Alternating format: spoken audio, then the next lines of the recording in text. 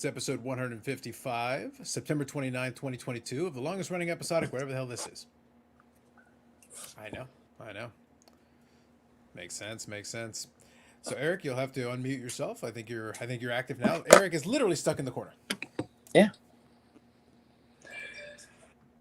I have been given the option of remaining out of the bathroom tonight and sitting in the corner to do the show. But if I become a disturbance, I will be sent off to the restroom. Yes, you mean more of a disturbance. If I become more of a disturbance, I will be sent off to the restroom. Lovely. I think that's dissidence, yes. Mm-hmm. Josh here is first out of the block. Says Friday night. You know what that means? Because I'm Carlos is live. Thank you, Josh. Love it. Why would he unmute himself? Eric is on the phone. He's been literally put in the corner. That is a fact. He's out in Rhode Island, been put into a corner of a room in Rhode Island. Spurs Card 21. Hello. Good evening. Jeff, good evening. It's true, James. It's true. We like to say we put baby in the corner, but it's Eric. Yeah. No one's coming to my rescue. No. Where's all the Bruins stuff? He had to pawn it off to get himself some more Booby Oars and some chocolate sticks. His addiction is strong. Oh, there you go.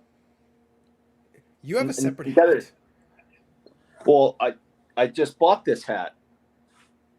It's brand new. I just bought it like a half hour ago. Oh. You went hat shopping half an hour ago? It's like, guys, I gotta get myself a fancy new hat. Gotta go and wear. No, I was out and about, and I happened to see this new hat, and I went, I like that hat, so I bought that hat. How long did it take you to bring the brim down to that point? I've been working on it since I bought it. At this point, Eric has to basically he'd be like a forger. He's basically got to like hammer the brim of the thing in order to get it in shape. Mm-hmm. No, it's. I mean, it's got a way. I think it's okay. You know, I got a ways for it to go, but it's all right. Mm-hmm. Interesting. I see. Well, on that bombshell, we'll get started here. A couple of things we'll touch on tonight, but let me do a little housekeeping business first, just to start off with, and we'll begin with that. First, and I actually had to jot it down to make sure I didn't forget anything, because there was a couple of things I wanted to make sure I touched on. First of all, we've already talked about it, but now we've got the podcasts that are happening weekly, where Eric and Bobbles and myself, and eventually I will bring some other folks on as well, so we'll definitely do that. But we're doing pre-recorded ones that are not an extension of the live stream. They're kind of their own thing. This last one was good because we talked about kind of stopping to smell the roses, enjoying some of the stuff you've got in your collection. We found out that the 1985 New England Patriots were defeated by an appliance. That was 100% factual. That was not clickbait. That is it. That was in fact in the conversation. That came as part of it. So we definitely got that as well, and those will start dropping. I think what I'll do is I'll actually schedule them. I think we're just going to drop them on Tuesday mornings. So the idea will be to record them on Mondays, and then Tuesday morning, if you log in, you'll see something there. So check it out if you haven't already. Second, I want to thank Pittsburgh, the YouTube channel. They invited me over to have a fun chat with them. That was on Wednesday night earlier this week.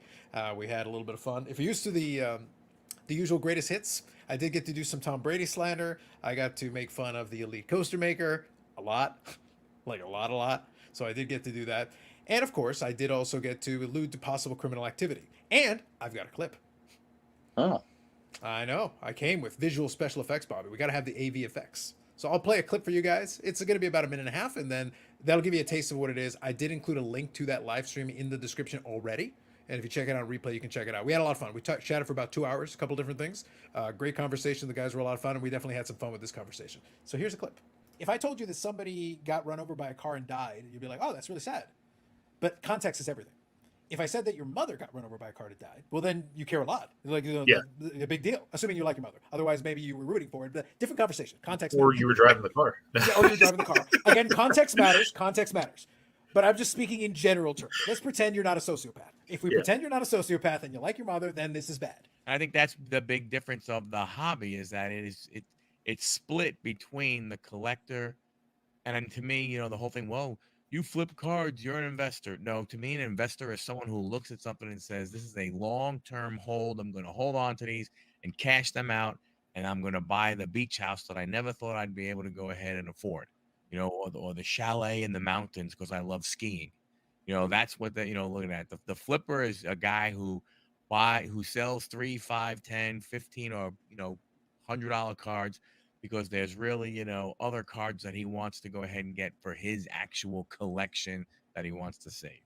Now, Anthony, I think that the visual image has become a lot clearer to me. Michael painted a beautiful picture of that chalet that I think he's closer to buying after offing his mother with the car. It all comes together. It all comes full circle. I'm sensing motive. We didn't realize what the motive was, but the visual of the chalet, like That's that it, was right? very enthusiastic. I was moved. Singles Yeah. here. I was moved. That was I'm good. telling you. I like it. I would agree. All I gotta do is get monetized also. But you see, says something perfectly reasonable, and I take it down a dark criminal path. So if you don't want to use my hotspot. That right there is it in a nutshell. Start off with something perfectly reasonable and take it down a dark criminal path. These are facts. These are statement of fact. And as you can see, it was a very serious conversation. I couldn't hear it. The audio didn't go through for you. Were you able to hear it, Eric? I couldn't see it or hear it. You couldn't see it or hear it. Interesting. No, it said All right. my browser wouldn't play it, but I don't. And I also, and I can't see comments tonight or anything, so I have no idea if any of them. I think it's because you can't guys see are using comments it on on your the phone. phone. Yeah, if you guys are using it on the Yeah. phone, that might be a little tricky. Well, you guys will have to let me know. I was able to hear it and see it, so it seemed to be playing for Okay. me, but you'll have to let me know if it worked or not. That's why I get Carlos to read them out because I can't. Yeah, Can't I'm see the going to get through comments. the comments for sure. So let me scroll through here a little bit. Make sure Did I got everybody here. hear My it? thoughts. Yep, we'll definitely check with everybody. My thoughts exactly. Perfect. We promised crumble cookies since Erica saved all that money from Hockey Players Auto. Better save up. Facts. Thank you, Paul. Geneva Dunn's cap on. I know.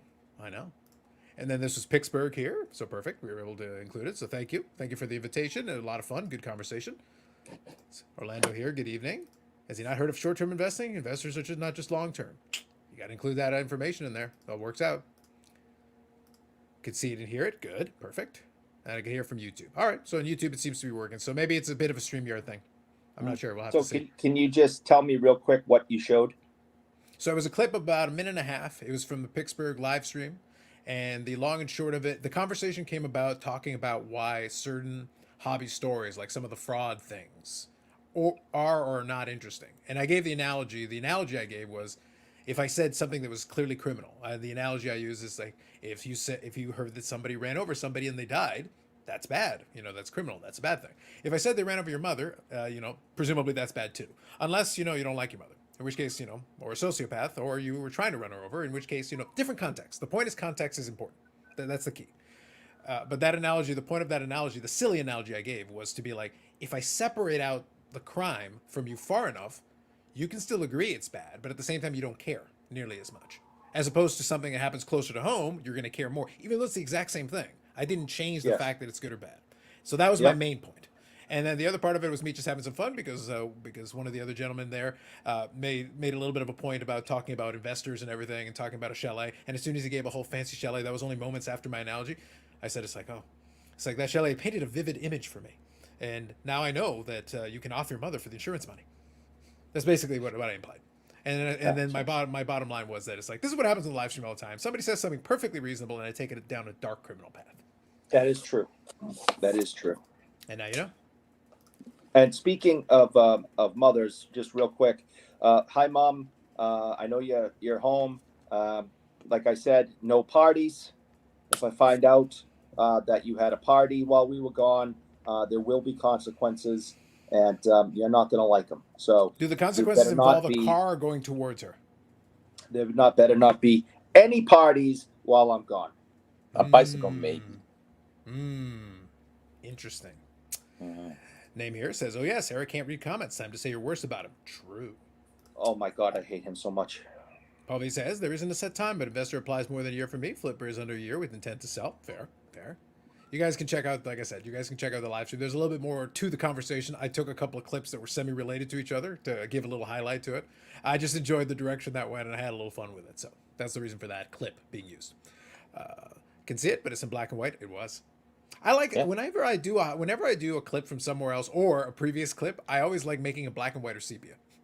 It's like ye old YouTube clip. It's like I always adjust it. Otherwise, you could just do it in black and white. So you could do it in full color. But I like to put it either in black and white or sepia just to reflect that it is different from what's happening right now. Yeah, it's Although, way are we back live in- really? Way back in Wednesday, yeah. That was a lot. Old Wednesday, Bobby. That was like days ago, man. The world has changed.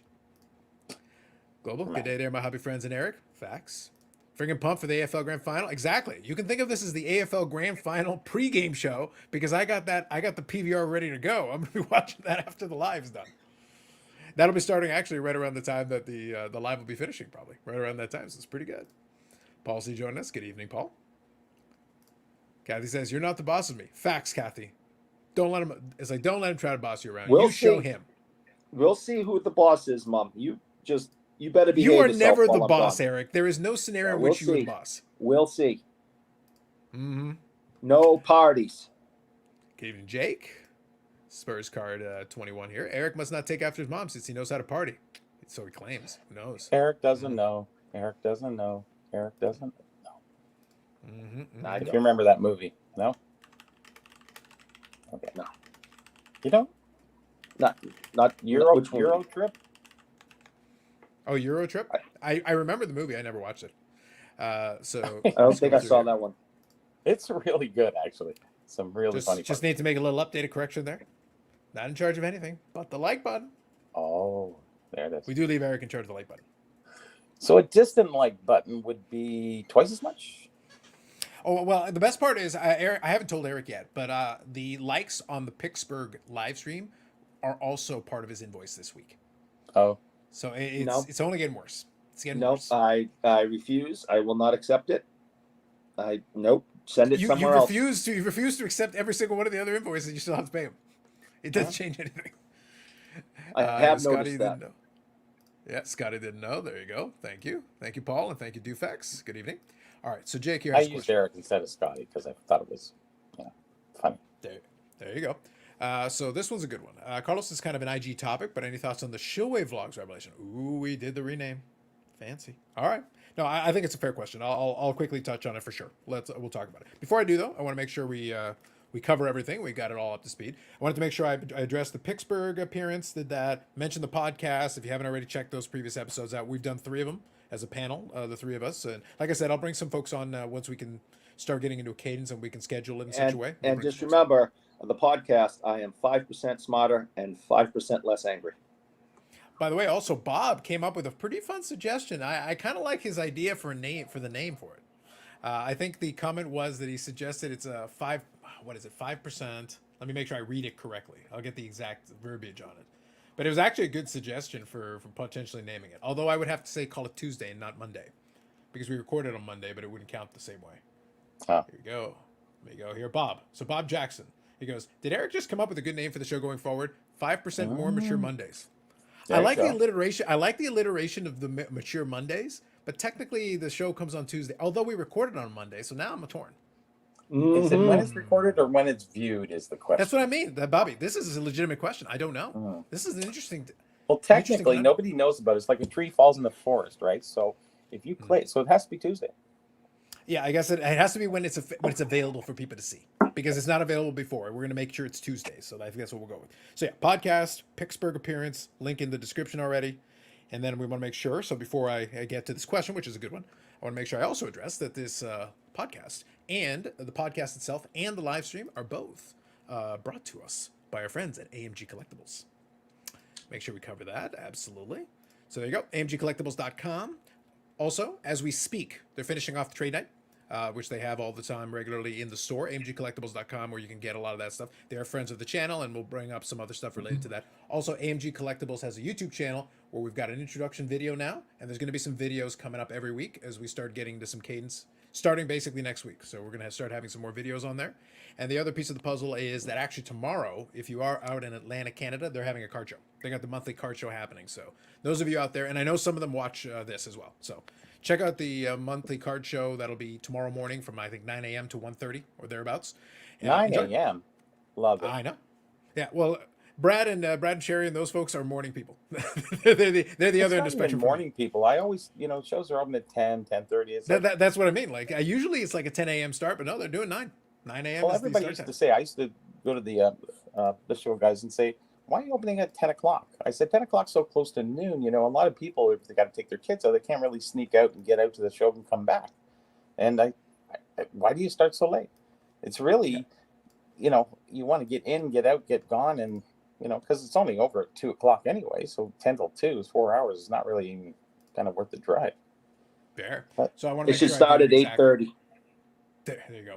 I want to make sure I get it exact. So it is tomorrow. It's 9 a.m. to 1:30 p.m. and it's always the last Saturday of the month. So just to make sure we get the exact. And like I said, otherwise you can go to amgcollectibles.com. Thank you to them for supporting the channel and what we're doing here, whatever this is. So there you go. Made sure I got my housekeeping thing taken care of. Now that's out of the way. Now I can go back to this question. I'll read a couple of comments and we'll do it. All right, maybe Panini should go after the AFL license. Maybe. Although from what I understand, Select seems to be doing. I think the cards look all right. I've seen some of the AFL cards. So now I'm curious. Like, are you guys satisfied with the Select cards? Because Global is out in Australia. So I'm curious. Are you satisfied with the cards they're already producing? Some of them seem to be all right. They seem okay to me, but you guys would have more experience than I. You're satisfied with Panini's WWF or whatever wrestling? I thought they did a good job with it, with what the time they had on it so far. So it's not that Panini can't produce good cards, but they've also got a billion other problems. It's one of, like, all the manufacturers, none of them are faultless. All of them have flaws. All of them have issues. The question is, which one of the faults or problems that they have can you live with? That's really what it comes down to. Good evening, Dave. Blaine here says AMG Trade Night was packed. Pick up a box of Allen and Ginter. Opening now. Nice. I actually, in that intro video, I did talk about the Allen and Ginter for a second. I always think the Allen Ginter is interesting because they've got food cards, they got bird cards, they got random stuff. If you like stuff that isn't just baseball cards, It's it is a kind of baseball card set. non-sport-ish. Yeah. Mix. So they've got a bunch of subsets and inserts that have a lot of that. They've even got a hamburger card, Bobby. Now I know what I'm chasing. They got a hamburger card. I'm in, buddy. And you can put your Cheesemon card right on top. Hamburger, cheeseburger, done. I'm liking it. I'm seeing some collecting synergies here happening. Yes. They're happening right now. Love it. Jay's up 5-0. Brandon Bell hit a homer. Love it. Select has been doing an awesome job in the last few years. Well, then good. Then I think you should be satisfied. I'd be happy with what they're doing. It seemed to be pretty nice.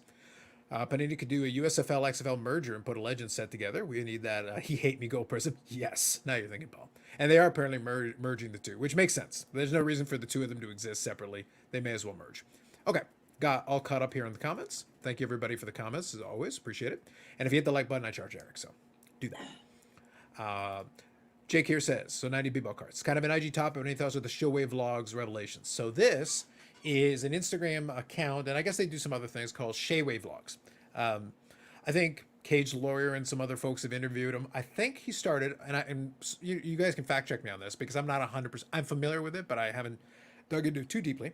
But I know that he started a business that was basically like it was a borrowing business, but the idea was that they would buy a card for you. And if I get any piece of it wrong, forgive me, but I think I've got the general idea, is that they would do kind of a loan program. And the idea was that they would buy the card, they would be the one offering the loan, and you would give cards for them to consign to pay for the loan.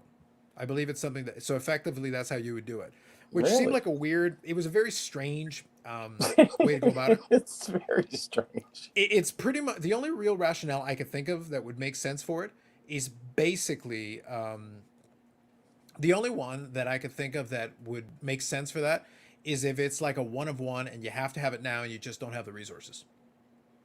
That'd be about it. But otherwise, why wouldn't you just use another vehicle and then just sell stuff to pay it off? Why If don't you just really sell your insist own? on it. Yeah. Yeah, that would be the approach that I would take. It just seems silly to have a middleman for that. That would be me. How do you really even make money at that? Like, You basically, when because you're doing if the you're talking consignment about piece, high-end cards, right, and they're gonna sell your high-end cards, you can just easily sell them yourself if they're high-end cards. I think you're underestimating how many people are too lazy to do it. I guess maybe there's people who don't know how to do it as well. You know, that's why ComC is full of stuff.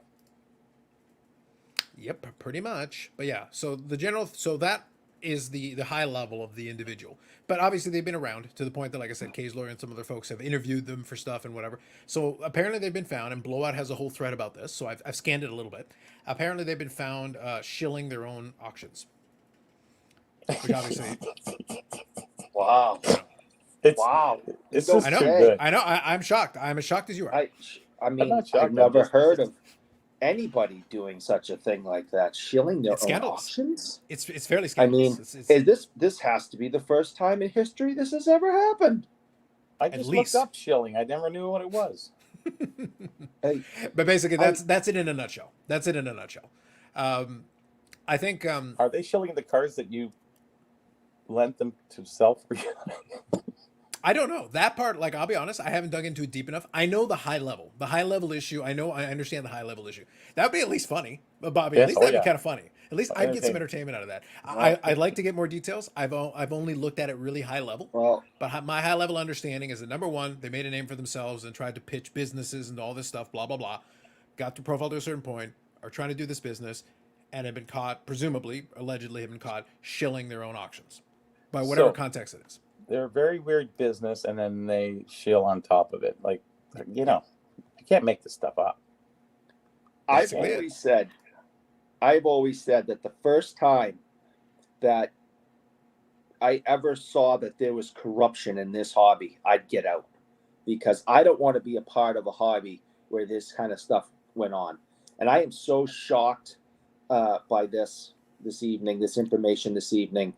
And I never thought I'd actually see the day that, some type of corruption would come into this hobby. But I'm sorry, guys, I'm out. I made a promise to myself years ago. It was a good run, I guess sooner or later it was bound to happen. I just assumed that's why you were in the corner. I thought this was part of witness protection. Maybe. You know more than you're letting on, Eric. It's like, I just assumed, like, yeah.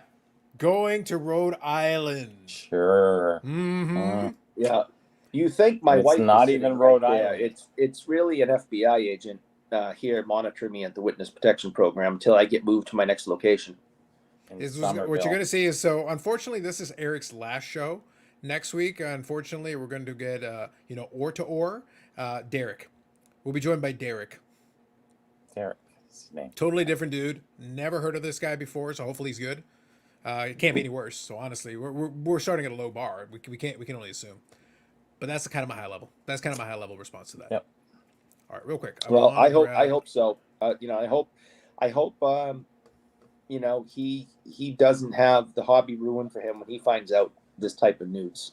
So Facts. All right, Derek so real quick, Edod. I'll make Piccolina happy here. Piccolina had one of his infamous random tangents about the 60s. Has anyone known the famous 1969 Wayne Hillman with a fly on his head? Wayne Hillman. It's famous. 69 tops. Wayne Hillman with a fly on his head. No, I love. That's my favorite set. It's your favorite set. You should actually know, if anybody, right? I'm assuming Shayway Vlogs shielded, so I think that's why he brought it up. If I was home, I would pull it right out of the box and take a look and show everybody. But I am not, so I think I'm able to say here for us here on the panel, maybe, no. The question was, does anyone own? That is the answer. Maybe, no, and no. There's the answer to your question. All right, Lots next. of little things like that in the hobby that doesn't have much. It's a fly on your head. It's not like when Phil Esposito wore his pants on 71. Look, all I'm saying is that it's no Billy Jeans. Ripken. It's no Billy Ripken F face card. There you go. That's an He icon. did it in 70 and 71. Nice. Did he in both years? Yeah. 70. I know it's 71 for sure. Yeah, they're both. He's got his pants on, both of them. So does Kenny Hodge. Well, Ken Hodge. at least, so you're What's saying with there's a what's with pants the and no Bruins? pants variation? What's with the Bruins doing all this? So you're saying the Bruins sometimes wear pants, sometimes don't? Phil Esposito did it because he thought taking pictures for hockey cards was stupid and really didn't want to cooperate. So he was, he wouldn't take time out of his schedule to, go stand out there with his uniform on. So they caught him after practice or something, coming out of the locker room, and they made him throw a jersey on and stand there. So he was on his way home. And that's why Phil Esposito is not very well collected. Dang. Tom here, Ballard, good evening. The truth. Obligatory good evening, gentlemen. Kind of a He jerk. who washes their shoes in the washer. Not even Eric anymore, just he who washes their shoes in the washer. Oh, I like it. that again. Jeez. I had nightmares Ballsy. about that. Ballsy perks up as collateral schemes. There is no good that can come from them. True. Josh says, Biggie, I kind of would like it to be Big E Smalls, but I assume he means Biggio. Just an inside the part homer because Manny Margot is awful. Thank you, Josh. Hey, they found out who shot Tupac. I did hear about that. Yes. I think like it's it. his cousin or something like that. It wouldn't shock me. It probably would have to be somebody who would at least be close enough related. Well, I didn't say brother. I said cousin. No, but I'm just saying, like, almost always, whenever they do, like, you watch enough police procedural shows, what they find is like, who's the murderer? Most of the time, it's somebody related to them or somebody really close by. Yes. It's rarely some rando. It is sometimes, but if you're going to guess blankly, you go, all right, look at the family, look at some close friends. Yep. Usually the best place to start, and then go from there. If you don't find the person, then go from there. Don West used to call it stretch pay. There you go, Brendan. That's right. Fist bumps and bro appreciation is best. Damn right, Paul. Egg noodles and ketchup, out of context, but I like it.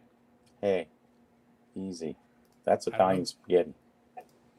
No good deals for us. No Eric getting out. He's in for life. Bubble. I always love new invitation to the hobby. If you don't have the knowledge or time to sell your lower end cards, have a legitimate business helping me achieve a grail. There you go. Fair. Paul says Eric announces he's out. Reggie market creators. True. He was pretty much single-handedly propping it up. That's the Only hard way Shayway to get a vlog. card. Only Shayway vlogs shilling can save us now. Yeah. But that's the hard way to get a card, honestly. It is. Like, look, just to be clear, I'm not going to knock anybody. I'm not going to knock anyone. I am already, but I'm just saying. Well, fair enough. But I'm not going to knock somebody who sees an actual grail and says, oh, I don't exactly have the financing, and they try to get creative about it. But I just think involving a middleman is tricky at the best of times. It's one of those things where if you really have a grail that you think is at that level, you might want to be prepared or have some kind of a slush fund somewhere to help you. And then have a plan. If that's really your plan, well then, come up with a good strategy for selling so that you can move some stuff if that moment comes. Or save your money and stop buying those shit old cards you got.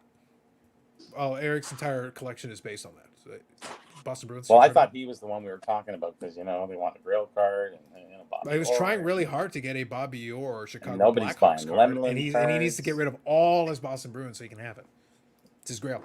It's hard to sell the Lemonade cards. It's true. You guys are crossing a line. I'm just saying, you're crossing a line. I crossed the line into Rhode Island, so don't worry. There you go. They knew for years, but now they have more evidence. There you go. The guy who pulled the trigger was the cousin of the guy in the front seat. They charged the guy in the front seat. Thank you, Paul. Did anyone realize there were 2 Jack Dempseys? No. What's the other two? He says there are 2 Jack Jack Dempseys. Dempseys. And who? Jack Dempsey, the actor? I'm assuming Jack Dempsey is Eric's new name in witness protection. Oh. I assume that's what he's referring to. I don't know. Go figure. The guy in the shitter is saying someone else crossed the line. He's just in the corner today. He's not in the bathroom yet. Yes. I'm not in the bathroom yet. That could happen at any time, though. Maximus Punk Berlego, good evening. Nobody puts Eric in the corner except Eric. Or Eric's wife. Because Eric doesn't know. You nailed that one, Carlos. Mm-hmm. It's similar to investing in real estate. When something is regulated, everyone gets a piece. Banks, government agency, brokers, and councils. There you go. Nice. But this is cards. It is. That's right. They were both boxers. Eric is not a boxer. I'm sorry.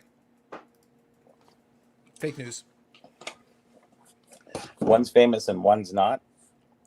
Yeah. I think, or maybe they both fought under the one Jack Dempsey, and that's how he got his record up. Maybe, yeah. Mm. It could be a My Name is Spartacus situation. My name is Spartacus. That's what I'm saying. Alas, Eric is not Spartacus. That's the only name he wasn't allowed to use. Alas. The other ones are all in play. Beautiful. But yes, so thank you to Jake for that question. It was a valid question, especially it is newsy right now because there's a lot of folks who I think were promoting the hell out of Shayway Vlogs on their podcasts, etc., who are like, I don't know who that is. It goes back to our favorite theme of everything. It's like, don't do blanket vouchers. Just you never know what somebody's working on or doing in the background. Like unless you better be damn comfortable with what the deal. And it doesn't just mean being like bro for life for like 27 seconds and then we're good. Well, that brings up our sponsor. I would not have been comfortable with AMG as a sponsor for this show in the past due to the shady character who was running it. But now we have this wonderful woman, brilliant, a great acumen for business. I think the company is going to go to new heights and really go places. And I am proud. I mean, I am proud to be sponsored by such a wonderful company, backed by such a strong, intelligent woman. And you're definitely not angling for Boston Bruins first dibs, are you? Mm-hmm. I would never, ever ask for anything in return. Mm-hmm. Their sponsorship is enough. Being associated with such a class act as AMG Collectibles and their new owner operator is enough for me. Unlike the last guy who ran it, that I don't want to be associated with. Interesting. He laid it on pretty thick there, Bobby. That was pretty impressive. Like that was like 5 layers. That was like 5 solid layers in a very short period. If he was in the bathroom, I would have heard it flush. Yeah. Paul says, no, Carlos. 2 seconds of knowing someone means good vibes and hashtag good deals only. Well, I can't argue with that logic. That seems to be the way. But look, like honestly, that is like I said, I knew of Shayway Vlogs. I wasn't super familiar. I had to double check just to make sure it was the person I was thinking of. But it sounded familiar. But when I checked a little bit, I was able to go, okay, yeah, that guy. That's why I said, like, I knew of that business thing. That the idea seemed weird. It seemed dumb. But I had heard him be on some podcast talking about it. So I was like, fine, whatever. Like, not of interest to me, but whatever. But yeah, then if you do some show bidding and part of your thing is a consignment thing, and then we get into kind of a Bill Mastro kind of issues thing. And there's plenty of that in the space already. Plenty of concerns about that. So obviously Blowout went off on it, and a lot of other people are suddenly going to distance themselves from it. And it's like, well, if you were so worried about it, why did you vouch for it in the first place? Maybe be a little bit more careful and just present it and kind of like, yeah, I'm not going to co-sign on this. If you want to talk about it, and we'll ask some questions. So what was the name of the company? Shady Way? I guess so. Shady Way? So like, I'll just leave it at that. I'll leave it at that. So that's how I'll put it. So here Tom says, for peace of mind, the last 10 games played, Miami is 2-8 versus Buffalo, with 2 wins in Miami by combined total less than 6 points. Buffalo's 160. So in the podcast, he mentioned Buffalo, and I was trying to figure out like the context, and I was like, I don't know what the context is. But anyway, so he's talking about, I guess, the Buffalo Bills. And flashbacks to the pod. Yes, there you go. Fair enough. Connor Bedard, sure. There you go. Eric is selling off all his Boston Bruins to Shayway to get some Connor Bedard. So I think that's what's coming next. It's gonna be great. Got it. Absolutely.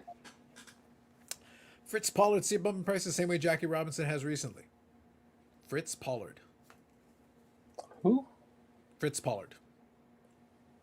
I got nothing. Fritz Pollard. I don't know. So Brendan, you're gonna have to give me more. I got nothing. I think there's Can't 2 help you. Jackie Robinsons. I have no idea. Maybe they both boxed. They fought Jack Dempsey and Spartacus. Which one? Exactly. Jake says here, Shea tried to drag Jay Lee into his mess for a minute or two. Although, if he cuts a check, he could still get a promotional ad. Yes. Like maybe the problem isn't that he tried to drag Jay Lee into it. The problem is that he tried to drag Jay Lee into it and didn't pay, which is unacceptable. Uh-huh.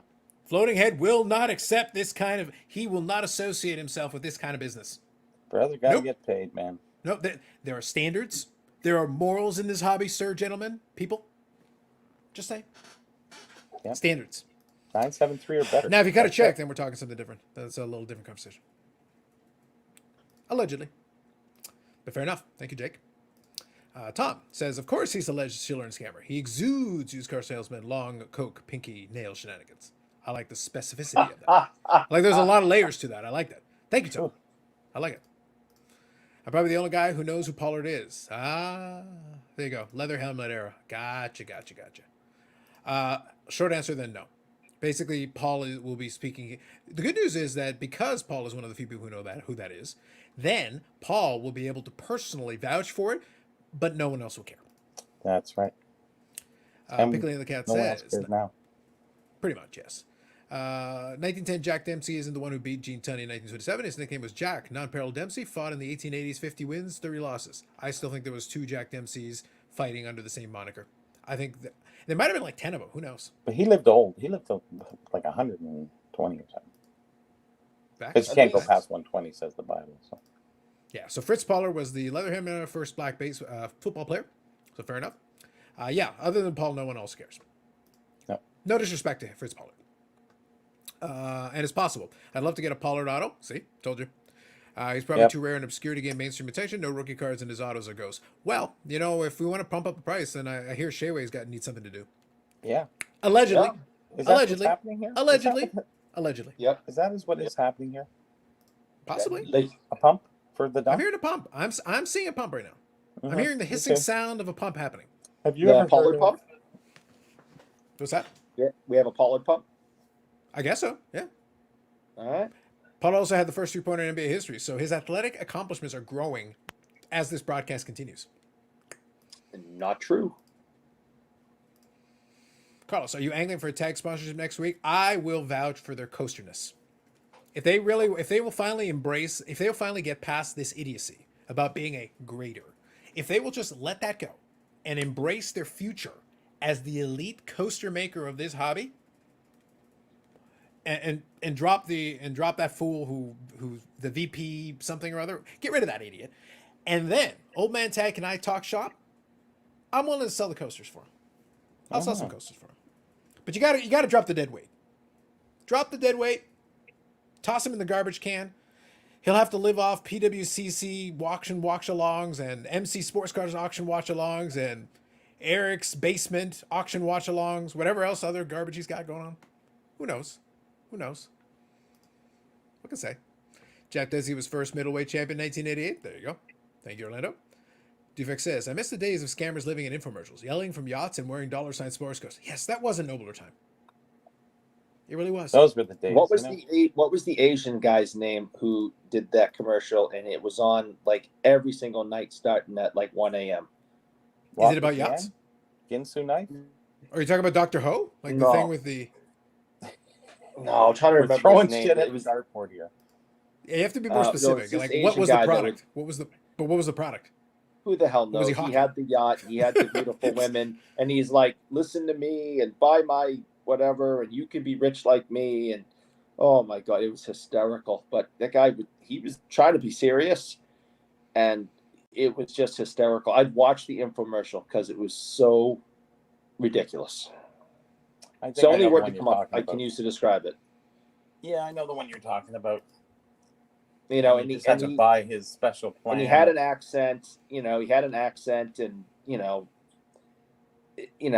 because he was just a laughable human being, the accent on top of it was just. I found it entertaining to watch all the time. Sure. There you go. Tom says, I'm sure there were many black baseball players before that, not just in the professional leagues. Well, the same thing happened in baseball. Jackie Robinson is considered to be the one who crossed the color barrier, but in reality, he recrossed the color barrier. In the 1800s, there were black players, and then they basically got thrown out. I want to say one of them was like Fleetwood something. The name escapes me. I remember it from Fleetwood Mac. years ago Mac. reading about it. Not that one, but there was another. Oh. But there was one went by the nickname Fleetwood. And the thing is, he was a great player in his era before they banned black players, and then they had to reintegrate the league to be allowed back in. So Jackie Robinson gets credit, deservedly so, for reintegrating the league. What wasn't in the a later Negro era. League back in what time was that? The 20s? So at that time, when those players were playing, it was actually the 1800s. They were able to play like this even before really the Negro Leagues were happening. So it's one of those things where then obviously they had to have the Negro Leagues because the black players got thrown out of the major leagues and they couldn't play. So they were like, well, we still want to play, They and we're created good. their own league. Yeah, Yeah, they created their own league to be allowed to play somewhere. Sure. So then Jackie Robinson basically re-ushered in the era where they could play in the major leagues again. So it still deserves credit, but he wasn't the first black player in a major league. It was a different era of major leagues, but it still counts. So in football, I have modern. no doubt that whoever the later rebroke the color barrier probably is going to get more credit than Fritz Pollard. Yeah. That would just be the way that I would play it. Like, I think whoever then rebroke the color barrier for football, most likely, will get more credit than that. Whoever's the Jackie Robinson to the Fritz Pollard. That's going to be the comparison. Maximus says, the real question is when Fanatics buys Tag, will Carlos accept the big fact Fanatics check? I am always here for the Fanatics overloads and whatever their needs are. And I will sell those coasters. Bobby Marshall, thank you, Dave. Carlos is wrong. I care about Fitzpaolo too. But you're an AI chatbot. We know that. You're not a person. You don't count. Oh, is that Pinko de Mayo again? I think so, yeah. Oh, all right. Yang Chen, I I heard like Ty him. Lopez is getting a card grade. I wish. He is the original Garage of Knowledge. Before Bobby Burrell took it and perfected it and took it to another level, he was the original one in the Garage of Knowledge. I would love Ty. Ty Lopez would be perfect for the sports card hobby. You want to talk about scams? Is he related to Mario Lopez? I wish that'd be even better. But no, it's so amateur hour compared to the great Ty Lopez. The great Ty Lopez is what we need to elevate this thing to another tier, to another level. He is literally a meme. It's great. He's already a meme before he ever entered into the space. If he came in, to the moon, my friends. To the fucking moon. Yeah, it's all about the vibes. Yep. All right, Brandon F. What happened to your Packers last night? But God, Lions look good this year. Well, they played Packers. That's the second team that I think it's the second straight team that. Well, sorry, not the second straight. What happened to Packers last night? They played like what I expected they would. My preseason prediction was 5 wins. That was my preseason prediction. And secondly, if it wasn't for the Saints not having a running game to speak of that they couldn't go to, they would have won going away. So in reality, the Packers probably should be 1-3. So the fact they're 2-2 is actually very generous. And if the Bears weren't literal trash, they'd be 0-4. so any team that can run now knows they'll give up. They gave up another 200 yards on the ground. They gave up 200 yards on the ground in their second game. So there is a weakness to be exploited in that defense. And then if you basically the offensive line gave no time. Jordan Love is still a rookie quarterback, however you want to slice it. And if you don't give him any time, he doesn't have the accuracy of Aaron Rodgers. He doesn't already have the experience to be able to figure out ways to make things work, a la Aaron Rodgers. So the 5-win prediction was based on the idea that the team was going to have to regress. And if they've got any injuries and anything goes wrong, then they could be worse. 5 wins was based on relative health. They'll try to figure some stuff out week in, week out. And like I said, they stole a Saints game. They probably had no business winning. So, and they got lucky in that one. Otherwise, they'd be 1-3 right now. So that is the answer to that question. More to come on the podcast. I'll discuss it at some more length. But that's the short version. Tom Bowler says, remember the money suit free stuff book selling guy? This sounds familiar to me. There were a lot of them back then. So much, yeah. Jake here says, best modern hobby and commercial guy seems to be gone now. Eddie from Investicard. True. That was a good one. Tommy Eddie Vu. used to Okay. Eddie used to come Tommy to the clubhouse Vu, there and he talk is. to us. So Tommy Vu seems to be the one that you were referring to, Eric. Yeah. So I've had Yeah, I think Robert that and sounds also right. one other, Tommy and Vu, also yeah. Dufex both referred to that. Yeah. So thank you both. Thank you, Dufex. That sounds about right. Yeah. Average Joe Carker says, great trade night at AMG tonight. Love it. Happy to hear Of course it. it Good is. It's under new management. There you go. It might be the greatest card shop in the world right now. Ooh, strong words. Moses Fleetwood Walker. That's the one I was going with. See? The AI chatbot got it. I love it. Thank you, AI chatbot. We appreciate you. Now go back to grading 1,000 point scale cards. Vince the ShamWow guy comes to mind. Yes. He was classic too. I enjoyed the He's ShamWow. still around. Yeah. But look, it's not like I kept look, I'm not gonna play it right now because it'd be too obvious. But y'all know I've played the ShamWow thing. And I used him when he was doing Slapchop. He was Slapchop. ShamWow and Slapchop. That was a good one. Good stuff. Great vid on Roberto Clemente by Cam23 here on YouTube. If bored and need something to watch, does a good 20-30 minute long MLB recap videos. Nice. Thank you, Tom. Appreciate the Well, recommendation. if I ever have a hard time sleeping, I will make sure I watch him. I'll give us something to do. Otherwise, I was just watching Boston Bruins highlights. And that usually worked for me. But, There's no reason to get mean. All right. There's no reason to get there's mean. always a reason to get mean. No. I live there's there. no reason for that. That is where I live. No. Ty Lopez is I pioneer. was making April fun of Means Home. baseball in general. You don't need to attack the Boston Bruins like this over and over again. Okay, it's getting a little old. It's like a thorn in my side now, and I am demanding. I am putting my foot down. All right, what are you demanding? Tell Did me. you hear that? Did you hear the foot? Go ahead, demand it. Sorry, I can't. Again, your phone's breaking up. I can't hear you. Could you try like the demand? Bobby, are you hearing this? I'm not getting the demand. My lip sign reading isn't language. working. It's sign My lip language. reading isn't It working. looks like Tommy Lasorda yelling at the Yeah, umpire. I think so. I think he's making some good demand. I think what Take Eric's some dirt demanding soon. is y'all hit the like button because he loves the like button. Oh my God, how he loves the like button. It is like his best thing in life. You can see from his American Sign Language, this is a sign for yes. Yes. Yes. No doubt. No question. Ty Lopez is a pioneer at Roll YouTube Scam Hustle. That's right. He became the master. That's where the infamous garage of knowledge came in. The joke came in. Mm-hmm. All right. Also, the Saints missed an easy field goal. Yeah. No. Like when it comes to the Packers, I have no problem giving an honest assessment to it. And actually, quickly, since you guys brought that up, I want to quickly make a point. I'll elaborate more on the podcast, but I had a bit of a mixed feeling with that one, Bobby. I was watching the game and I'm watching the Packers get demolished. And on the one hand, I'm annoyed that they're getting demolished, but obviously I did make a 5-win prediction, so it's not like it's not playing out the way I expected. But on the other hand, then at a certain point, Bobby, it kind of shifted for me because y'all know my long-standing love, my deep personal love of Schadenfreude. Y'all know that I love me some Schadenfreude. I love when some people are really angry, irrationally especially, or upset about something, and it fills my heart with gladness, takes away all my sadness, eases my troubles. That's what it does. That's what he does. But that's what happened throughout the course of the game, because then I went to the Packer forum and watched them freak out, and then I started feeling better about it. And I was like, I'll score another fucking touchdown, Detroit. It's like, if you're gonna bet it, kill him. Go for it. Score, go for 80. The things we'll do Like for I said, entertainment. I now the entertainment for me is watching them flip out. Yeah. So I'm like, actually, at a certain point, it kind of flipped for me, and I was kind of starting to enjoy it. If you're sad about them losing, go to the borders. Yeah, like it made me feel so much better. It's like, look, I was mildly annoyed that they were getting beaten, but I also kind of expected it. So it's like I didn't feel that bad about it. But then watching them flip out and lose their minds, that made me feel great. Now I you felt can get joy out of a loss. I did. That's why I said, like, I had mixed emotions for a little bit there, and it eventually kind of shifted to my love of Schadenfreude taking over. Huh. My love of Schadenfreude took over, and it resolved a lot of my issues. By the time I was done, I was like, all right, I feel all right about this. I can go on with the rest of my day now. Yeah. But yes. Oh, regarding the show. Sure. Yeah. I sold that set in question. $350. Nice. This is the pictures that you showed off the other day. Nice. Yeah, the $100 turned into $350. That's a win.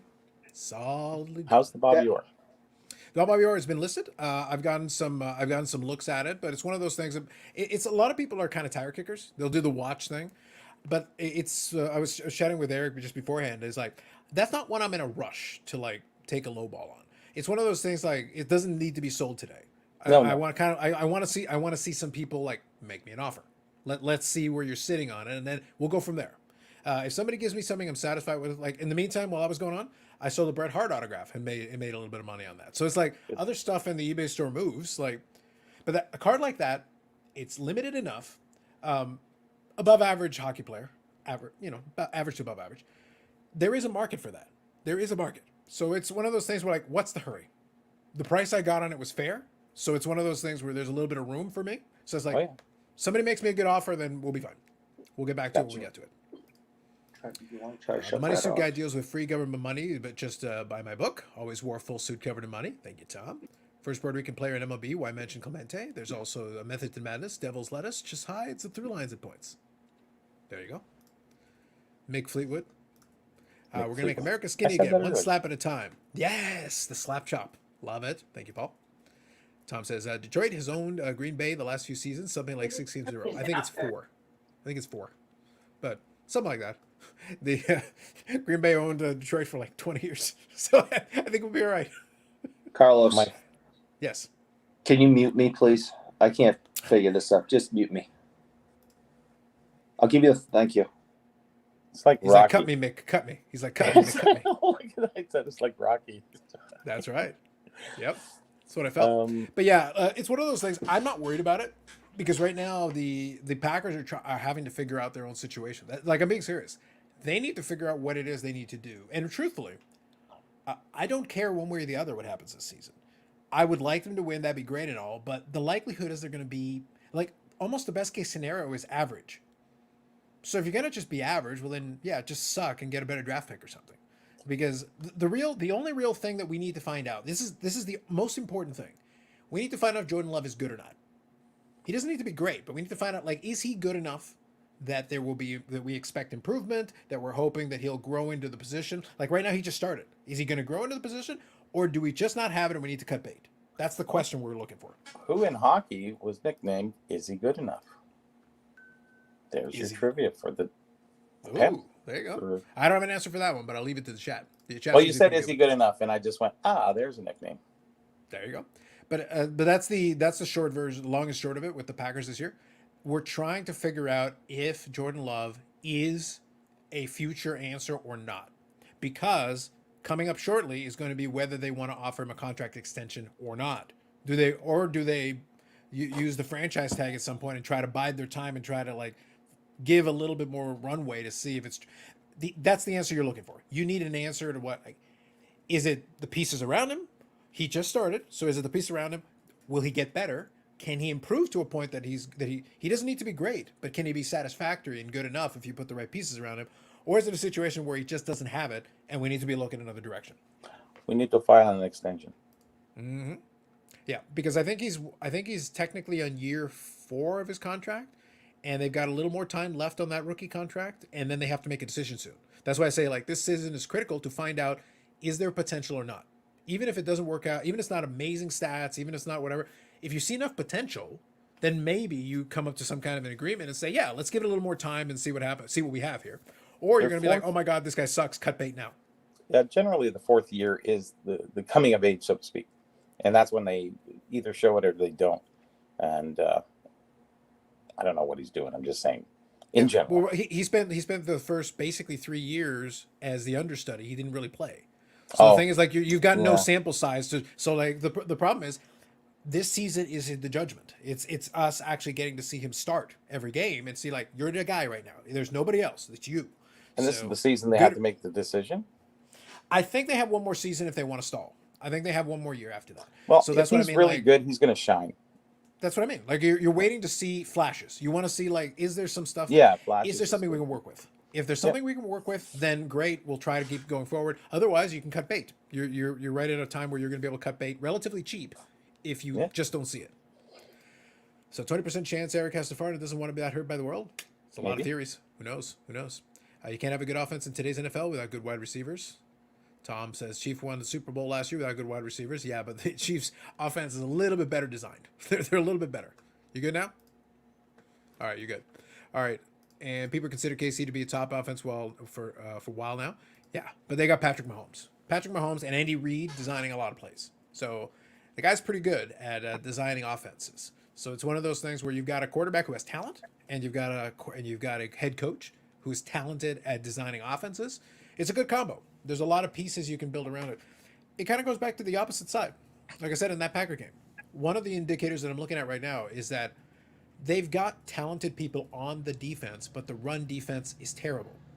Teams who can run are able to do so almost at will if your team has some talent in running game. That's why I said, like, the Saints were ahead comfortably, and if they had even an average running game, they would have won going away.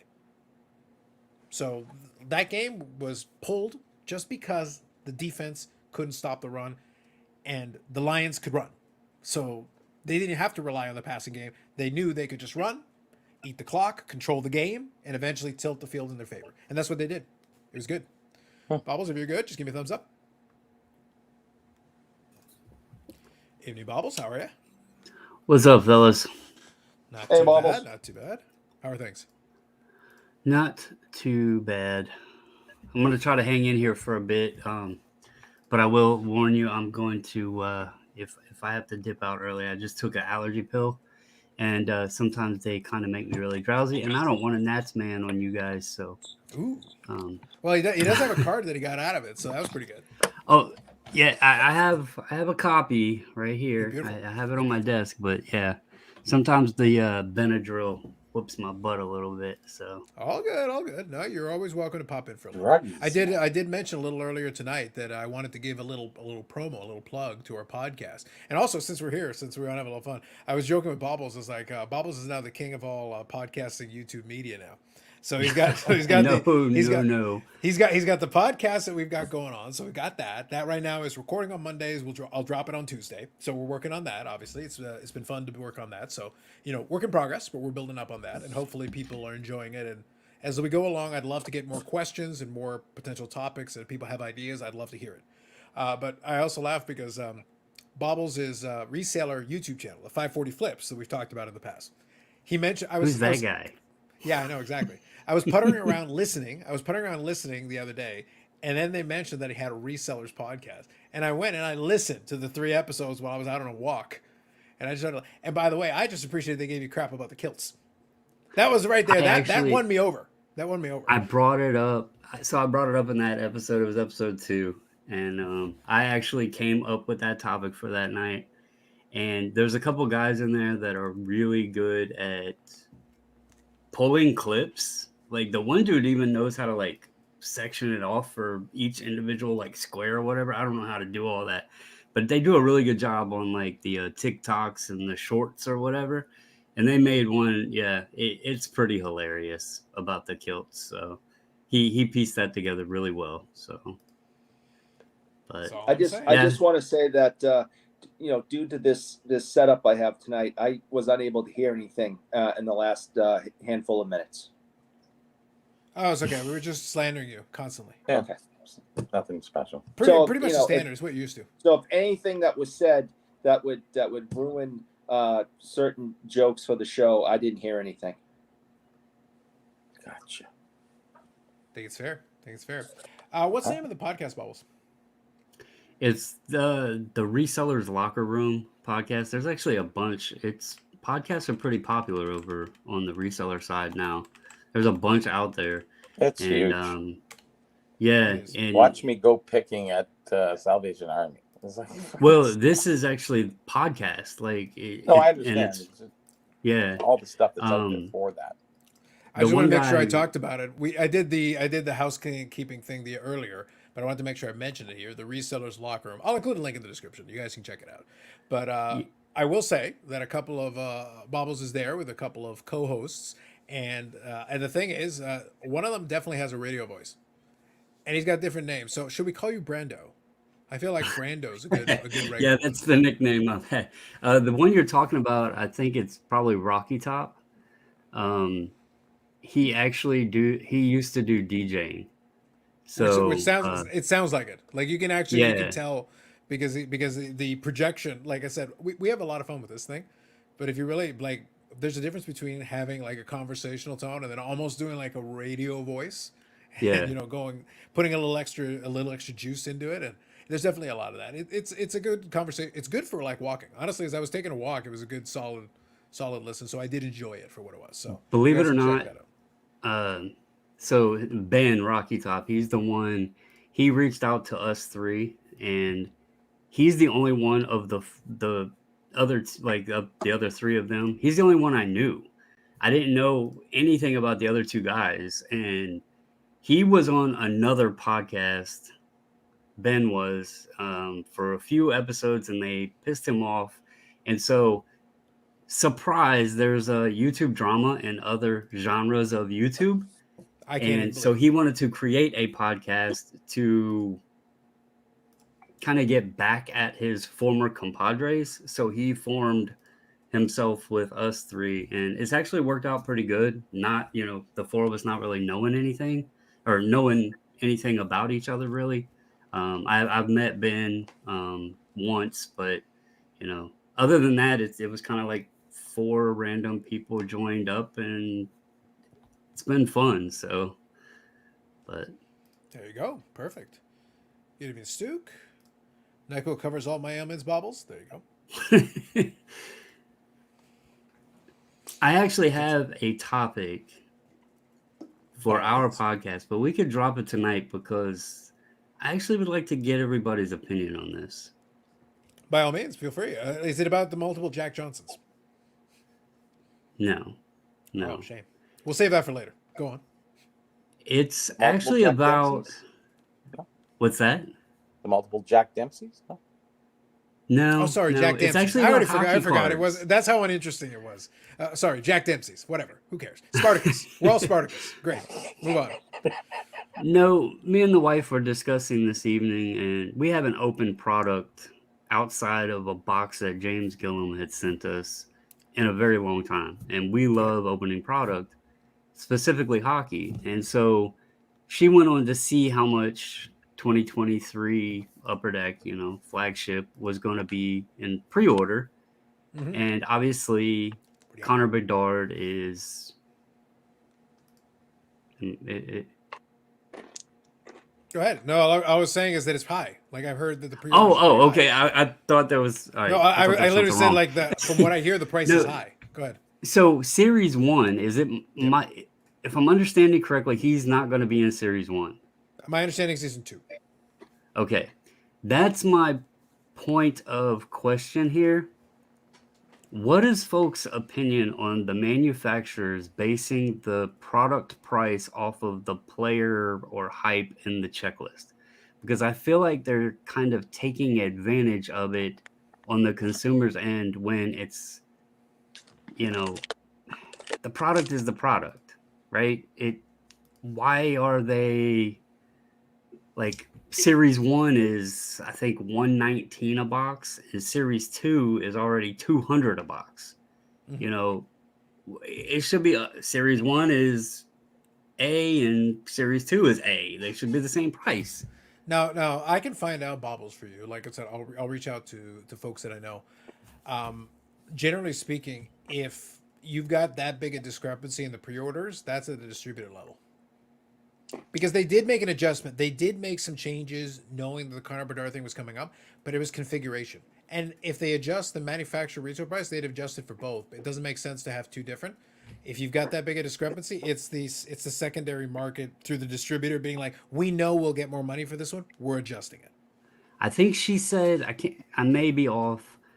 I know she said single box prices were $119.99 for Series 1, and I believe she said $199.99 for Series 2. Yep. And case prices were, I'm assuming, probably $2,400, and I think she said Series 1 was $1,300 for a case. Mhm.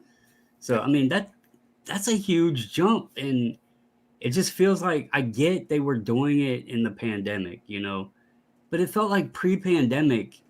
Like take tops for example. If Series 1 was $89 a box, Series 2 was $89 a box. I mean, you weren't paying based on the checklist. We weren't paying based on hype or rookie potential or whatever. We were paying for the product and, not what could be. Bedard may go out there and not even be worth a crap or get hurt.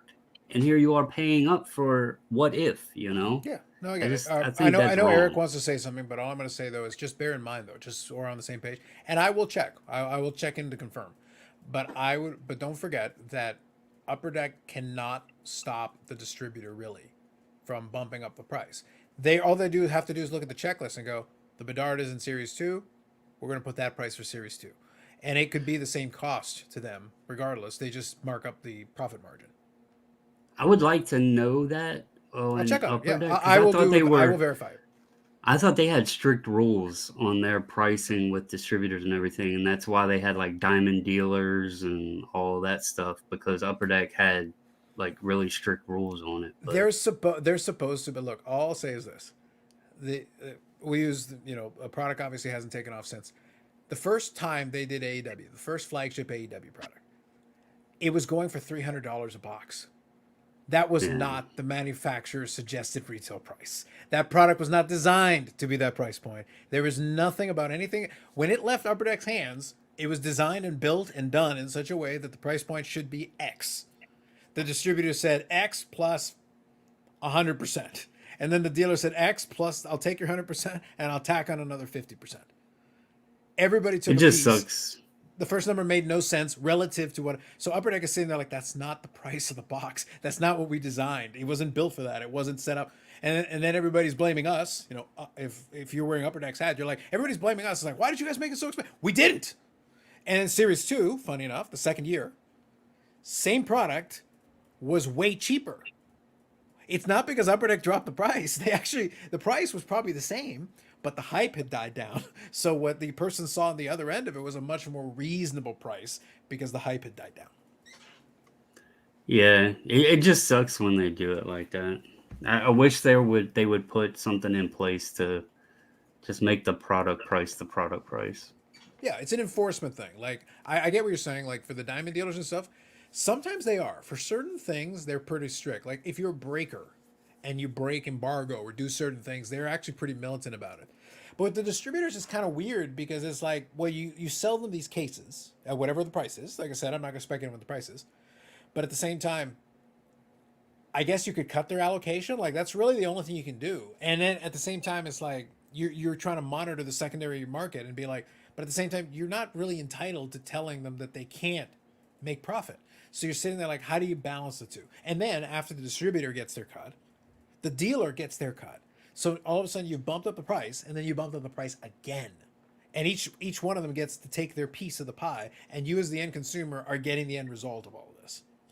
So you're It's seeing a just much more funny nice- how it's just really funny how like all of this took place since the pandemic, because pre-pandemic you had products that would come, it was like everything else. The new product would come out, and most of the time, I'm not going to say all of the time, but most of the time, once the new product would come out, the old product would drop in price a little bit because it was still sitting on the shelf and they wanted to move it a bit. And it's exact opposite today. You're paying for the future, not, the present anymore on it. So Yeah. So go ahead, Eric. You look like you wanted to say something. So go ahead. Come on in. I was just going to compare this issue to something that we already have in the hobby, which I've been arguing against for a long time now, and that is the PSA tax.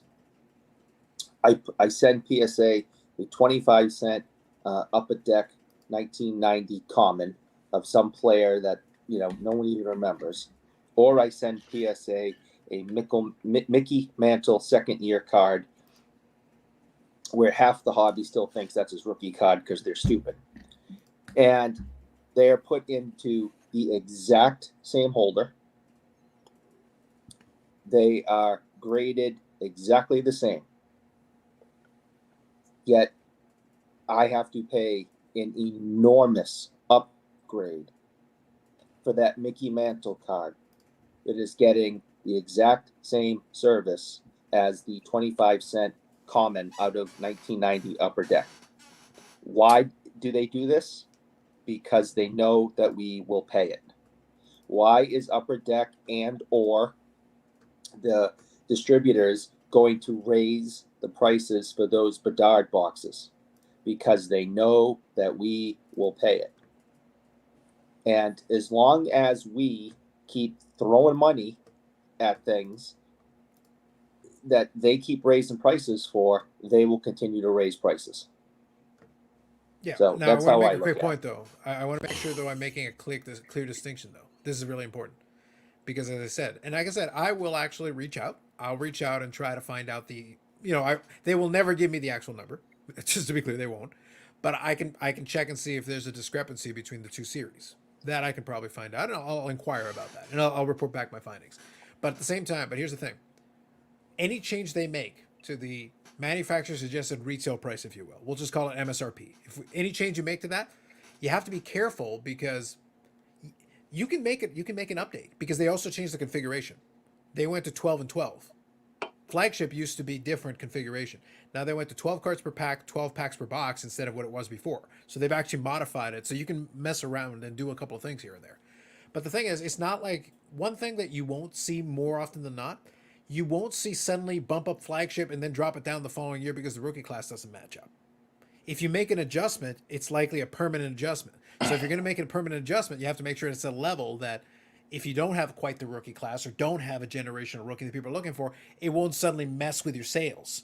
So from Upper Deck's perspective, Right. they can make an adjustment, but they can't go all the way because the year you don't have Bedard, it won't work. It'll break the whole thing for you. but see, that's why I wonder if it is actually distribution, because I'm pretty confident it Lafrenaye's is. I'm really confident it is. well, Lafrenaye's year EPAC was way higher than it normally was. Yeah. The EPAC, though, is reflective. I can tell. So the EPAC one I can answer. EPAC is based on whatever the secondary market has done. Because EPAC is delayed, they allow the secondary to play out first. They won't undercut the dealers. They won't release whatever the pricing was going to be. If the dealers are selling it at $15 a pack for whatever reason, e-pack will not be less than $15 a pack. It doesn't matter what the original MSRP was. They will match or go a little above to give the dealers some edge because they don't want to alienate the dealers. So if the secondary market pushed it to that number, they'll go above it. That just seems like the market itself is kind of dumb in a way then. Because if you Eric, don't buy rule number one. I mean, People if you still don't, live- if you're not buying the physical product, Yes. okay, and you drive the market value down, then you know, based on that theory, that e-pack would be cheaper, and you know that e-pack, all of the hits you can get the physical copies of at a cheaper price. Like that would just make sense. So Bobbles, let me introduce something. I want to make sure I get the name of it right. I think it's called Prisoner's Dilemma. Are you familiar with the Prisoner's Dilemma? Is that one? You familiar with that one? Anybody? Showing hands, Bueller? No. It's basically a concept. Look, long story short, I won't do justice to it because it's been a while since I've looked at it. But all it is really is it's the idea of a game where you, as prisoners in this case for this scenario, would do best to cooperate. Your best scenario would be to collectively do a certain action. So in the prisoner's dilemma idea is that basically you would have a certain sentence if the two of you kind of work together. There's another one if the other person screws you over and leaves, leaving you with a greater sentence. If you leave, you get to basically evade it while the other person gets screwed over. Or the two of you can work together and then it moderates it, and it's probably the best overall. Statistically, the best outcome is if you cooperate. Even though there is a possibility, if you screw over the other person and do it successfully, then you get a better scenario. But if both of you try to cheat, then you get the worst scenario. So the point is, if you cooperate together, that's the most optimal play, the best play. The second best play is you screw them over and they don't know it and they get stuck thinking that you're cooperating when the opposite is true. The sports card market actually plays into this. If we collectively, the collective we, all said this is too high, this is stupid, the value isn't here, and the stuff sits and it collects dust and it doesn't move, the manufacturer distributor everywhere all the way along the line, as they lose money through, they get slapped on the wrist and they get taught a certain lesson. They go, okay, we're gonna have to adjust that back down. And what can we do to adjust it back down? We can do a couple things. We can either bring the price down, or we can cut production so that the price is suddenly more justified because the supply is more accurate to what would make sense. So people still want it, but there's less available. So the price naturally finds that number back to where they wanted it to be. But you cut production. So it's actually rarer. It's tougher to come by. Scarcity kicks in. So you can do that. The point is that people do not cooperate. Everybody tries to find their angle and their edge. And because you've got so many people trying to find their edge simultaneously, we get the suboptimal. We get far from the optimal scenario because everybody wants to be the one to get that edge and screw over the other guy. And because you've decided to do that, then you don't care what happens to the other guy. And if you don't care what happens to the other guy doesn't care what happens to you. And vice versa. And you end up with the result you get. The manufacturer knows this. The distributor knows this. All the way up the line is like, you guys will eventually cannibalize each other. That's why we're doing it. There you go. Yeah, we were just looking. I thought it was a good topic to bring up because it seems like ever since the pandemic, it's been hype-based. Look, we got, Bubbles, I got to do some hashtag scholarship. Again, I'm a little rusty. It's been a while since I've properly explained this, but hopefully you got my general gist. The general gist is what I was talking about. Go look up Prisoner's Dilemma. There's a better one. There's honestly a better explanation of it. You can get a better one. But that is a good one. Can anybody explain, though? Bobby, do you know? Because he's right above you. Why does Eric look so sad tonight? Bob Jackson literally said that Eric had a good idea, and he looks like he's in the corner pouting tonight. What is wrong, Eric? Well, first of all, if Bob Jackson said I had a good idea or I did something well, I immediately think there's a catch, and I don't believe anything he has to say. Second, I miss my office and my comfy chair. And I don't like sitting in the corner because it reminds me when my mother used to put me here when I was a child and when I did last things weekend. that were bad. Go on. Last weekend. Actually, it was more like Thursday. But anyway, that's here or there. Just saying. I'm having Bobby, I guess, is a little more used to it. I'm still trying to get used to the small screen and using the phone. So I'm just kind of.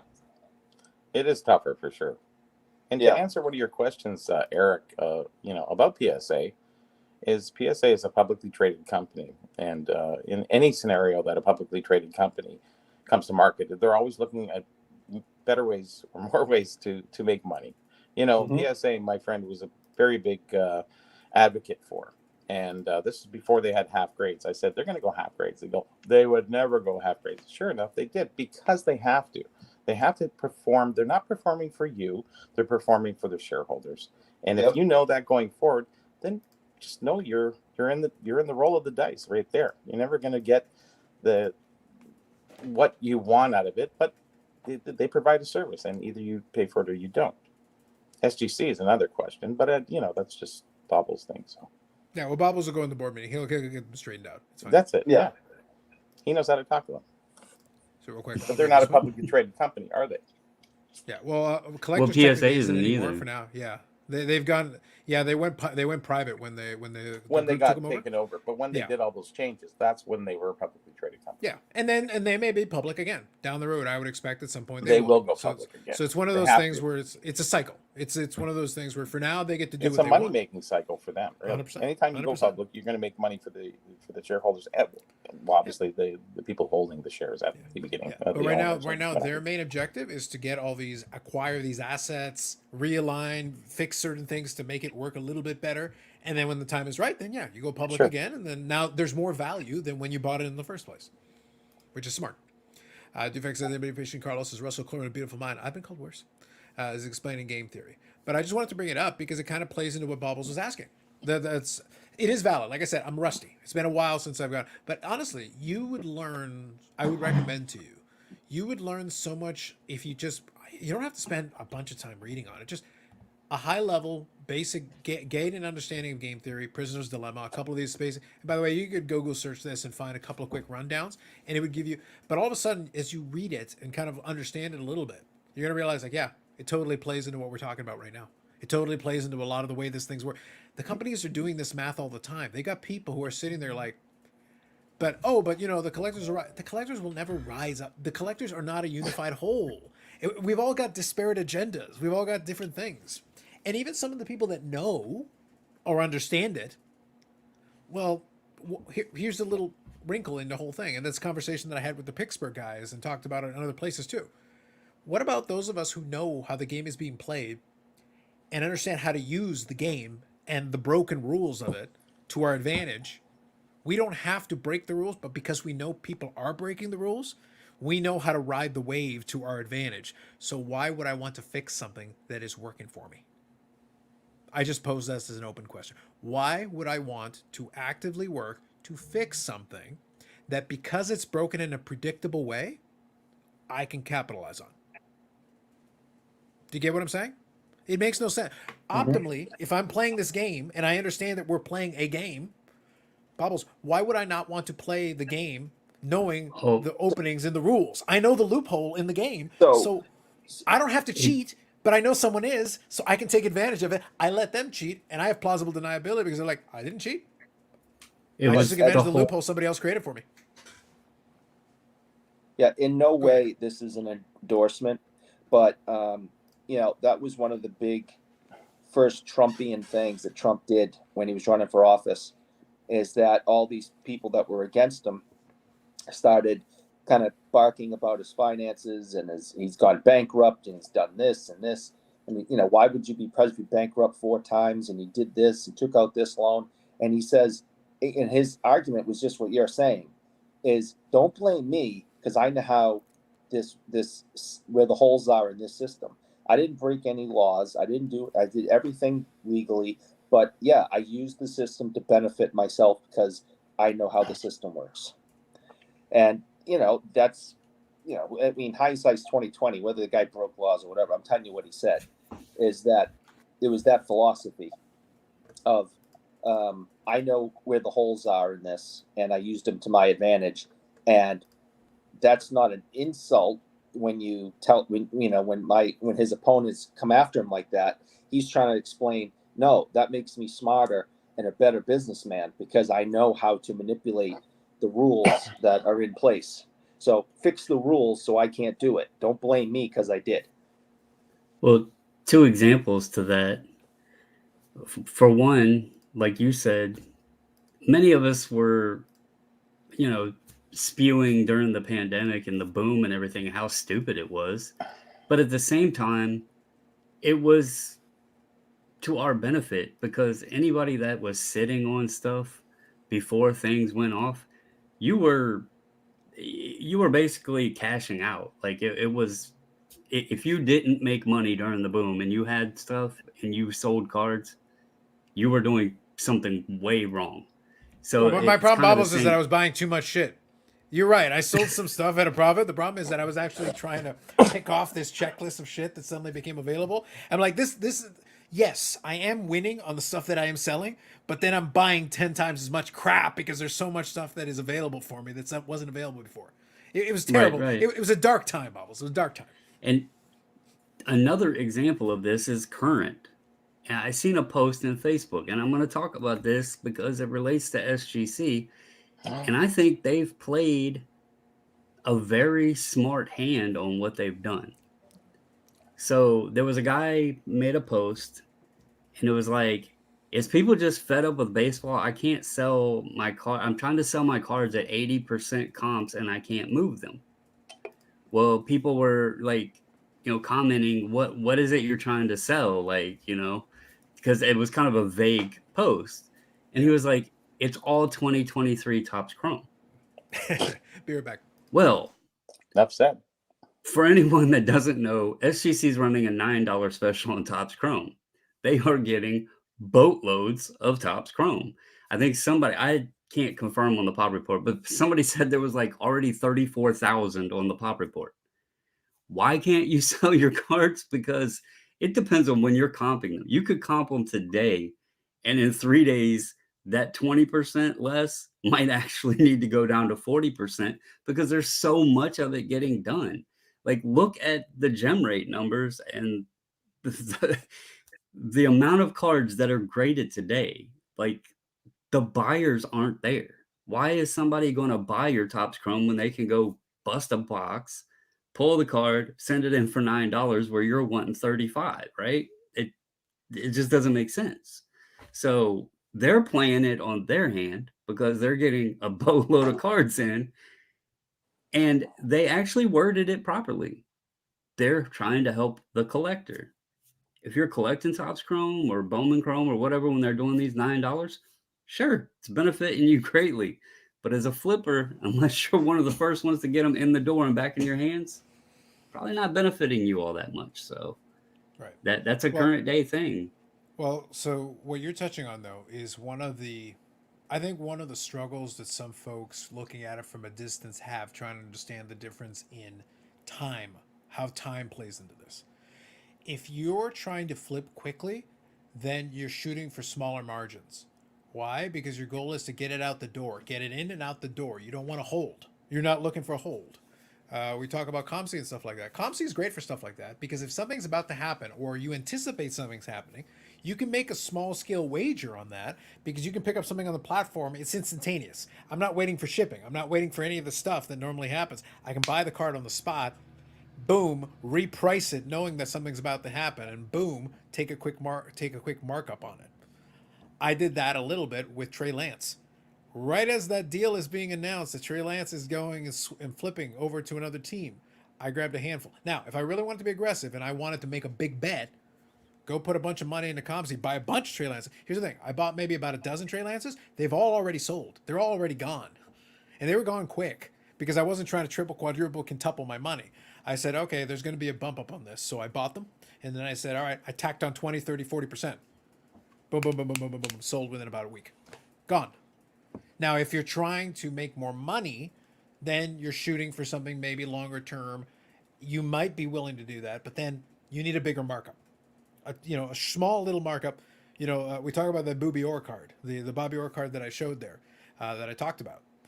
I'm willing to hold it for a while. I don't care. I don't need to sell it this weekend. Like, Bobby Orr is what he is.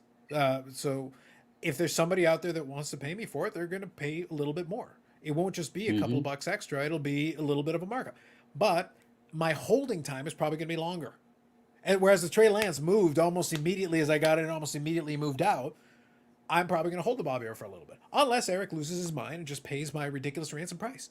But that could very well be. But that's not to be expected.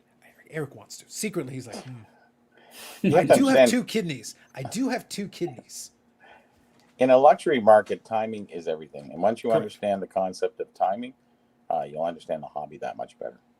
Correct. 100%. But that's the bottom line, though, is that those are 2 different time horizons. One is you're comfortable holding.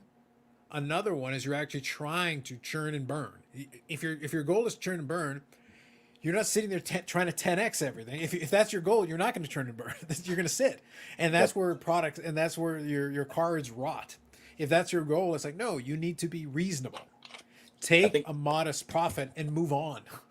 People were spoiled from the pandemic, so Correct. 100%. So it's like, what are we doing here? And to be clear, going back, I laughed because I want to say when I was on Big Scott's thing, Ed Westergriff asked, he's like, oh, how many Jordan Loves are you buying? And, we were teasing about it. I at the time he asked me, I hadn't bought any. I had already done it, but I bought them before.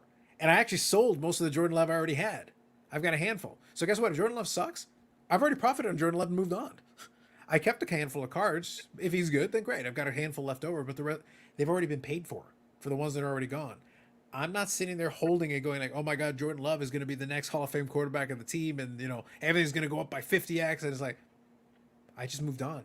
Like, it's already gone. It's out the door. I think the biggest drop in prices that I've been seeing, whether it be online or at the shop and at card shows, is Justin Fields.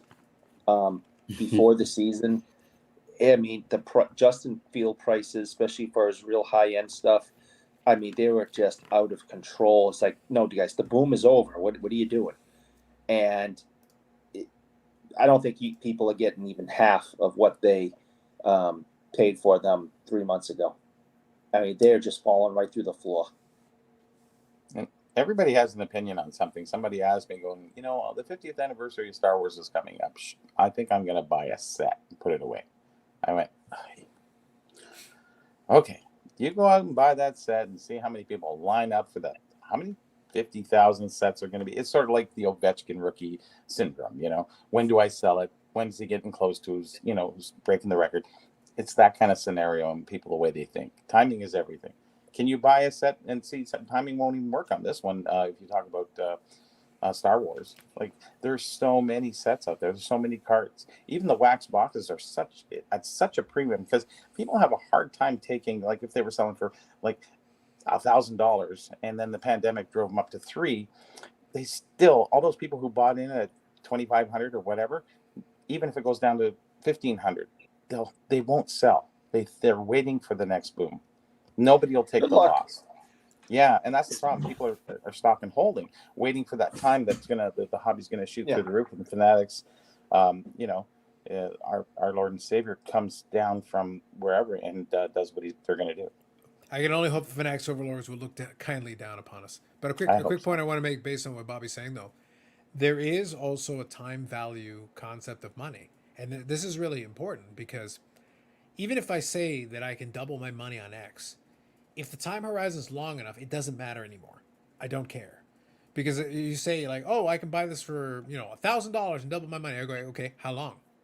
Yes. If you tell me it's in a week, that's fantastic. That's sensational. That's glorious. If you tell me in 35 years, well, with inflation, I actually lost money. That's actually a terrible deal. That's a horrific idea. Oh, but I double my money. Yeah, but the money's worth less.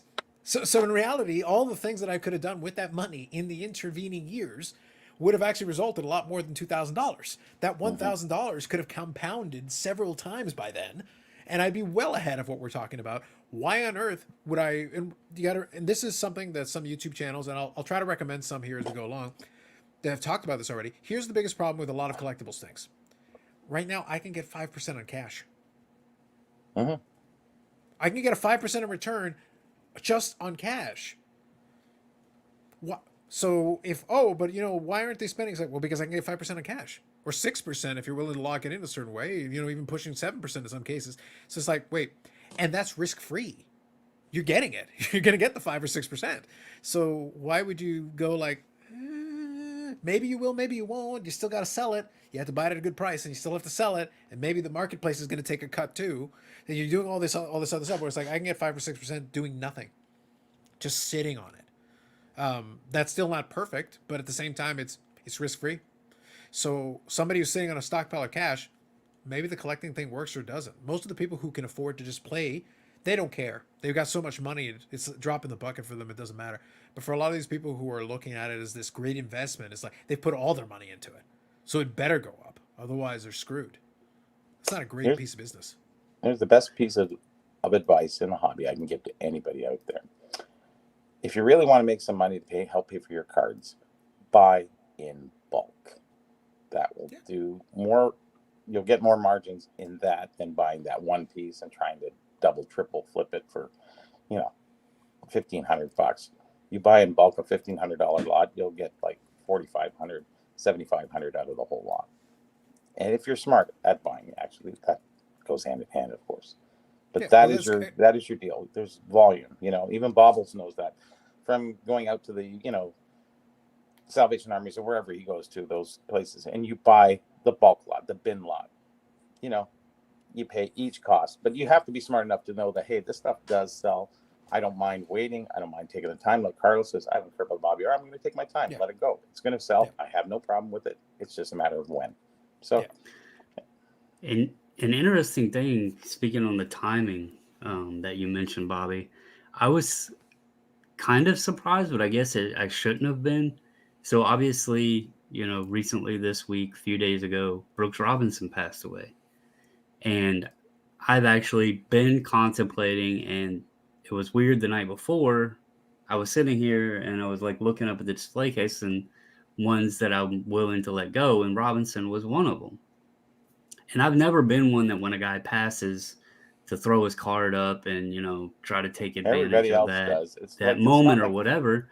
But it was like, well, I just thought about it. So I went ahead and listed it, but what I found interesting that should have not been that big of a surprise to me, the autographs were the main thing that people were buying.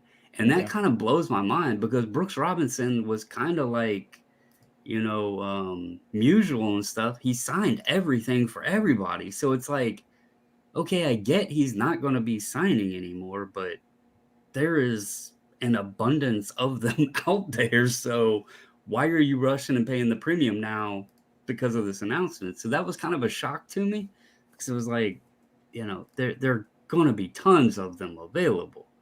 So. Oh, yeah. And I was actually going to mention autographs. And that is your biggest thing, too, is get the autographs, as long as they're rare. Even if they're not, that first week or so after they pass, that's when those will go up. And then they'll come right back down. Sure. Oh, yeah. It definitely showed. I went on Terapeak because I always use that to get my prices, where things are sitting when I'm pricing my items. And I was like, holy crap. It was like auto on his rookies. And I was like, well, geez, nobody's actually buying the regular rookie. They're all buying the autographs. So that was very interesting to me. For sure. Remember, people think in the hobby, they think, along with the mainstream, 95% think the same way. And then those other 5% think differently. So, everybody's going to buy the autograph. Makes sense.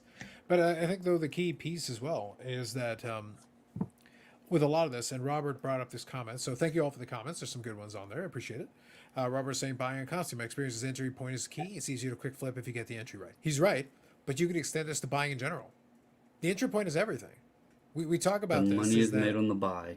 Yeah, 100%. But the thing is, that doesn't just apply to cards. It applies to everything else. You could take a piece of real estate, an actual swampland, and be like, why would anybody buy that? Well, if it's cheap enough, I could do something with it. If it's cheap enough. Oh, but you got to develop it or whatever. Again, if it's cheap enough. What's my actual cost going to be to get it in a situation that makes sense? You can buy land on a sewage treatment dump if it's cheap enough. But the question is, what can you do with it?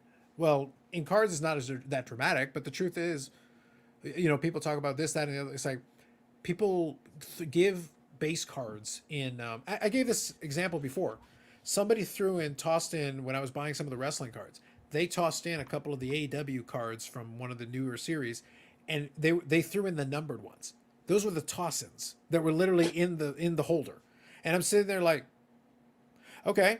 So I grabbed them, I scanned them, I put them back up on eBay, and I sold the 2 cards combined for $15.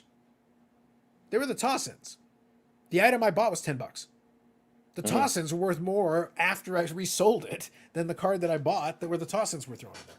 So, but I'm sitting there like, well, don't, you use, it's like use every part of the turkey. You use all the pieces.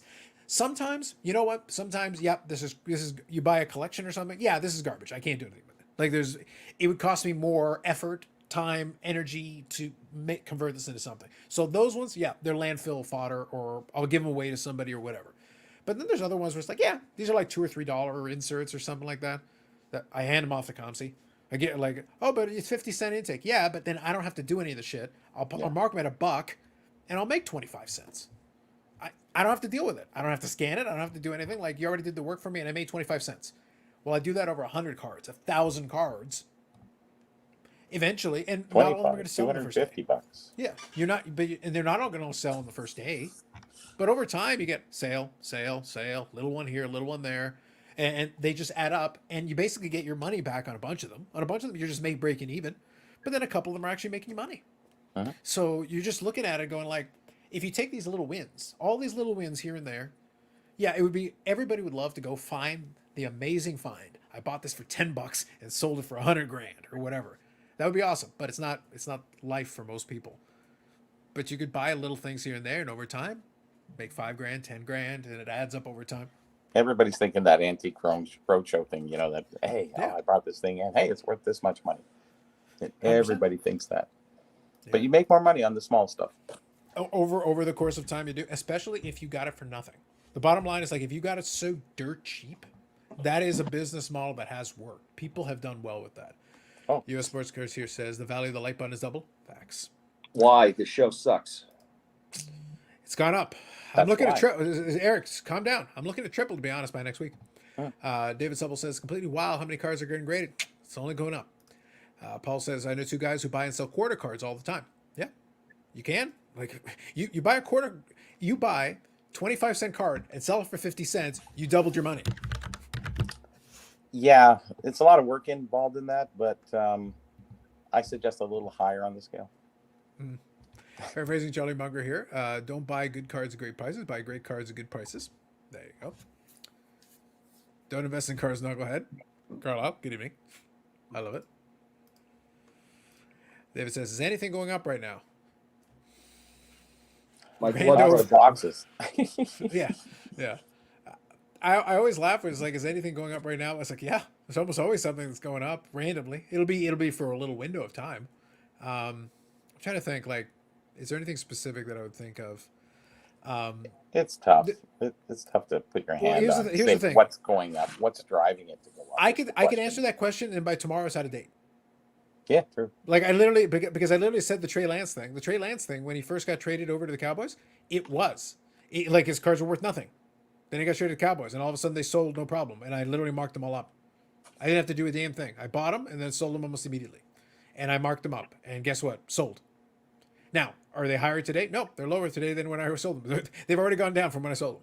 But my time horizon was low. My time horizon was fast. It just gone out the door.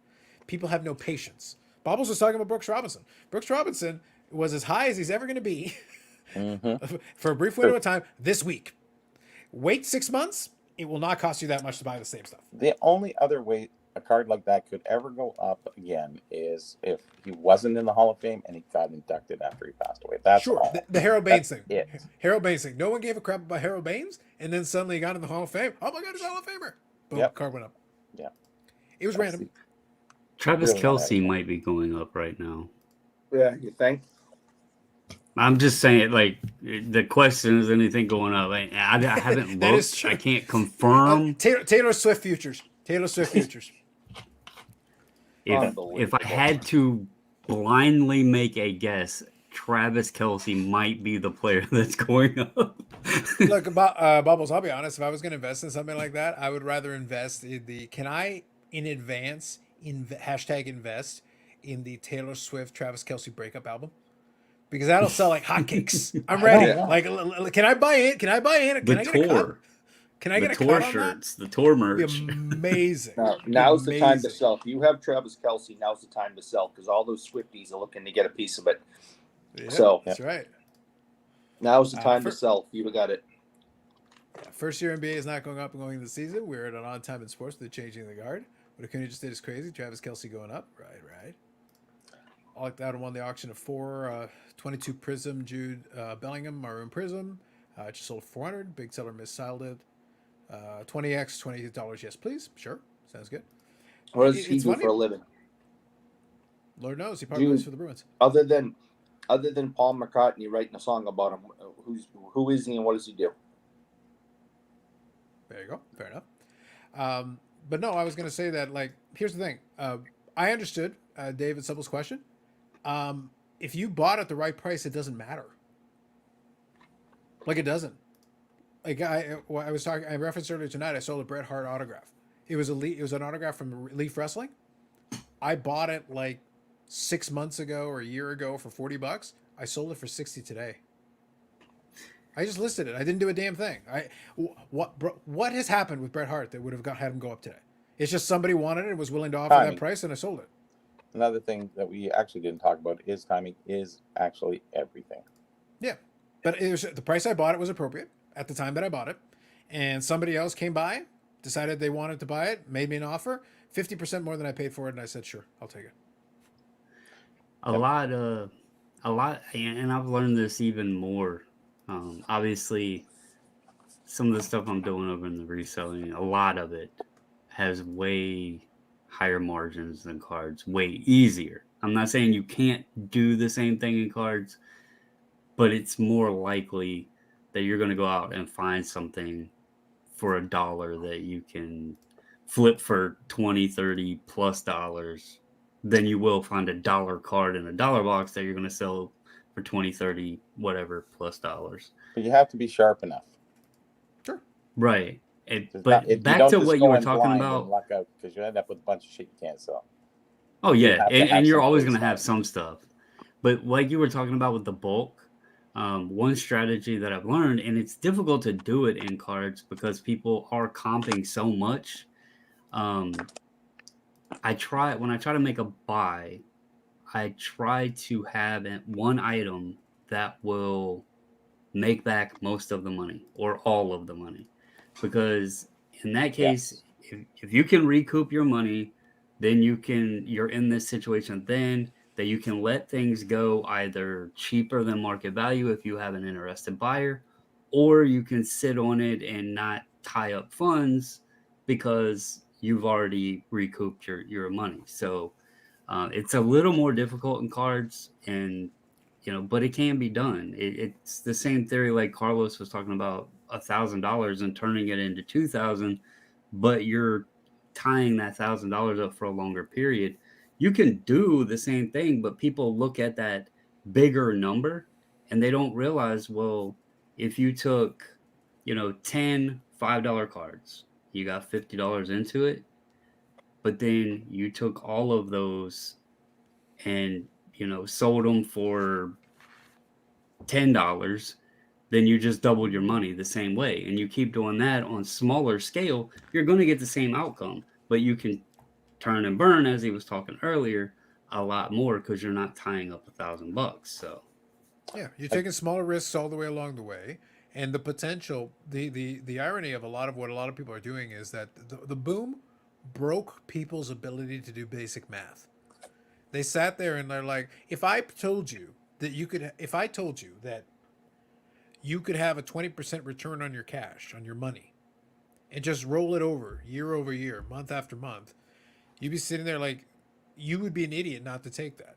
But you had a bunch of these card guys go, oh, I can't double my money. This sucks. And it's like, dude, for years in cards, if we were making 15, 20% consistently, you were profitable. You were extremely successful, because what happens if you keep doing this repeatedly? Again, even 10%. If I could guarantee you, and you just consistently roll it over, I make 10% this month. Then I took that money and I made another 10% on it. Then I rolled it over and made another 10. That compounds. And you wake up one day and you're sitting on a big war chest that you can do a lot of things with. So that a 10% return would be massive. A 10% return becomes really good really fast. and it doesn't require you doubling your money every 5 seconds. No. That wasn't normal. That was never the Would- normal. Wouldn't you think? No. Maybe I'm seeing this wrong, but the only people that were truly successful financially during the boom were those who already possessed cards before Yes. the boom and sold them. How can you say you were successful in the boom if you had to put out $2,000 to make 500? Some of these guys put out $5 and made 2,000. The guys who already had it before the boom, sitting in their basements, or they were dealers, or or had card stores that already had all this stuff in stock. The people who were going out to the shows and to the card shops for the guys that already had it were paying these people ridiculous sums of cash, and they had paid very little for these items. And now I just bought a $2,000 card that guy got for $5. I'm going to go sell it for 2,500. I mean, who made the better deal, right? So I think, and then of course you get the people who are stuck on stuff and maybe will never get out of debt because they just kept buying and buying and buying during the boom and spending thousands upon thousands of dollars thinking that this boom was never going to end. It was going to keep climbing, and they paid $2,000 for this, but they're going to sell it for $4,000 in like a year. And so you're an idiot. Now you never getting that $2,000 back. Where the guy you paid in the original paid $5 for it and made $2,000 off of you. I think the boom didn't really even create that many collectors. I think it was more of people were buying to trade up, to trade to this other guy, and this guy was trading to this guy, and there was a lot of people holding at that point in time. There was very few end users, and I think that's what it got down to. And then it came down to, where are all these buyers? They're not around. Who's everyone holding the became bag? a dealer. Everybody. It was hot potato. It was hot Yeah, it was. potato. Yeah. And who got stuck with that hot potato in the end? Nobody wants it, man. So enjoy the burn. And I'll tell you, to your point, Eric, it was very sad because I did very, very, very well on Prism basketball because I had so much of it already sitting here, and it was selling like hotcakes for good money and everything else. The reason I say it was very, very, very sad is because in September of 2019, we purchased 14 cello boxes, the ones that they sell at Walmart. They used to be like $10.98 or something like that a pack, and there was 12 per box. Those were selling at Blowout for $89 a box. And so Luka rookie year, the 2018-19, and so we bought 14 of them. Me and her split them. We opened them. We got to looking during the boom. We could have sold those boxes. They peaked, and I think they were like 5,800, or it was like it would have been over $50,000 total of what those boxes the resale got to. I can't remember the exact number and the math and all that, but I know she looked at it one day and she was like, I can't believe this. And I was like, what? And she's like, I'm not complaining. We did very well, but I can't believe that we opened over $50,000 in product. And I'm like, what the hell are you talking about? Yeah. And she looked at the prices of those Prism cello boxes and she was like, if we had just kept those, I was like, holy crap. So yeah. But it's a double-edged sword. It's a double-edged sword, though. If everybody had the same idea, look, from about 1987 till about 1993, everybody thought, let's keep it closed, let's keep it, and then it'll be worth a fortune one day. And it was like, actually, there's a lot of that shit. There's still a lot of it to this day. months. You know, it was less than a year. We could have turned that into it. Yeah.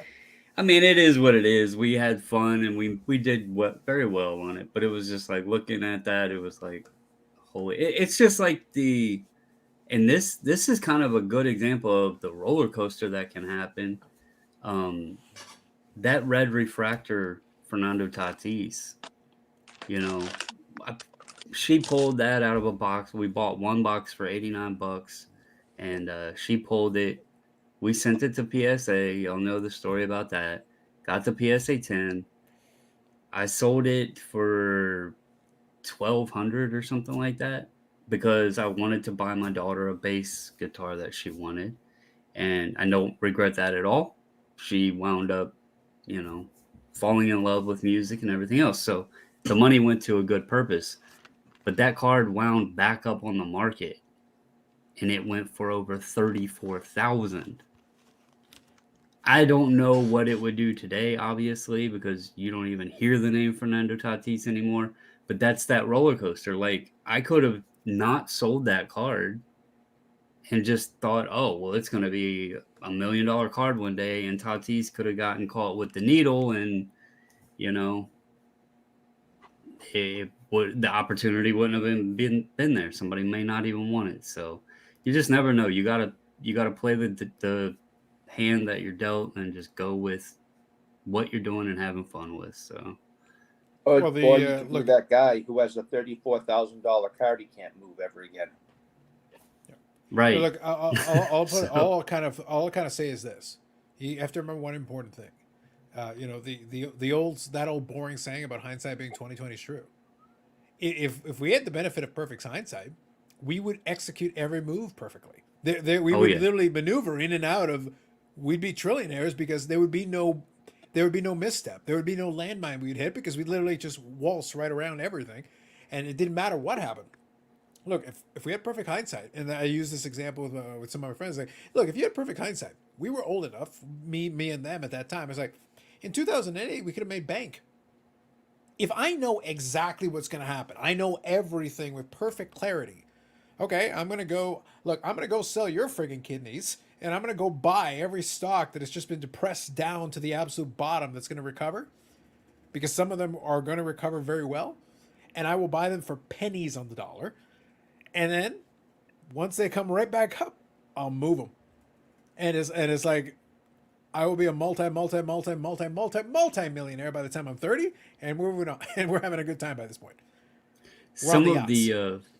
some of the funnest videos to watch out there, like the people that put together the little top tens or whatever. And there's one, I don't remember who did it, but I do remember the video. But it's like the top 10 or top 25 biggest cards pulled by breakers with no reactions. And it's right. because at the time when they're pulling the cards, they really weren't worth anything. The player, like, I think the top one was like a guy pulled a Mike Trout orange from First Bowman. And I know you'd get a kick Well, out of this. Bubbles, the thing is, that wasn't an old clip. That was me like last Thursday. That was like me now. Ah, this is trash. Boom, fly. Well, Fish he boy, pulls fly. it out and he just looks at it and it's like he didn't even know who it was, and just it was an orange refractor First Bowman auto Mike Trout, and he just kind of sets it to the side casually, and it's like, okay, those are the best clips though, because it's like that natural, like, who the hell is this guy? And then you look at the card years down the road and it's like, holy hell. Yeah. But the point that I'm making, though, is that I cannot be bothered. I cannot be bothered to sit there and worry and lament the imperfect moves of the past. Of course, there is always going to be a purchase that, and to me, most often than not, if I'm going to regret something, it's going to be a missed opportunity. It's going to be something I didn't execute that would have been a really good move for me for whatever reason. Not so much so, you'll make a mistake. It's not a big deal. Learn from it. But no, there are plenty of like, actually, that would have been a good one. I had the idea in my head, like I was on the path where we were headed that way, and you've shared a bunch of them in the past as well. But I've got them. Eric's entire fandom is based on regret and mistakes. Yep. Wrong, just wrong. But everybody's got that. But there's always an opportunity missed. To me, those are the ones that I will kind of be like, it would have been nice if I executed on this. The idea was right. In hindsight, it was actually a good idea. I should have gone with my gut. My gut was saying I should have gone with it. It would have been awesome. That's okay. Well, then make a better call next time. Instead of lamenting and worrying about the one, guess what? There will be another opportunity. So then instead of being distracted by the past that you're missing the one that's about to come across the corner, right in front of you, how about you just pay attention to what's in front of you and maybe you see something and you get another opportunity. You never know.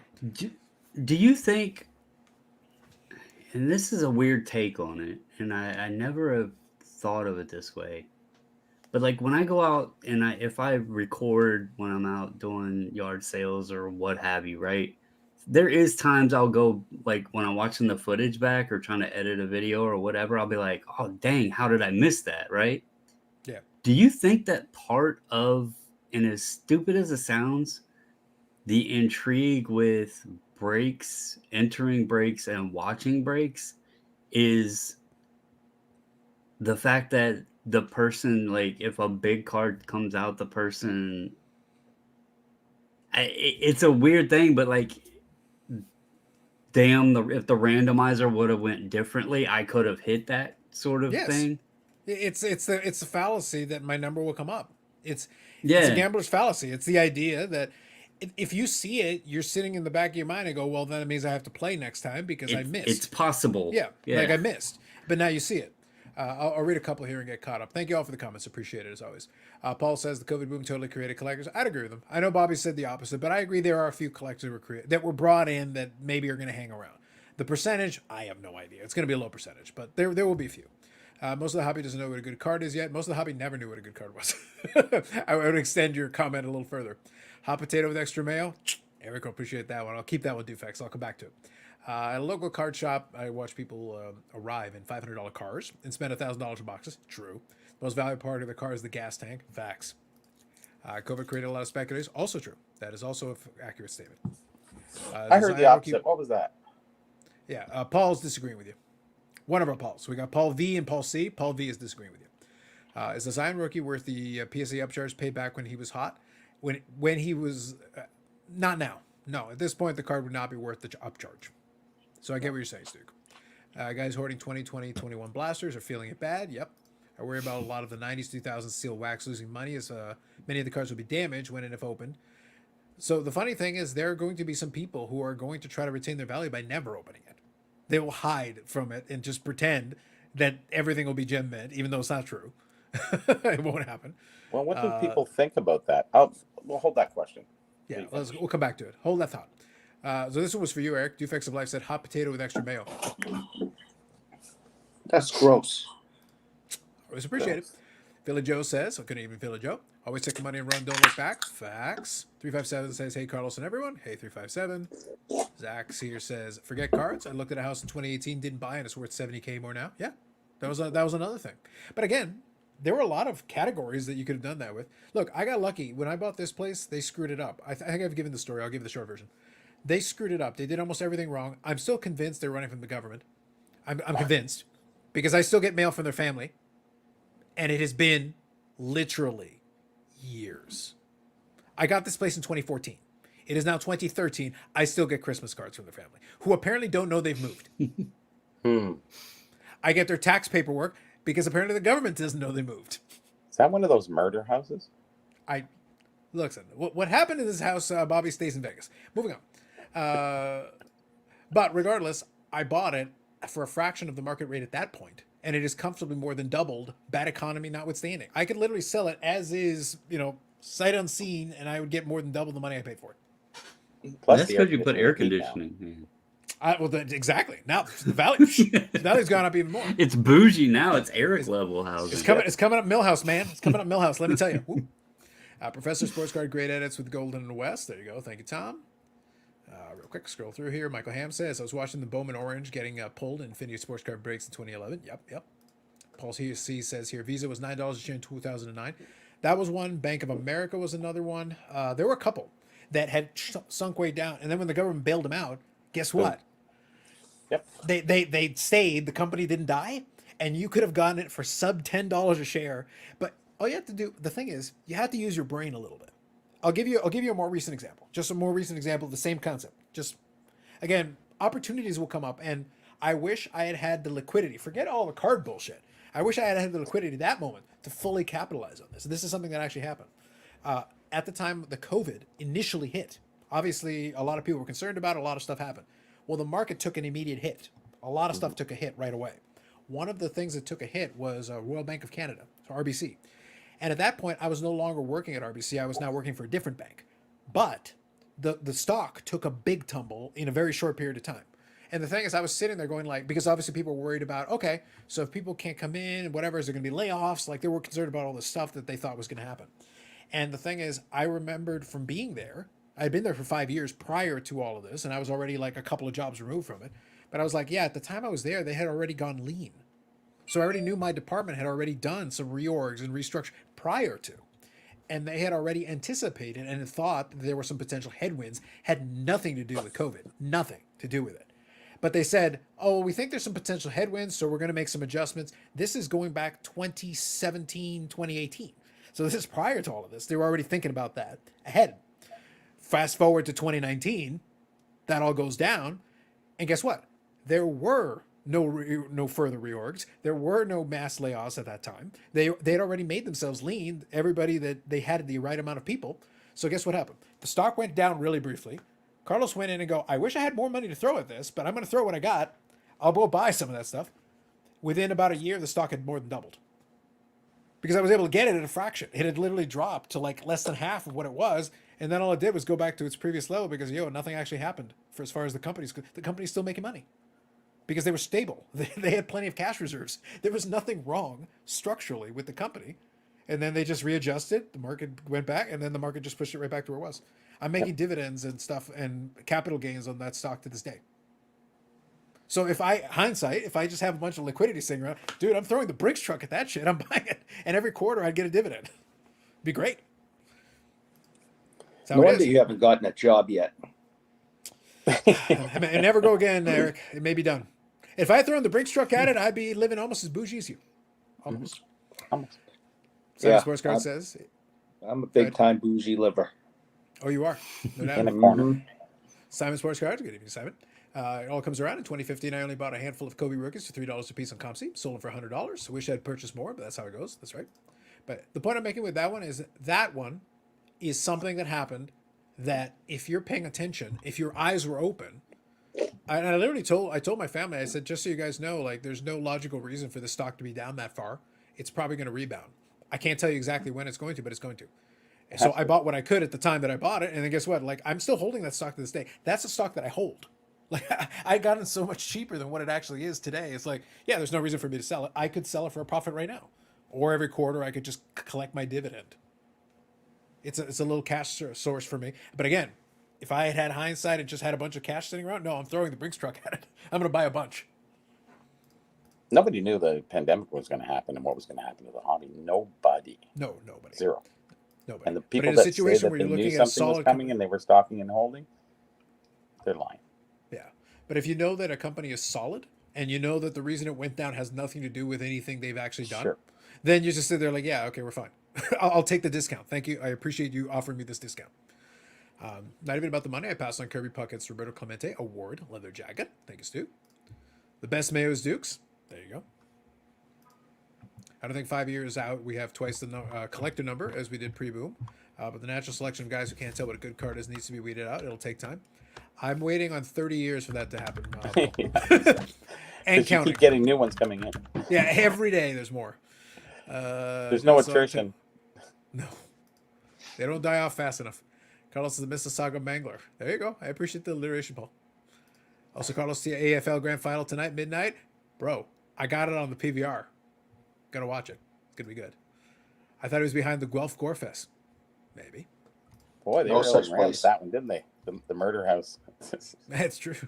Only thing I prefer is sell is what puts you on a $0 cost basis. I do that often with stocks. There you go. There you go. I resigned from a job, decided to drop all the company stock I owned, but forgot my PIN for the website that managed it. Decided to wait until Monday. Over the weekend, the CEO was indicted. That's bad timing. Sorry to hear that. So this is about timing. I will say, one that unfortunately I regret. There is one that I do regret letting go. I did have the option to hang on to it, but it would have been a little bit complicated. I would have to work out some paperwork. When I worked GameStop? at Shaw, no, when I worked at Shaw, I was in the buy program. I was in so that a certain amount of my pay went to buying shares, and the shares were relatively cheap. And then eventually Shaw merged with Rogers.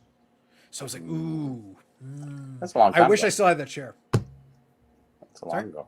It's a long It time was, ago. but the thing is, I had those shares going back to 2013. So the thing is, I got those shares way, way, way cheaper, and they had monthly dividends. So it's one of those things where, in retrospect, again, hindsight being 2020, in retrospect, I had a couple of hundred shares or maybe 1,000 shares. So it would have been nice just to kind of sit on my back pocket, just leave it be, and then when collect the dividend every month. In the meantime, and it was being reinvested. So I was actually getting more shares as we went along. So it's one of those things where it would have been pretty sweet to. And then if something major happened, like the Rogers and Shaw merger thing, then it would have been like, yeah, the share price went obviously up accordingly. And that's a situation where then, yeah, you can sell out. Because I got my cost basis on it was like less than $20 a share. Super low. Like it was super low at that time. When I worked at Van Hook Coffee as a corporate salesman, we could get stocks. And I didn't see it going anywhere, so I wasn't really going to allocate any money to it. So I said, forget it. And little did I know that they're going to be sold to Green Mountain Coffee for $1 billion. And the stock split, and then I just want to fudge, Could have just bought a couple. Yeah. Nothing. Look, again, it's all we all. If you live long enough, you're going to have ones where you missed an opportunity. There always is. If you're in the game, you're gonna have plays you missed, opportunities that you didn't quite see coming at the moment, or you returned away while that opportunity just went by. You didn't quite catch it. It happens, but hopefully, Yeah, back hopefully, in 1980, my uncle, for a birthday present, gave me an envelope, and I didn't really understand it at the time. It had something to do with Apple, and he said it would be worth money in the future, and I'm like, what the hell am I going to do with a bunch of apples? So I just tore it up and threw it away. Are you watching Forrest Gump on the weekend? No. yeah, 100%. You should have just said you traded all for a chocolate stick. That would have been the perfect end to the How story. do you like them apples? I would have. I should have. Duvek says, I'm waiting for the Dunkin' IPO. People love coffee and donuts. I can think of one person who would keep it working for you. Yeah. I do like chocolate sticks. Just throwing it out there. Let's see here. Michael Ham says, go back So- to my wax question. There was a question? Let me see. Go ahead, Bubbles. Well, I have a card question for everybody, and it's about that time of year, so I'm allowed to go ahead and start now. Oh, the shameless pumping. Here we go. Go ahead. I think we're ready now. You would think that would be it, except I'm trying to make sense of it and maybe even reverse the airflow, because there is a Robertson card that I'm really wanting. Except I'm trying to figure out why people think that it's worth more than what Connor McDavid's going for, more than Sidney Crosby, and several other players from the same set. Is Robertson just hit that status? Did I do such a dang good job of getting his number up that now he costs more than Connor freaking McDavid? Is that It's all where we're about at? potential. Potential actually is a leading cause of most mental accidents. And it's not the availability, because he has several of them, and He's done nothing yet. I know, and people want more than McDavid. I That's really want this stupid. freaking card, but It is stupid. Trust me. Go forward. Have a look. Look, in the I future. blame Bobbles and ball cards and the ridiculous pump that he had. I think that's Everybody's on obviously it. It's not like it's a surprise. That's the part I don't understand. Everyone's going in on it, going big, driving the price up. It's like, I don't know. I don't get it. well, the card I'm referencing that I really want, actually, I think you just got one in for Favre. I think it's called something different though for football, but they did the hot shots, the die cut hot shots in Metal Universe. So different than the hot numbers, basically. It's the same thing, kind of, yeah. And they look really nice. They have that 90s vibe to them. I really want one, but McDavid's going for 100, and there is one Robertson on auction right now with over 2 days left, and it's already at over $42. And then all of the other ones, like one has a starting bid of 100 or buy it now at 140, 150 or best offer, and I'm just like, why in the hell are like that doesn't make sense. McDavid's doing 100, so that's kind of like the bar to look at there. But McDavid needs to win a cup to make his cards do anything. At this point, pretty much. I don't think another MVP or anything is going to do too much to it. Yeah. So real quick. I so wanna make Bobby sure- just said Robertson is more valuable than Connor McDavid. I'm just messing with you. The thing is, Bobbles, if you wait a little bit longer, you're going to realize once the Bobbles pump goes away, basically Robertson has a year or two by not doing anything. I don't think Dallas necessarily going to do anything in the playoffs, and then he'll be worth $1.50. Yep. So problem solved. Yeah, that's one real that's quick. on my list, though. I want to get that. Real quick, I want to make sure I read this. Ham says, "Go back to my wax question." I got to be honest with you, Ham. I don't see a question. Like I've scanned twice, and I'm being serious. I was watching the Bowman Orange getting pulled on Infinity Sports Card in 2011. That wasn't a question, and that's a statement. And the one before that was 953, and it was I worry a lot of the 90 seal wax losing value, damage when open everything. That is also not a question. That was not phrased in the form of a question. There was no question. So I don't know. Maybe StreamYard isn't showing it to me, but based on what I'm seeing here, I'm not seeing it. Lack of liquidity has debated my existence. I bought Bitcoin when it's $50, but only 150 worth. There you go. What the hell are you doing, Eric? Question we ask ourselves all the time. Potential sellouts, potential outsells proven players. It's always what's next in the hobby. Other than I told you so, people. Yep. Shea Wave Vlog selling those Roberts. Ooh, maybe. Bring it full circle. I like it. Brought back in the Shea Wave Vlogs. No, Legit. I'm not selling my Robertson. I am going to be selling a bunch of other stuff, but I'm not selling my Robertson. I'm actually going to niche down even further back to my roots of just what is most fun for me. So, Small caliber explosives. SGC futures. all of the above. Plead the fifth. That's all I'm saying. That's what I'm saying. Look, we'll find out more on the Reseller Locker Room podcast. That and your baronship of kilts.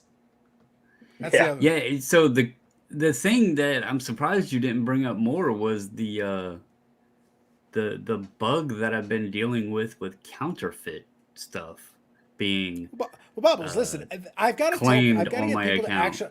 I've got to let people actually go watch the damn thing. Listen, I was listening to it while I was out on a walk, man. Like I was actually out and about, getting my steps in while the weather's still agreeable. Right now, actually, the weather has been very agreeable this past week, and this weekend it looks pretty good. So it's like, no, this is proper podcast. Go out and get a walk weather. This is the proper time for it. Go out and get some air, get some steps in while you still can, because this is Canadian and winter is coming, literally, figuratively, Winter's and at all coming. times. Exactly.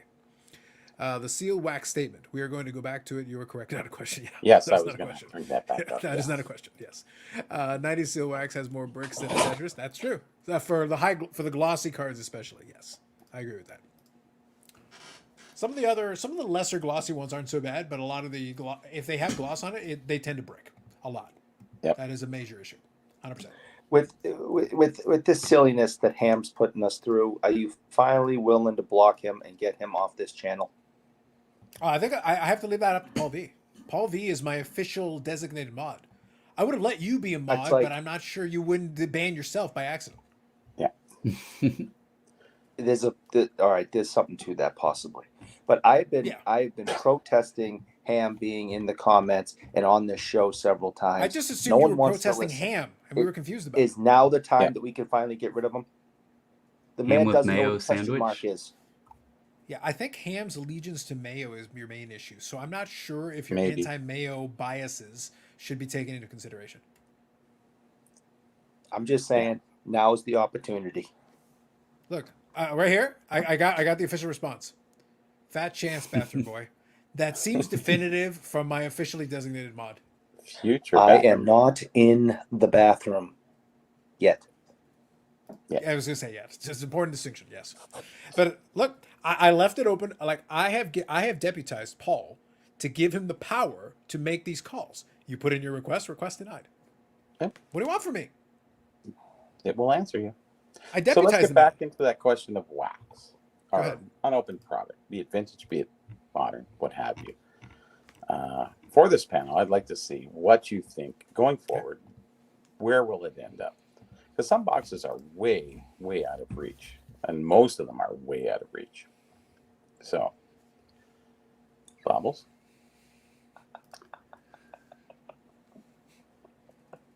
Bubbles, I know the crumble cookie crack was good. You gotta be in the... I don't think Bobby's question was a trick question. Did you want to answer? No, I was actually looking at a message I had, so I wasn't. I Okay. didn't That's why quite I catch asked, it. I didn't because know I'm he was going to be curious. throwing it at me. Do you know the question? Do you remember the question? Ask again. I will listen this time. How much mayo is on a Michael ham sandwich? Sorry. Ooh. No, That wasn't the question. Please move on. It gets back to what you were talking about too before is with if you would have not opened that wax. So at this point, wax prices are extremely high. Now they've Right. come up, the cards have come down, but the wax has basically maintained itself at a certain point. Some boxes are like $20,000. Like I don't know how many people are investing at $20,000, $26,000, $50,000. Okay, we'll take it down to $4,000, $3,000, $5,000, whatever. Where do you see the wax going? And the vintage stuff too. It went exponentially high. Now it's coming down, but you're not getting the buyers because people paid up. Now they're waiting for the next boom, I guess. Yeah, with the vintage, and it's not. But rarity always rules on when it comes to vintage. But with the modern stuff, where does it go when the cards keep coming down? At what point do people start to say, "I just got to get out of this"? At a certain point, I'm waiting for the next boom. When is the next boom? So, what position do you hold on that question? Well, my position to that statement, and specifically with wax, I see it continuously, in my personal opinion, not just current, but even past, except for few sets that have key significant A cards. few outliers, sure. Yeah. I see it just keep dropping, honestly, because although wax is more limited than the cards themselves, you don't really have a definitive answer to how much is out there. And one of the main reasons that the wax went up so much during the boom was because the cards, as you said, went up in the grades, right? I had this discussion with, I think it was Jeff in the Discord. It was talking about the O-Pee-Chee, what is it, O-Pee-Chee Premier with Yep. Oh yeah, that stuff. Yager, 500 a box. Jaromir Jagr's rookie. Yeah. And he was talking about that, and I was like, well, the reason that product went so high, it was when we were discussing, like, giving Carlos, look that Dakota. up quick. What a box is going for? 91. 9091 O-Pee-Chee Premier. Well, Go like, ahead. because we were kind of discussing Dakota's retail wax and stuff, and Jeff used Yep. that as an example, and I was like, the key for that though was people were buying that to open with the hope to get a Yager and then get a 10, because that card did, it went up a lot. So that gave interest into opening the product for that specific card. There's a few other people in there decent, but that was kind of the example there. When the cards go down, what purpose does it make to spend an excessive amount of money on a box with the chance at getting the card and then possibly getting the 10 if you could just go buy the 10 cheaper than the box? Like, so it all will become relative, except maybe what is it, 79 O-Pee-Chee or tops for Gretzky, or you have some baseball products Well, that those are could getting contain record value in prices. Those football. ones. That's 200,000 US was the last box sold. Yeah, I'll But throw some And I possibilities could have at bought you. one for Just $13,000, $9,000, $4,000. There's so many times I had chances to buy the full box, never did. sure.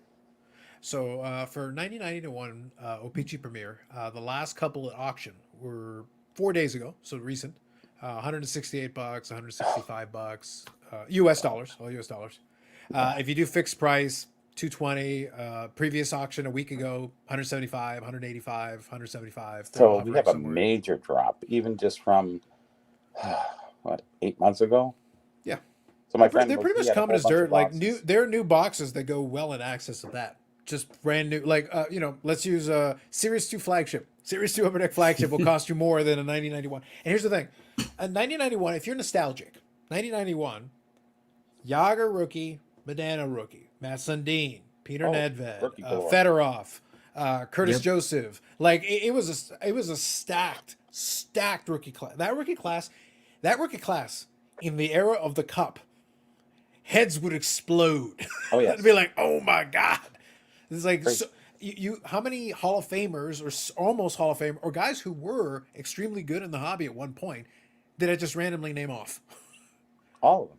Whole stack. Like even Yeah. the guys who didn't make the Hall of Fame, there was a moment in time where they were Brodeur. considered star players. You got so many. Yeah. So But Brodeur that didn't box- make. Funny enough, though, Brodeur wasn't in 1991 OPG Premier, and neither was Eric Lindros, which is hilarious if you think about it. Think about that. I named off an amazing rookie class, and none of them were in OPG Premier. Now imagine if they had been. Imagine if I throw Lindros and Brodeur into the mix already with all the stack class that I've got. It's a 132 card base set.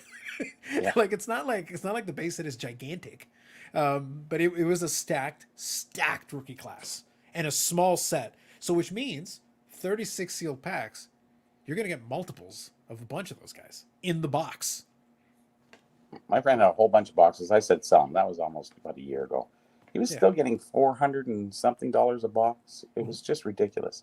Now we're at $150. So here we go. We have a major drop in wax. Well, Yeah. it's not significant wax because the cards were really cut well at that time period. That was one of the Yeah. first times that Peachy's, the cuts were bang on and beautiful. You can get a 10 pretty easily. So If it is you- cheaper, as you say, Bob, just to get, buy the 10 rather For than that buy the said, box. I have had no problem getting 10s on a bunch of Medanos that I just randomly sent in. Really, all you're trying to do is just make sure the centering's okay. That's it. Just make sure the centering's okay, and that's basically the thing that'll hang you. If the centering is way off, then of course you're not getting one. But aside from that, if your centering is solid, most of those cards are decent quality out of the pack. So it's like you're just looking at centering. How's the centering? If the centering is solid, you're probably all right. Most of the time. What I will throw out there, so to kind of answer your question, Bobby, I think some of the really high end, really rare, really whatever, for the limited group of people that are going to play in that playground, because we always have to qualify this and say, for the majority of the hobby, Sure. it bears repeating. For the majority of the hobby, $100 is a transaction worthy of giving a second of thought, a pause. Most people are not spending hundreds or thousands of dollars. We can see as many of these transactions as we want. Most collectors are not out there spending thousands of dollars every time they go to a card show. That is not normal. There are people who do that, but they're the minority, not the majority. The majority of people want to get their $5 or $10 cards because that's what they can afford. That's what's within their budget, and they want to find some stuff that's fun for them at that price point. So $1,000 plus boxes are not in their price range at all. I understand that. But we're So really I talking pulled about the up- middle of the road kind of things, I The pulled 1 up to therapy. 3 Go ahead. The one I was just gonna $3,000 say- boxes. In retrospect, you were talking about how the boxes and what are they going to do and the fluctuations of them, and I mentioned the Yager. So I wanted to look October 11th, 2021. So I have 2-year history here, pretty much. The Yager was between $350 and $400. Today, it's down to 120 to 125. And So still shouldn't be that high anyways. it's almost a third of what it was 2 years ago, and that was my point I was trying to make. The card, the chaser in that box is what was driving the value of it. But when everything starts correcting in October 2021, I think that things were probably already in the in the down slope by that point. late 2021. So God knows what it actually peaked at. I can't see that on here, but that's what was that was the driving factor of that. And now we're seeing more normal of a sense pricing, and it's all just going to keep continuously correcting. But I think a lot of people won't sell because they paid too much, and they'll sit there and wait on it for how long, until No, it goes up again. Bobby's making a very important point that I wanted to make with what I was saying is that most people are not in that price range, but even the people that are, if you get a box, 91 O-Pee-Chee Premier is a bad example because there's still plenty of them out there. Still cases of the stuff. So plenty of the cards, plenty of the boxes, plenty of that product still available that if out there if people want it. That's why the price point is where it and is. in 1999, people were saying it was short printed. It was rare, honestly. Compared to 1990 Topps base, or compared to 1990 O-Pee-Chee base, yes. It's amazing how people embellish the rarity. Oh, it's rare. Yeah. Oh, the dealer said it was rare. It's rare. He tells this guy, that guy tells that guy, and boom, everyone's washing their hair with herbal essence. It's crazy. Wow, amazing. But what I was going to say is that as pertains to a lot of those boxes, though, let's talk about the legit rare pieces. Let's talk about ones that are actually tough to come by, unopened boxes that are actually tough to come by, and let's pretend the baseball card exchange did its job and they're actually legit. For the sake of argument, let's pretend. Let's let that go. Sure. Yeah, let's Not go Joe. I got it. But what happens is, if the price point is stuck at a certain level, and people are not willing to incur the risk and they're worried about it, then you've got yourself a problem because there's going to be like, well, I can't sell at this price point. So what are you going to do? Well, I don't want to sell it for less. So what happens is the price technically doesn't go down because there's no transactions, but at the same time, there's no volume. So you're not actually getting sales because the buyers are not meeting the sellers. The buyers are here and the sellers have to be here because they don't want to lose money. Well, the problem is then no transaction happens. The gap is too big. So what happens? Did the price go down? Technically, no. But in practice, yes, because if it ever went to open auction in the real market, then you would see that price drop. And people do that because they randomly just say, hey, I found this box, throw it on the internet, and that's where it really ends up. And people go, oh, shit, now what do I do? Yeah, that's why I'm worried a about perfect example of the mantle, the 52 mantle, the SGC 95. The speculation of what would a PSA 10 do, I still feel, that, don't get me wrong, 52 mantle on that high of a grade is awesome, but you don't really know the value of it because you don't have the top end that's set a market price for everything beneath it. So now you're playing catch up with the lower grades, the lower quality, and then you get a price point there, and then you're trying to determine the top price rather than it should kind of fall backwards, and you just can't do it because there's no market value set. So yeah, and it brings up the bottom end price because honestly, mantles were, I don't know, 10 years ago, $8,000. Now the 8 grand was the 8 grand was in the early 90s. 8 grand was in the early 90s. Yeah. So there was a time period though where it was pretty stable. I will say there was a time period was pretty stable. No, that wasn't the 90s. That was 2000s early. Yeah, it was there. The 8,000 Bobby was in the 1992 price guide. It was 8,000. Really? Yeah. I remember because I had the guide. It was literally 8,000. For which grade? Near mint, or near mint. Near mint, yeah. 1992 back at you can go in there and it's 8 grand. Oh, I was talking about just a authentic R1. Oh, an authentic? Oh, an authentic was like probably sub 2,000 for the longest time, and then it suddenly shot up as the other ones got dragged up. Just 10, 12 years ago, it was about $8,000 for a one, and then it just went exponentially up to $30,000. What, 30 now? As the top end went up, the bottom got dragged along with it. Sure did, and that's one card that you can say that happened to. Not a lot of others will go that way, but even still, I've never seen a card go so far to reach because I had a chance to buy it a couple times. And it's like I just don't need it. Yeah, well, to a lesser scale, to a lesser scale, the Gretzky rookie had this as well. Yes. It was a situation where you could get a modest, decent Gretzky rookie, not crazy, like a 3 or 4. You could get it for, I think it was like $300. It wasn't crazy. It was like No. I bought one for $300, and it was a 3. I paid So it was I paid wasn't difficult. $289. I paid $289.99 for mine, and it's a 4.5. It's a tops though. It's Just still it's a saying. 4.5, Bobby. Yeah. No, but I'm saying the point is, like, it was very reasonable. Like, you could literally walk right up to the table, hand the cash over, no problem, and you could get a clean copy, and you were happy and all good. And then all of a sudden, as they started going crazy and the top end started going up, is it dragged. All of a sudden, the 3s and the 4s were 1,000 plus comfortably fast. Even like a 1 was $1,000 for a brief period of time. There, it's like, dudes, really? Yeah. That's why I was annoyed. All the jokes that we made with Eric back in the day about being doorstops. I was like, wait. If you idiots are going to pay 1,000 for a 1, I had like a 3 sitting on my table for the longest time. But all those people paying that money, they were not collectors, because the Right. collectors been in, probably around in the hobby 10, 15, 20 years.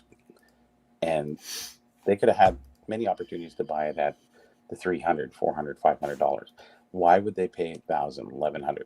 Yes, that's right. That's not collectors. That is totally investors at that point. So I think the hobby was surrounded by everybody turned into a dealer, and it was circulating. It was stock and hold kind of thing. And I don't think it was going to end users at that time, because who's paying $1,000? Guys who are looking to invest. That's it. Hashtag invest. All right, real quick. I'm going to read a couple comments here and get caught up. Bear with me for a second, guys. All right, here we go. So Simon was saying there is a card show in Oakville. I haven't looked. I've got to see where you guys seeing a lot of these shows. I know they've got a lot of small shows, but I haven't seen one. I'm sure there is. Like, I don't doubt that, but I don't know.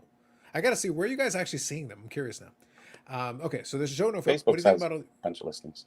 That's fair. What do you think about all these smaller shows starting up in the GTA? Is the hobby in Canada strong enough to facilitate all of them? Yes. All of them? No, there are some that are definitely going to do well. I think there's enough of them where they're going to have to do a good job promoting. I would say the CSC guys have done a decent job because now they've promoted themselves well, and they'll do the TCG Worlds Collide. When Bobby and I were there, it was actually pretty busy. Like, the floor traffic was pretty strong. Like, it was good, which probably helped the dealers, which in turn made everybody happy. But prior to that, the show the year prior that we went, there was no lineup at the door. No, People just casually walked in. This show, lined up. Yeah, lined super up. busy. And it was busy from 10 o'clock on. It was just like and that. To be fair, though, it's filled also fast. timing and location. Because that nice hotel we were at, wrong time, wrong place, wrong everything. Yeah. Like, that one was not busy. It was the same even the year promoters. prior, just saying. Yeah. But in this one, difference. very busy. Very good floor traffic. I'll check in with some of the dealer guys I know. I'm curious how they did sales wise, but the floor traffic was definitely there. Floor traffic was 100%. Bobby probably lied to everybody and said he was going to have his app release there, so they all lined up for it, and then he went, just kidding. There was one vintage dealer set up there. I don't know how you could even sell an app there. Fair. Paul's Really, comment it was mostly on modern. Eric. Eric saw this one. So right now I'm 16 minutes behind, so I'm going to get caught up. I don't want to do a Dustin here, Bobbles. I got to get caught up here. Here we go. All right. Michael Ham says, I'm not a moderated yet. Eric loves me so much he hates me. It's jealousy, Eric, probably. Moving on. Problem is, a lot of the guys holding piles of sealed wax are the same guys holding 50 PSA 10s of ultra modern player hoping. They're the clowns of the hobby. Fair. 9798 Opeachy. There can't be a whole lot of sealed product now. Bobby's got it all. It's he's got truckfuls of it. Tractor trailers. Because the time no one thought of a potential investment, almost everything is open. I use them just doorstops. 1991, everyone knew it was a great rookie class at the time. It was a strong rookie class. Not one or two players, a lot of really good ones. And a lot of them became Hall of Famers. So it turned out that rookie class actually panned out. Pretty strong. No gum either on terms of the 1991. That's true. SGC Collector. What's up, Brando? There you go. Brando. What's up, guns? Nice. Wax seal throughout and blowout is fun to look at. Good stuff. Instead of 3 million cases, there are 2 million cases. I know. Sharp printed. 1991 Premier Yager is similar concept to the 89 Fleer UD Griffey. I can understand why the price of the Griffey PSA 10 is still. I can't understand why the price of the PSA 10 Griffey is still so high. That's fair. There's a ton of them. I agree with that. The Yager is iconic as well. There are fewer hockey collectors, baseball collectors. Yeah, but the amount of people who would want a Yager Opeachy Premier, like, meh. And to be honest, who needs a 10? I've had a couple of 9s. They're fine. Like, The paying a 9s got premium for probably 10 is 10s stupid. anyways. Yeah, paying for premium for a 10 is stupid with the Yager. There's just too many of them out there. Then dealers yell about comps not being true price. Look, all I'll say is, Opeachy Premier Yager, the PSA 9. I said the story about the pit. It was a website, an online attempted an online stock market like marketplace going back to the early 2000s. This is a long time ago. They had giveaways when you sign up for an account back then in the early 2000s. This is 20 years ago. You know what I got as my giveaway for that? A PSA 9 O-Pee-Chee Premier Yager. It was a giveaway. It was free. There's plenty of them. Dealers yell about comps not being true price. Yes. Yep. The amount of hockey people is minuscule compared to baseball. Yeah. But even then, there's too many cards to meet that market. Mhm. There's not enough demand for it. Those Mantle 9s, 10s, and 9s are only relevant to small amount collectors and investors in the world. Well, the amount they can afford them. So you're right. And this is guns, you said, right, Bubbles? Yeah, he used to be cards, guns, and collectibles. Then he went Gotcha. to Canton Card Collector, and now he's SGC Collector.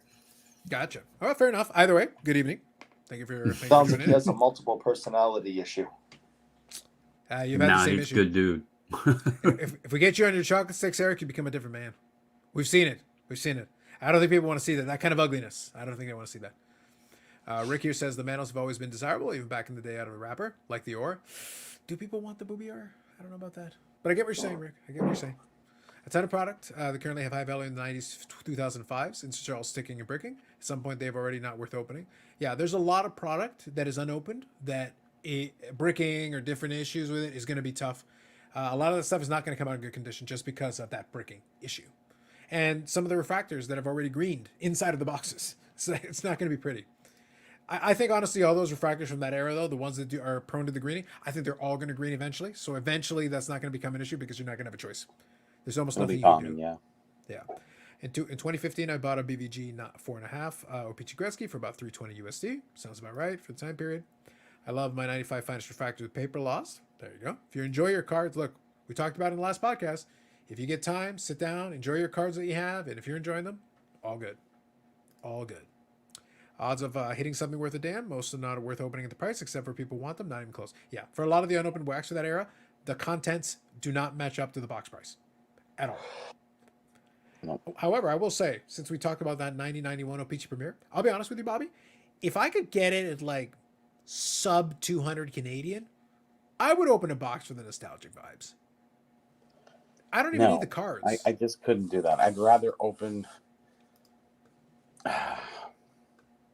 89 O-Pee-Chee or tops. Like, but the thing is, 89 O-Pee-Chee or tops, I could buy like 5 boxes for the $200.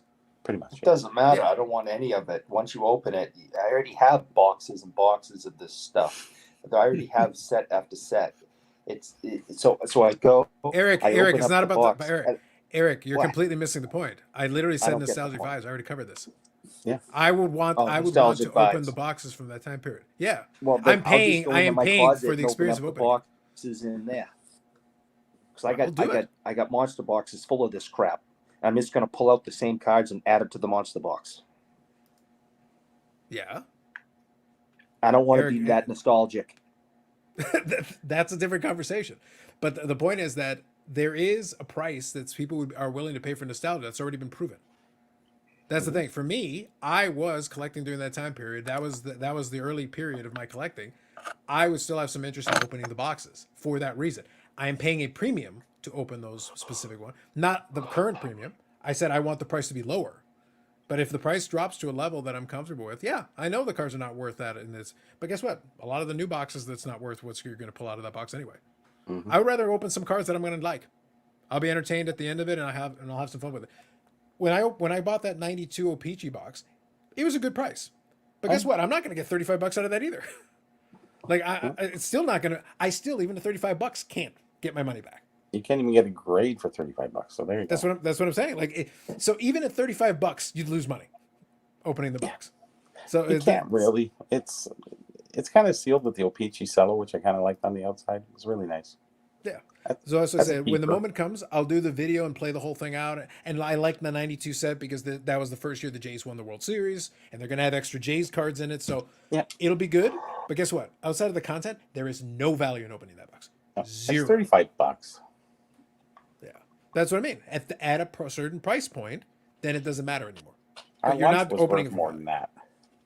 It was. It's true. And it And it took wasn't a that while to good. get. And it took a while to get that lunch. Took a long time to get. I think we ordered that lunch in '92, Bobby. Maybe. How's the fractional share market of collectibles doing? I don't know. Maybe SGC should get into market bubbles. I think that might be It's time. the You can future. get buy low. It is the future of the hobby. I tried to tell No, you this. NFTs are the future of the hobby. Bob Jackson says, Eric, you don't have the app yet? It's great. I know. Everybody says yeah for a long time. Does anybody or any apps keep track of fractional share market value for high-end cards? The fractional share markets actually had their own apps at one point. Probably So, Ziggy now. yeah, probably. Let's see here. Yeah, anytime you fall behind in the chat, you got to make a Dustin shot. It's required. Yep. I remember the pit. Yeah, man, the pit was crazy. It was interesting. Again, it didn't work. In the end, it didn't work, but they tried it, and I give them credit. They were so far ahead of everybody else trying that later down the road. To their credit, at least they gave it a shot, but it was too soon. We were not ready for that. Later on, though, some of those ideas did work eventually, but not at that time. It was too soon for that. I'd open a box of 1991 Topps hockey and throw them in the trash as I do for the nostalgia. Yeah, that's probably about right. Nice Billy job, Bob. I says like you're that. right. Yeah. Billy Cilio says you're right. Let's not open vintage. Wait for Series 1 in a month. There you go. Look at you trying to pump it. I like it. My I like it. God. Look, the only cards that I would throw no in the trash. scruples. That guy None. has no Shameless. scruples. Look, the only cards that I would throw in the trash from a 90, 99 Peachy are, Team in Boston. What's their name? Teddy Bears? Yeah, something like that. The Ruxpins? Like, isn't it the Pooh Bears? Something The like Red Sox. Maybe. The Red Sox. That's- They suck. that? Ray Bork played for them, didn't he? Before he got his first so. three-pointer? You better watch your mouth. There's a I don't defensive know. end. Never heard of him. Billy the Hype Man. It's true. It's true. All right. Got caught up in the comments. We are no longer in the Dustin zone. We're saved. Whew. We're okay now. It's all good. But yeah. So I'll say the comment about the shows. There can be too many shows. Several of them are working right now, but it's really tough to promote them properly. So I worry sometimes about the sheer quantity. Look, the fact you can tell me it's an Oakville show, I'm like, where? And also, where would I find it? Bobby's right. There's some stuff on Facebook, but I'm not on Facebook. Look, I literally had somebody ask me about my work history on Facebook, and I'm saying, like, I haven't updated that shit forever. I don't even look at it. I barely use my Facebook account. The only time I see it is I'll scan the odd group here and there, or if someone messages me, I can see a message because I'll get an email. Outside of that, I don't use Facebook. Well, the greatest business right now, and then we're talking about the Toronto shows and all the different things in the sure. surrounding area, is you make more money putting on a show than you would at setting up and selling at a show. And a lot of guys are taking that on, and they're, hey, because you got to pay the booths. Hey, I rent the place for like $300. I make $800. Hey, $500 for a day. And that's where, and everybody needs to sell stuff always. So that always is never a lack for people trying to sign up for this show or that show. So I'm curious though. Here's a thought I have. Oakville is not cheap as far as renting out places and things because some of the spots there, because Oakville's been gentrified quite a bit. There's legions that are cheap. There's different other places. That's basically what it have to be. Look, it's no German Haas. That's all I'm saying. It's no German Haas. That's what we needed.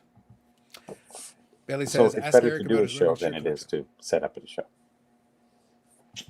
Eric, what about your Red Wing shirt collection? What do you got to say for yourself?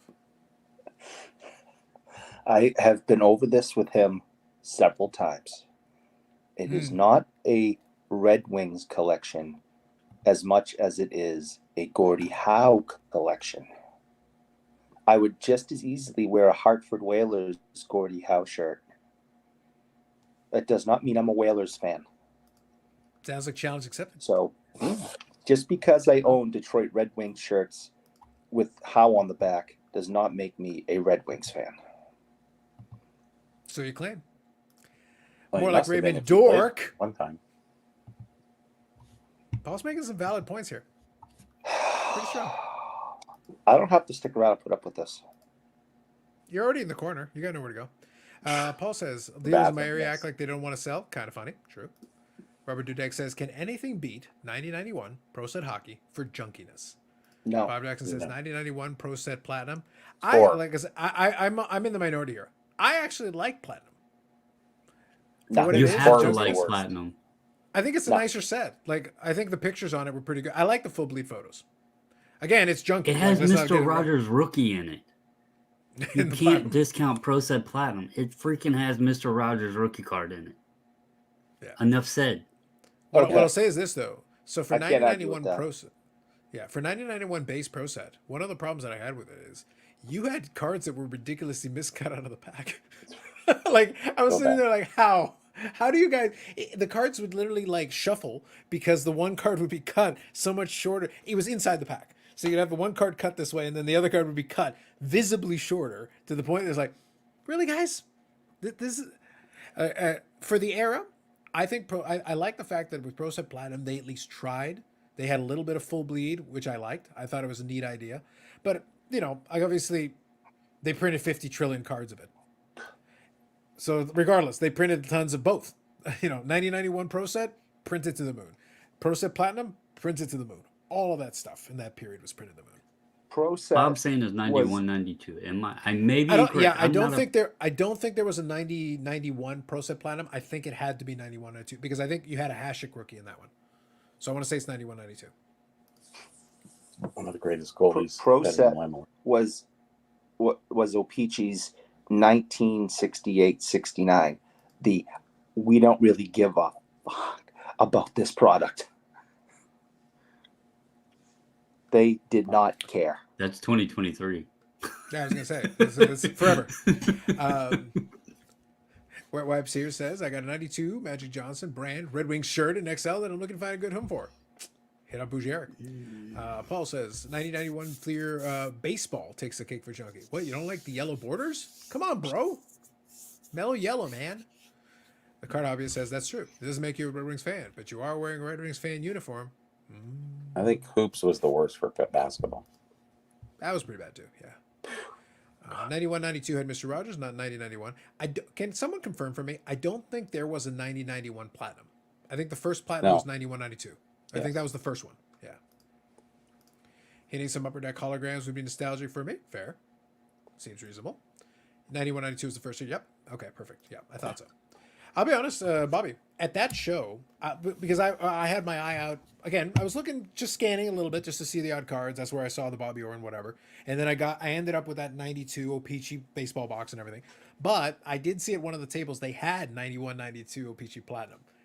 And I thought about it. I'm not going to lie. I thought about it. I was like, I kind of needed the price, though, to come. Like, I know the junk wax has been ruined forever now. For me, junk wax was sub $10. That was proper junk wax. That's proper. If I can get it, if I can get one of those for like $20 though, I'd feel all right about it. I wouldn't be happy about it, but I'd be okay with it because I'd still get a kick out of opening it. But it's got to be like $20. It's got to be preferably sub $20, preferably. But I could live with $20. But above that, it just does it doesn't work for me. It doesn't work for me. Eric's allegiance to the Boston hockey team is sus at best. Facts. I seem to recall him lining up to get Habs autos at the Expo. Ooh, Paul C. He is a rat. And bastard. He'll pay the price. Oh, I'm sure he will. Yeah. I'm sure he's terrified of you. You expect people, to keep some secrets. You don't talk outside the locker room. But if that's where he wants to go, fine. All right, no problem. Have you seen the guest lineup for the expo? It's like, oh yeah. What? What, the Toronto Maple Leaf campus doesn't work for you, Bobby? No, there's so many guests. It's unbelievable. There are, It's going to be an autograph show. Well, this is the November Brooks one. Robinson So Menzies stacking it. Menzies super stacking it, 100%. Oh, yeah. Yeah, it's. I'm pretty hearing heavy. rumors that Cashman's gonna bail on it. I hope he doesn't because I need him to sign a bunch of stuff. Why? All right, so Bobbles, go ahead. But I like this question, but go ahead. Answer first. I just had to say, like, y'all were naming, and I had to dig them out.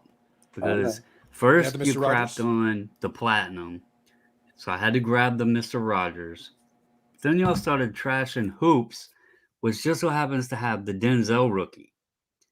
So I had to dig them out and show them a little bit of respect. He didn't sell them in the height of the pandemic? What? Yeah. All right. Last I checked, this was the only 10 of the Denzel. There you go. Well, that's SGC, so. So Robert here, hold on. That was any Robert company. Any companies? Robert here says, what the popular 80s film had a character wearing a Detroit Red Wings jersey? That's not even hard to answer. Come on. Yeah, Paul has it here. Yeah, that's Thank you, Robert. 9091 Topps Hockey is my favorite design, but I've opened a ton of 87 Topps Baseball and 9091 Score Hockey. Ooh, 87 Topps Baseball. You referred to somebody's a big fan of that one. All right. Paul, you don't like the 91 Fleer Pro Visions? There you go. Big thread from the big guy streaming from the crapper. I think Paul V is making a valid point, Eric. Paul, I'm not in the crapper yet. So he's claim. Yeah. Mine is the 89 Tops baseball and 88 Tops football. Love the sign on. I want to say Tops is coming out with another set that's going to have the 89 design soon. So I think you're going to get if you like the 89 Tops, let me tell you, you're going to be tasting that pretty soon because you're getting another one. Good evening, your buddy Dom. Good evening. That's from Pittsburgh. Appreciate you. I hope you're having a good day as well. Bob Jackson says I've got a Rogers rookie, Ham 95 Flair, Guns Nah. There you go. Not Aaron Mister. Going clear. Follow up. What's the character's name? Mr. Rogers. Cameron. Bob Jackson first on the take there. Well played. Okay, real quick. I want to get to this question here. I like this. And a couple of folks have already answered, so I want to make sure I got to the question. What's your favorite Junk Wax overprinted set? So, Junk Wax era, with Junk Wax era overprinted, it's a bit redundant. All the Junk Wax era, for the most part, is overprinted. What is your favorite, though? Can we quickly define, though, when do we consider the start of the Junk Wax era? What's the first year that we think qualifies? Just so we're all on the same page. When they took the gum out. The thing though is they were still doing the like through the late 80s they still had the gum in there. So it's one of those things That's like when they took the gum out. Late 80s is still fine. No, but I'm saying what's the Junk Wax era? Like 90, this is the overproduction. This 90 is on. 90 on? 80, you could say 89, but yeah, 90 for hockey. I would actually go with sports, 86. different. I would actually go with 85 or 86. They That's were already baseball. pumping up. Sure, but I'm saying they'd already pumped up the print run by that point, like super pumped it up. Every sport is different. Baseball is far different. Okay, so for hockey, you're going with 89. 90, yeah, somewhere there. Okay, fine, sure. I think So Junk Wax is really, I think it was anchored down with Pro Set. Oh yeah, no, for sure. But for me, that one's smack in the middle. The process had already started. They were indicative of what was going on in the period. Sure. Okay, so let's do this. In fairness, I'm a baseball guy too, so I'll do baseball first, but then I'll pick hockey as well. So for me, baseball, 85 was produced in pretty good numbers. Like to be fair, 84 and 85 so were as well.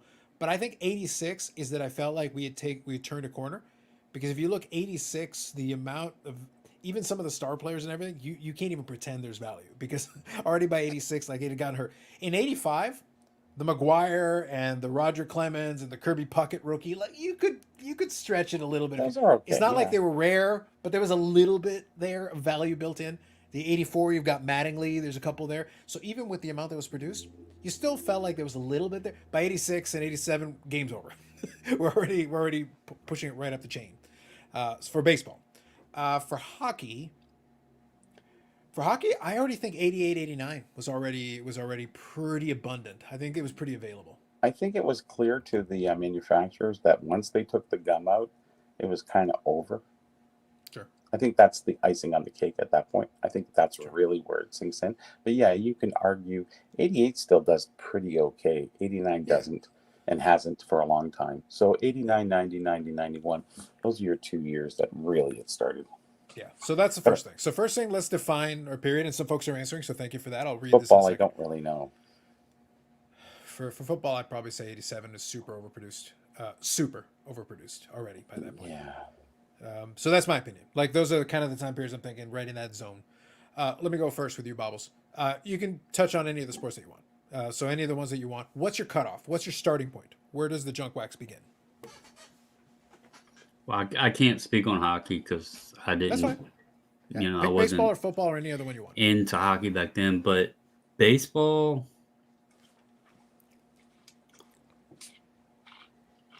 I would probably say somewhere 86 would be close in baseball, but 87 was definite.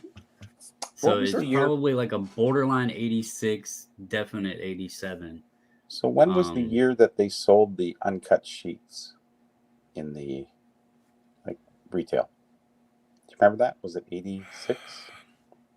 I remember what you're talking about, but the When year, they the did year that, skipped me. that was like, okay. Sure. Yeah. Yeah. Fair enough. 86, 86, I think. In the same vein, Bubbles, so what is your favorite Junk Wax era? So you've got your cutoff time for Junk Wax era. What is your favorite set from the Junk Wax era? Well, I've said like my favorite would probably be 87. I liked the wood grain design. It was You good. had a lot of good players in it. Good one. You know, as kids, we didn't debate what rookies were. The traded sets, 86 tops traded wasn't, that available for us. In fact, I never owned any 86 tops traded as a kid because I never had seen the set. So that had the Barry Bonds rookie. 85 was before I started collecting because I said, I started around 86, funny enough. So I didn't have the USA McGuire. So the 87 was, to me, the McGuire rookie. You had Barry Larkin in there. Trying to think of all of it. But that set was just it. I liked the look of it. Now, have they played it out today? Absolutely. they run But, into Paul C argues about that, like right here. 87 tops, great design. Every set should have an 87 throwback. Oh wait, it does. Yeah. They've run it into the ground. Look, I'm in the same boat as you. Just so that we were clear on this, I'm in the same boat as you. I actually like the 87 tops. Nostalgically, even though it's technically just before my collecting year started, I actually opened a crap ton of the rack packs of 87 tops because the dealer that I went, the card shop that I had in, had them for like $1.50 a rack pack. So I would grab a couple of them at a time and open them up. So I was a big Toys R fan. Us. Yeah, I was a big fan of it. Honestly, I enjoyed the wood grain border and the whole thing of it. But has it been overplayed? 100% overplayed. Like it's not even a debate. They've run it into the ground already, and I like it, but they've still run it into the ground. Eric, two questions tied.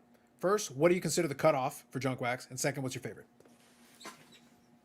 I think in hockey, the first overproduced set, in my opinion, is 84-85 O-Pee-Chee, even though it had all those Hall of Famers in it, and it's such an awesome set.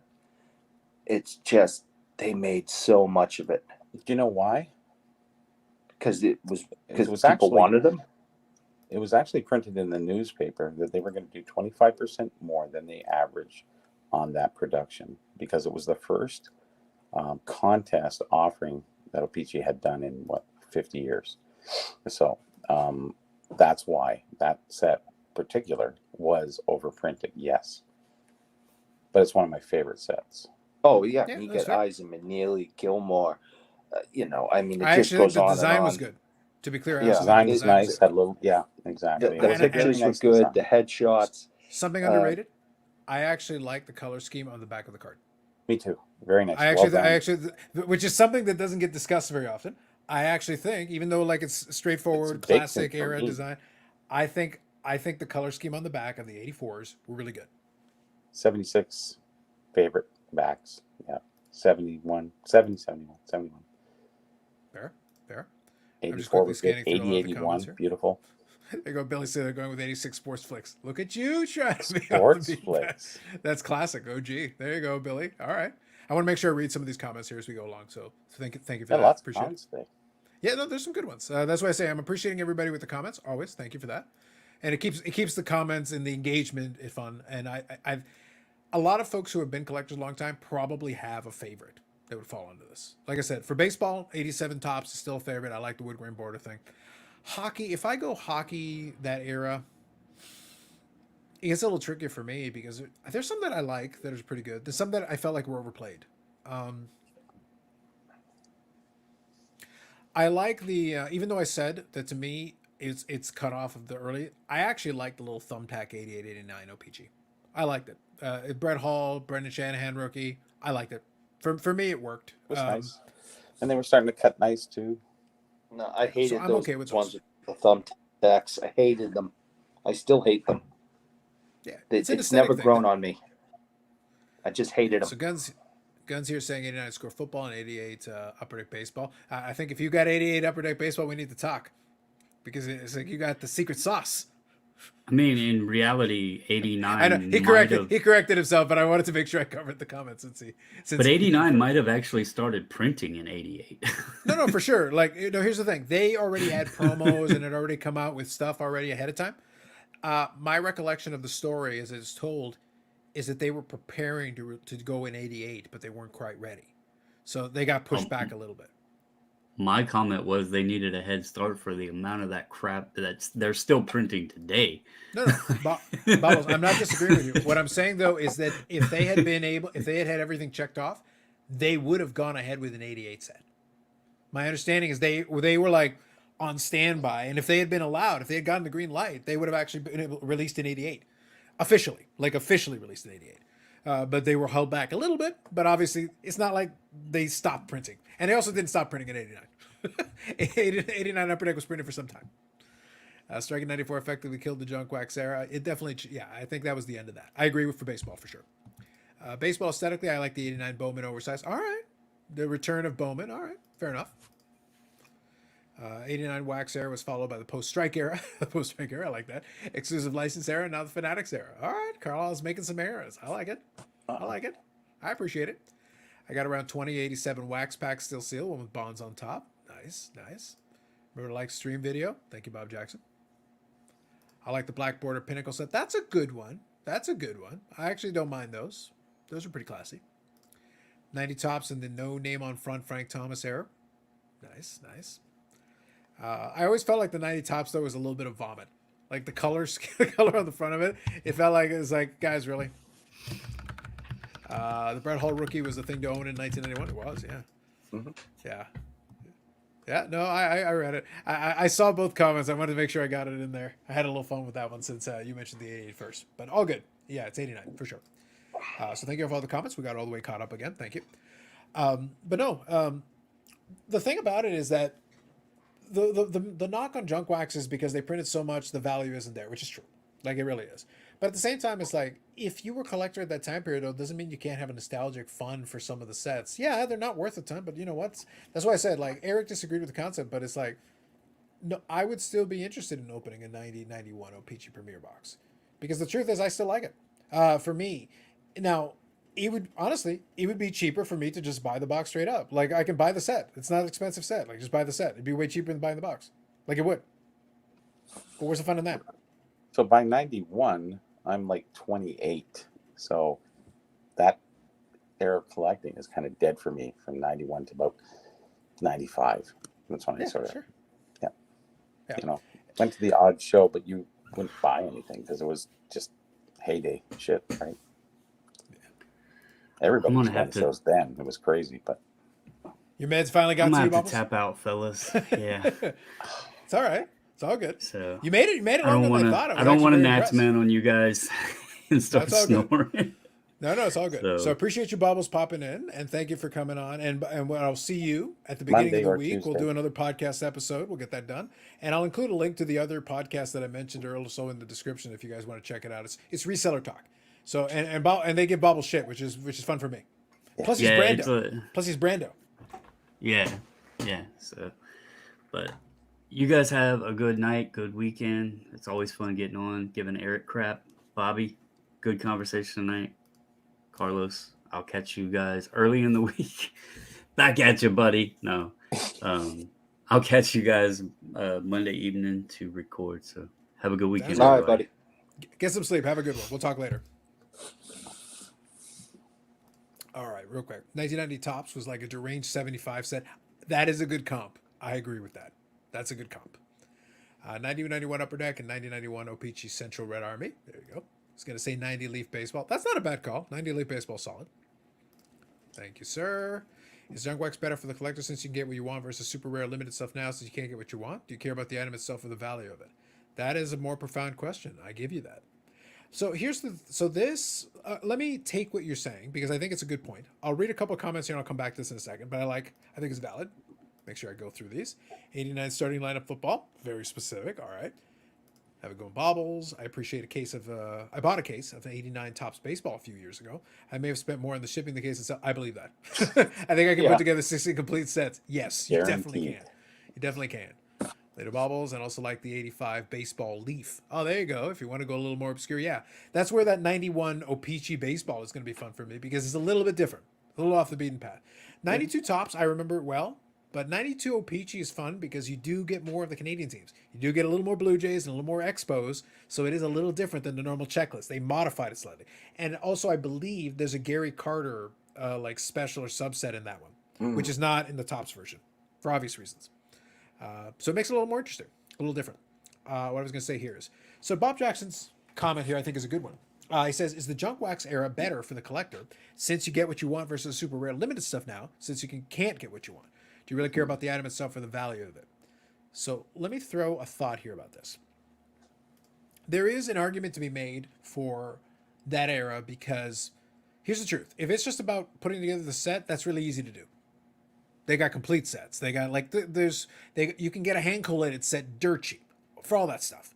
If you get a hand collated set, you could probably for like $50, you could probably get all the stuff from like the entire late 80s hand collated, like $5 or $10 a set, and you've got everything already hand collated for you and it's complete. Done. If you get in a binder, maybe add like another $20 to it, and you've got whatever you want. And somebody's already sleeved it. Yeah, somebody's already put it in there for you, or you get factory sets or whatever. Like, there's a trillion options. It's available in abundance. There is something to be said, though, for that era. So, look, because some of those cars are so cheap, it actually creates a little bit of what we talked about on that last podcast episode, where you're not getting it for value. You're getting it either for nostalgia or for the opportunity to go through the cards one by one and get, like, maximum value and enjoyment out of it. Look them over, and you can talk about what we just talked about tonight. When we talk about the 84 Peachy set, I mentioned the color scheme on the back of the card. When's the last time we had a discussion about the color schemes on the back of any card of any variety? I think we have mentioned before because there's certain years that I really find that I don't like the front, but I like the back. Sure. But I'm saying we would have that conversation. Love the back. But in general, we will not have that conversation. 78? Really? Yeah, we're talking about 78, 79? Bathroom. Yeah, with the fake autograph on the back. I love it. Those cards are the worst. They're just so cheap. They remind me of 90s like junk wax. 78 is junk wax to me. And it's so sad because... There you go.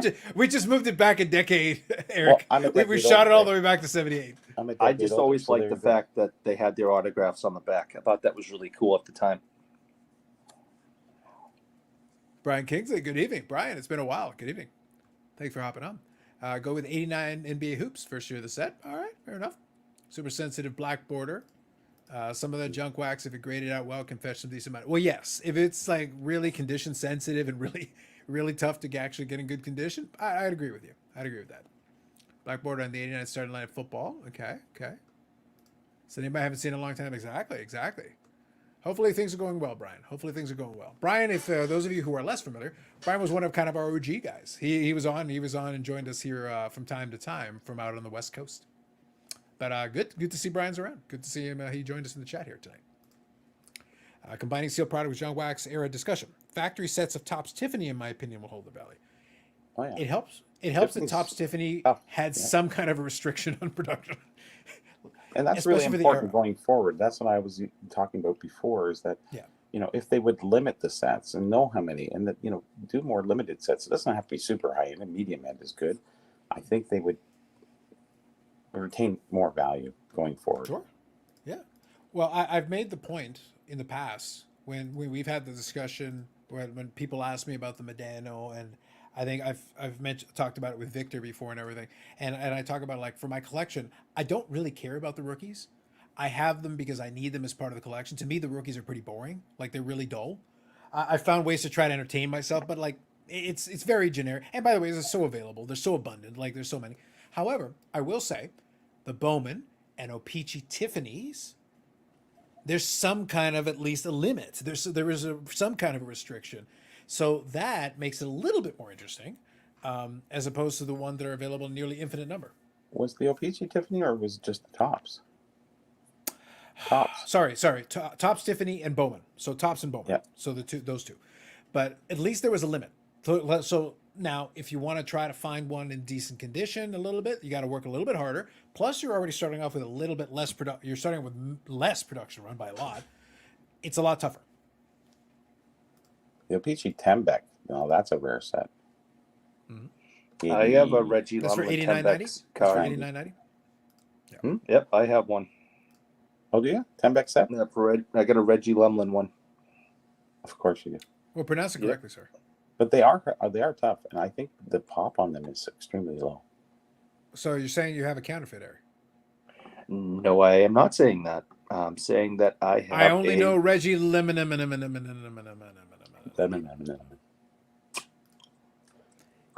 Any less syllables, and it's an obvious fake. Moving on. Mhm. Good to hear, Brian. I think your face is a fake. That was an effort. That was an attempt. Your That's a face good is one. an attempt. An attempt. Your face is in contempt. There you go. Tom says poor kids growing up with current Panini sucks at backs, laziest, boring, nothing crap backs. There you go. Good to hear, Brian. 92 Upper Deck Basketball traded redemption for Shaq. Can you grade the gum from the 1980s wax pack? Seems like you should get premium with 4 sharp corners. Ooh. Maybe. Maybe Beckett should get in on this. Yeah. Pro set is Gum's definitely junky good. in all sports. There are also Fleer glossy parallels. That's true. That's true. Ooh, that Actually, I reminds me. talked to the guy the other day who actually ran the Opeachy machines for all the gum. He was going, yeah, we did 6,000 pounds a day, and blah, blah, blah. I'm writing down, and he's whipping things off and going, holy shoot, I got to write an article on this. It's so interesting. Nice, nice. Okay, I just was reminded 6,000 about pounds something. of gum a day. Wow. So when there was reference to that, maybe Beckett should do this. It just reminded me of this, and this is totally something that I thought would have come up already, and I totally forgot about it. So I blame myself. Fair enough. But did you, Bougie Eric, did you hear about the Beckett VIP experience? Oh God, no. I Is have there- not. Oh yes. Is there Oh, such yes. a thing? Oh, Bobby, there is. Let me share. Let me share with the rest of the class. If you go to Beckett's, the Beckett Showcase in Las Vegas, a VIP grading experience. A Oh, my grading God. experience. I don't believe it. I'm October sorry. 13th to the 15th in the Sahara in Las Vegas, Nevada. Join us for an exciting weekend of on-site grading and entertainment from the vibrant city of Las Vegas, Nevada. I think it's going to be a Sahara Desert. At this rate, probably yes. All right, so let me pull up the second screen here, which tells us a little more. They've got rid of the Beckett conference or the Beckett whatever the thing was called. Now it's this thing, whatever this thing is. All right, the Beckett Showcase, Uh-huh. the event registration form. So here are the event packages. There are different levels of event packages. Beckett Stores invite our valued customers to an exclusive weekend of grading and entertainment in the vibrant city of Las Vegas. Silver, gold, and black event packages include event access for 2 guests, on-site card grading and encapsulation based on selected packages, 3-night hotel accommodation in the Sahara, Las Vegas. So October 13th check-in, check-out October 16th. Saturday night high roller party, Sunday night tailgate event, access to the Beckett Hospitality Lounge, access to industry leaders and Beckett graders, entry into a live box break. You can get 25 cards graded and encapsulated along with the rest of this package for $2,250.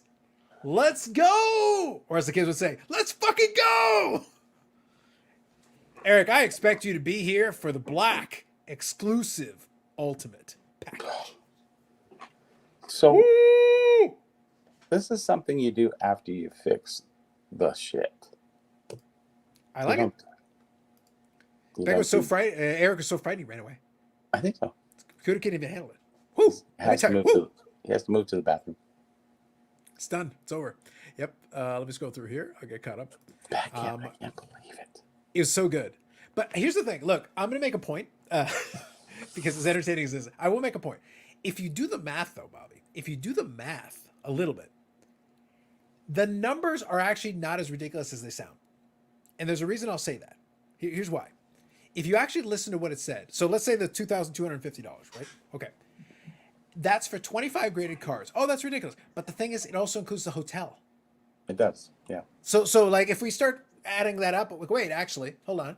So you're getting, check in the 13th. So 13, 14, 15th. So 3 nights. And then you get 25 cards graded. On-site graded and encapsulated. So you get it turned around right away. So let's say you have cards that you actually want to turn around. As part of the package, you're getting to hang out in Vegas for 3 nights. They'll grade your shit. You got these events that are included in it. And you get 25 graded cards as part of the deal. I think they would be better off just charging more for grading rather than getting people to join the party and offset the money for grading for bringing people there to that. But Bobby, we talk about coming up with a semi-legitimate excuse for Vegas. In this case, they literally gave you an event in Vegas I know, and but it's put the Beckett. grading in. But it's I understand, Bobby. I'm not disagreeing with you. I'm just trying to say it would be more ridiculous if it didn't also include 3 nights of hotel accommodation and a couple of other things. I would entertain SGC maybe. Sure, I get it. PSA? Yeah, I'll go. Sure. As a guest. For all the help that I give them. I'm just saying I've seen more ridiculous things pitched in this hobby, dollar for dollar. Is all I'm saying. I don't know. The This only is my reason, close. the only reason I would go and I would pay the $2,000 to go to this event is because Yes. I would want the VIP front row seat to how they're gonna screw it up, and I want to be there to see it. And come back and tell us all. Yeah, It is true. It I'm is in true. on that. So we need to get a GoFundMe going for Eric to go to this Beckett thing I think Yeah. we need it for science. We need it for science. for science. I want. Look, Eric, Front you row can have seat all your Reggie VIP. Lemon cards graded by Beckett. Mm. Think about it. I wouldn't. How much for this farce? I- Between $2,250 and insult. $7,500 for the Bougie Eric level. I wouldn't insult my Reggie Lemlin cards by putting them in Beckett slabs. Or so you claim. The Going on sands here. are going to set you up in a cot. You know that, right? Mhm. He'd Back be to the lucky modern if cards, he's not going to be definitely. out in the desert somewhere on the sand.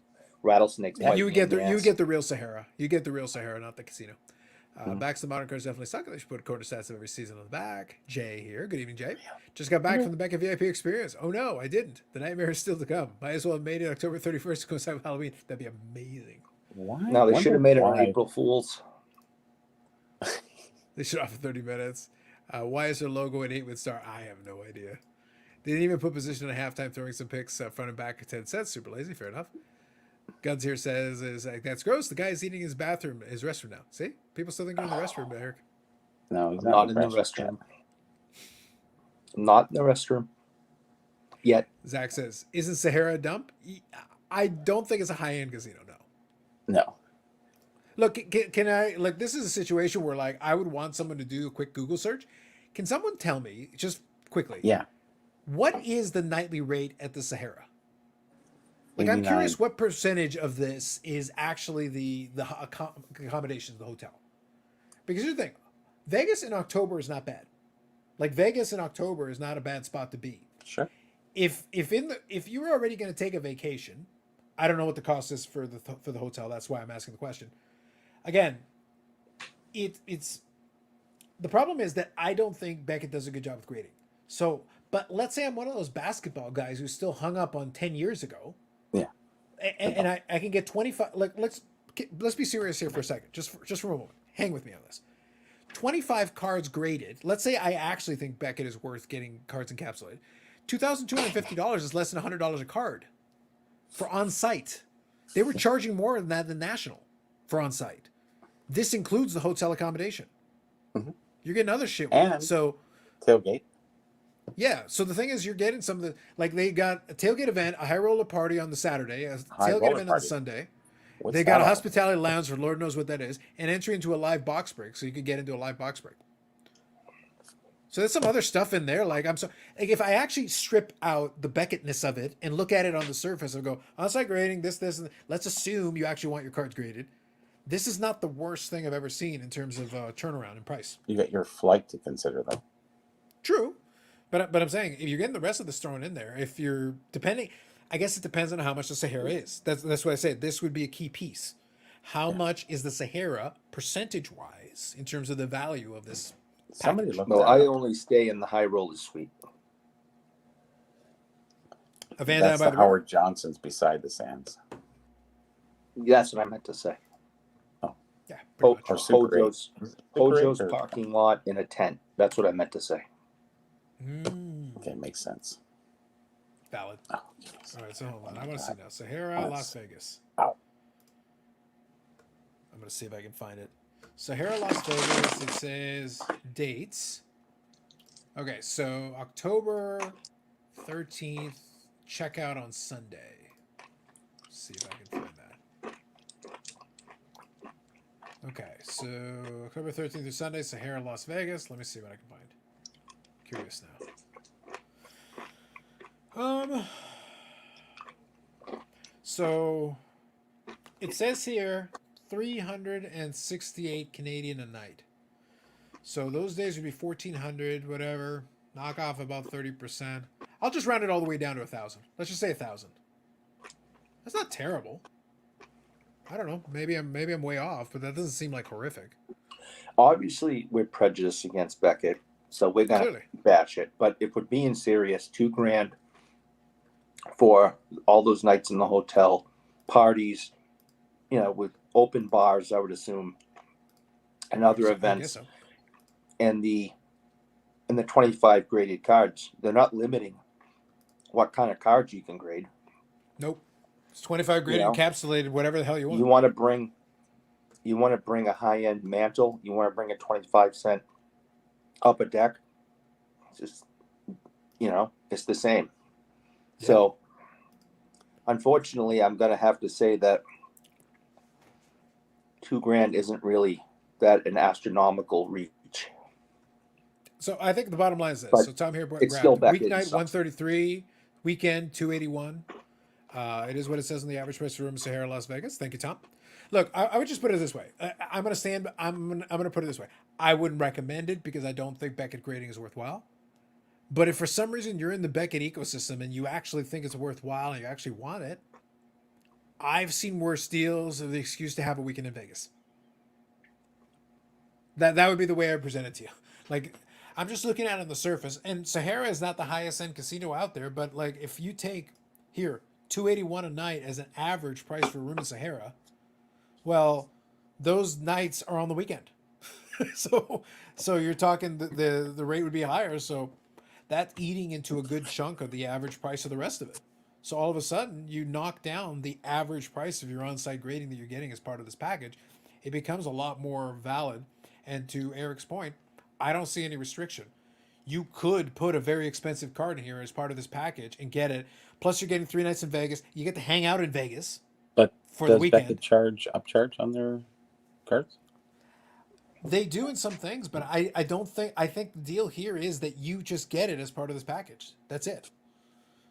So whatever you bring, they'll grade it because you're paying for this VIP package. So the concept is you get your shit back. So if you're Canadian, it costs about $3,500 to go there and back. It would, yeah. But at the same time, like the 3 days would average out to almost $700. So 1,000 Canadian just for the 3 nights, just for the trip. Just for the trip, yeah. So like the exchange rate. Yeah. I would not be interested in this package, but I've definitely seen people offer less for more. Yeah, less for more, yeah. They have, like in this hobby, do we have to go back to the different, loan exchanges, Eddie from Investacar and all kinds of, look, there are plenty of people who offer you bullshit deals that are more expensive and cost you more money in the long run. You don't get much out of it. Sure. At least you get to spend the weekend in Vegas and get your cards graded. Yeah, but Jeremy's on paper, this looks really good. The reality is Beckett is running it. Therefore, it is going to be a cluster. Bloop, bloop, bloop, bloop. So the tailgate is while you're walking down the Vegas Strip, you're trying to steal people's stuff out of their trunk. I don't know. Bobby, you're pitching me. You're pitching me on it all of a sudden. Yeah. Eric, let's go. I'll go halvesies with you. Okay. I get to steal shit. Let's go. Yeah, they don't care.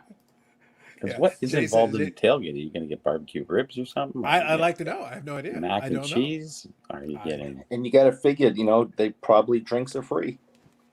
And alcohol, not that I'm not a big drinker, but alcohol costs lots of money. There's a big upcharge on it. When in Rome, my friend. When in Rome.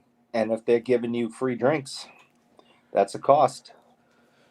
Bobby, if they're giving free drinks, I could get my $22.50 just in drinks. Pretty close, yeah. Like, it's like what happens to saying, I made out on this. Wheel me back to the plane. Day one. I'm even. Yep. It's like, we're even now. Let's flip the question. If PSA offered that, I would travel there next weekend for some cars I have won a grade. Make it as Matt. Totally fair, Jay. Totally fair. Totally with you. Look, I'm not sitting here arguing that it's a good idea. I just got a kick out of the fact that Beckett had a thing. This was their pitch. I just laughed. I was very amused by it. Yeah. But I had to. I mean, I had to include it since. But they're obviously not Beckett. introducing anything. They're not breaking any news. They're not saying anything Nope. that would attract you. Saying, "Hey, we're going to unveil this, or we're going to do this. Come join us. You can get this and this." You're not and this. Bobby. You're not satisfied that this is the first instance of Beckett Travel Services. They put together Hey, a I travel just, package that they effectively real did. quick, Go real ahead. quick. I want to say hi to my daughter and all our friends who are watching from the University of Rhode Island right now. Hope you guys are having a good night and behave yourselves, because if you're messing around with my kid, I mess around with you. Wow. Look at you. Did they text you that they were watching the show? My daughter did. Yeah. I figured. Yeah. Oh, I don't think Beckett's grading sucks. I think their care at competing sucks. Fair enough, Michael Ham. I remember when Hasbro Watsy charged $9.99 for a pack of MTG cards. That wasn't long ago, yes. They could only be used as prospects, so everyone flipped because of a 30th anniversary. Yes. That wasn't long ago. Yes, you're right. would you So go if it was CSC or CGC? Oh, CSC doing on-site grading like that? Yeah, totally. There you go. Like it's not, like I actually think it's, look, for on-site grading, it's not a half Tag. bad deal. Would you go if it was tag? Settle down. Settle down.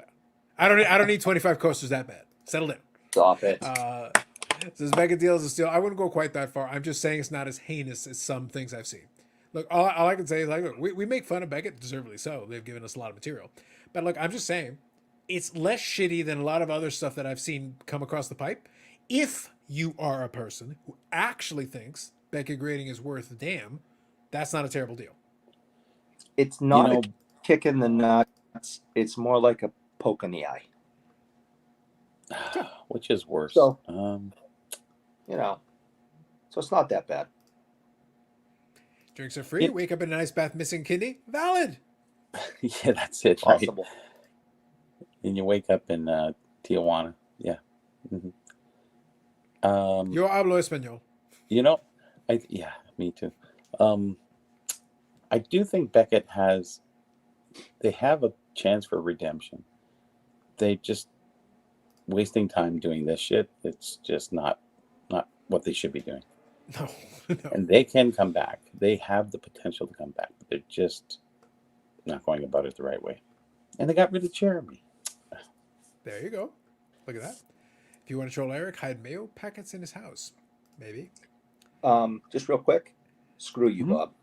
Thank you. There you go. In fairness to Beckett, I would say I was intrigued. I just didn't find a card that makes sense in the Beckett holder for vintage non-sports side. No, that's actually the main point here. The fact that it's Beckett makes us laugh. That's funny.